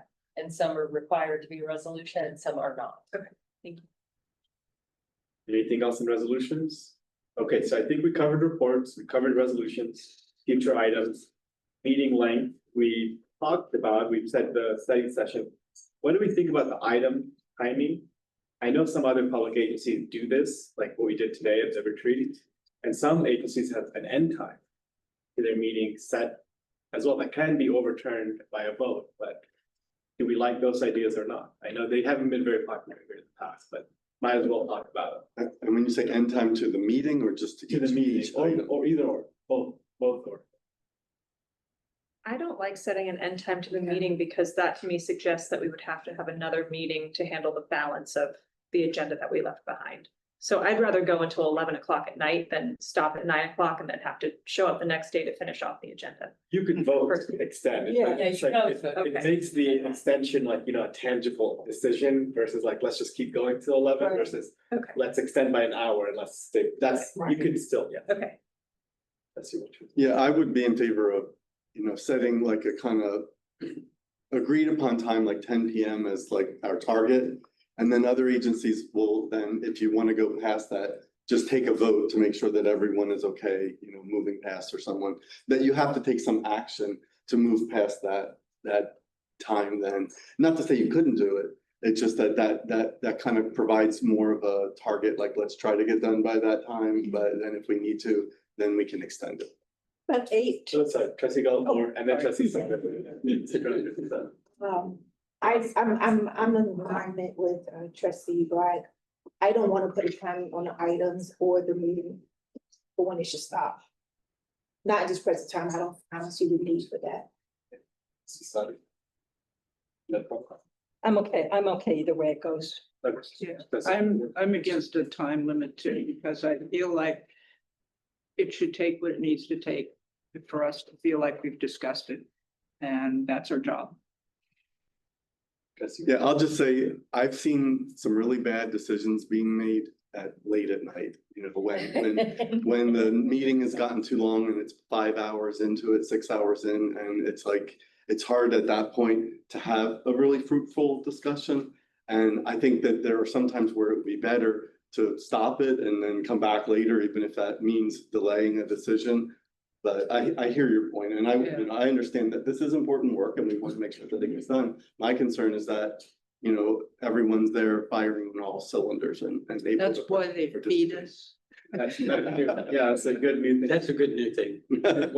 One of the main, you know, I learned a lot in grad school, but one of the things I really remember in our project management class was this quote, which is that work expands to fill the time allotted. Like if you give someone 2 weeks, it's gonna take them 2 weeks. If you give them 4 days, they might probably still get it done. Same quality in both amount of time. So that's why I like the idea of time goals. Like this item is gonna take 10 minutes. Doesn't need to take 10 minutes, but at least we know this is a smaller item versus one that has 30 attached to it, where you can say, okay, we can feel like we can stretch out more and talk more. It doesn't mean that you couldn't, but I'm a big fan of, yeah, section 2, 10 minutes, section 5, 20 minutes, and then we try to do it, but it's not a requirement. It's not like no one has a timer on the clock. This is my mind. I just lost my train of thought. I'd like to have that suggested time, maybe on the side. I think you're more incentivized to get that done sooner, especially for smaller agenda items like just reports or something like say the ASG report in 5 minutes. Incentivized to finish that work during length of time instead of just dragging it on for as long as like, so just a suggestion. But technically, according to our policies, when we are having a discussion about a topic, you're not supposed to drag on. If you make your statement and you've already highlighted your viewpoint on that specific statement, and all the other trustees made their viewpoint, you can't keep beating it in the head, saying it over and over again. And that's according to policy and just proper decorum. That's a really good point. Like it is our policy. It specifically says to be succinct and not repeat your points, like to respect other people's side. It actually says all those things word for word. That's simple. I think if you have a time, I don't know what you want to call it, let's not call it a limit, let's call it a suggested, you know, time. It's a signal both to the rest of the board and to those people who are in that this should take this long. Yeah. I don't know if we want to have we have to cut it off at 8 o'clock. Be nice if it lasts till 8 o'clock, but it needs to take as long as it takes.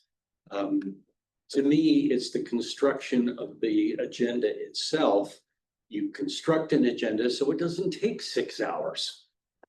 Yeah, that's a good point. I do agree. I think I like the time suggestions more than the end time. And we just, like some it's 8, some it's 10, based on the suggestions, and we see where we go. It might end earlier. Yeah. That will be the day. We can try it. How about we try it? Not in September, not this coming meeting, but September 11th, maybe we'll try it. Okay. Okay, last but not least, we're 5 minutes on schedule, but we had a little comments, so I consider us still on schedule. Last thing is, this is kind of related to our board agendas because we've had legislative things come directly to our board since we don't have a set system. But I'll share what our legislative affairs ad hoc committee discussed, which is we wanted to give the board 3 areas of options to give preference of how we want to move forward in terms of legislative work. It's always been like a back burner issue for the board. Like the legislative liaison was like a newer thing we created, and other districts do a lot more in this area, but we're also SBCC. We don't have to be like everyone else. But the 3 areas of input we wanted to seek was first our scope of work. Like what is our purpose? Like how much do we want to do, right? Like do we want to do all 4 of these things, one of them, none of them? So scope of work, focus on taking positions on legislation, making our voice heard, focus on securing funding. Some colleges really go after the funding, and that's what their mission is. Do we want to try to get legislation passed that we think specifically would help us? Or do we want to more focus on building relationships for if and when something comes up that we can leverage. Again, they're not all mutually exclusive, but you know, you cannot do it all. And maybe we don't want to do none either. So that's one area is our scope of work. We wanted to get feedback on. Second is our approach. Like, do we want to be an issues focused approach or a level of government focused approach? So that's a little more technical. I understand that people don't have as much feedback. And then last is delegation of authority. Like, how much do we want to keep at the board level? How much are we okay delegating to either the superintendent or to a committee or to the legislative liaisons? You know, right now it's all on the board. Other districts, there's just standing, you know, procedures, and the superintendent can just send in letters of support. Others have their committee vote on those things first. So these are just some areas of thought, and we just wanted to give the board's feedback on scope, approach, and delegation of authority that we're comfortable with. And it is just discussion because we need to make the policy updates and everything back. What are the thoughts on scope? Trustee Moritz. I tend to focus on issues. 1705 is something that I think we should take a position on and argue for or against. Anything that directly affects the college and especially student success in teaching should be something that the board takes a position, in my opinion. So you're thinking more of the number one bullet point, like focus on taking positions on making our voice heard on ongoing bills, or do you think more, there might not be a bill for 1705, so should we be more activist about that than like propose a change? I think the more things you try and take issues on, the more you dilute your impact. So Get your focus on the things that very much affect this college and the teaching and the student success in this college. 1705 is a great example of that to me. So that's the third bullet point, which is focusing on specific outcomes that specifically nexus with Yep. Yeah, I would agree that we would focus. And I would include the idea that if there is something we want to accomplish, that takes a lot of work. I spent,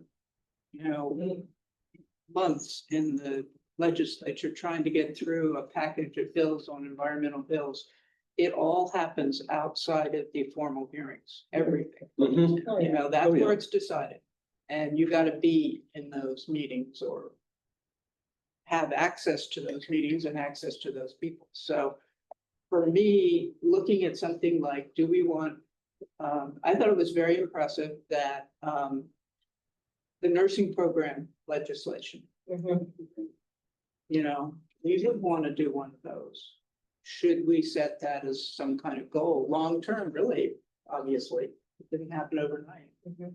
But again, focus on something we want and put the energy into it or just not. Yeah. I think it's kind of like that. I don't feel like our letters of support make much difference when all the colleges are writing in and saying, we like this bill or we hate this bill. I think that gets ignored in the actual process. Okay.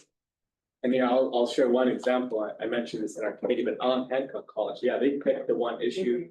They empower their superintendent. And they built a good relationship with Councilmember Hart.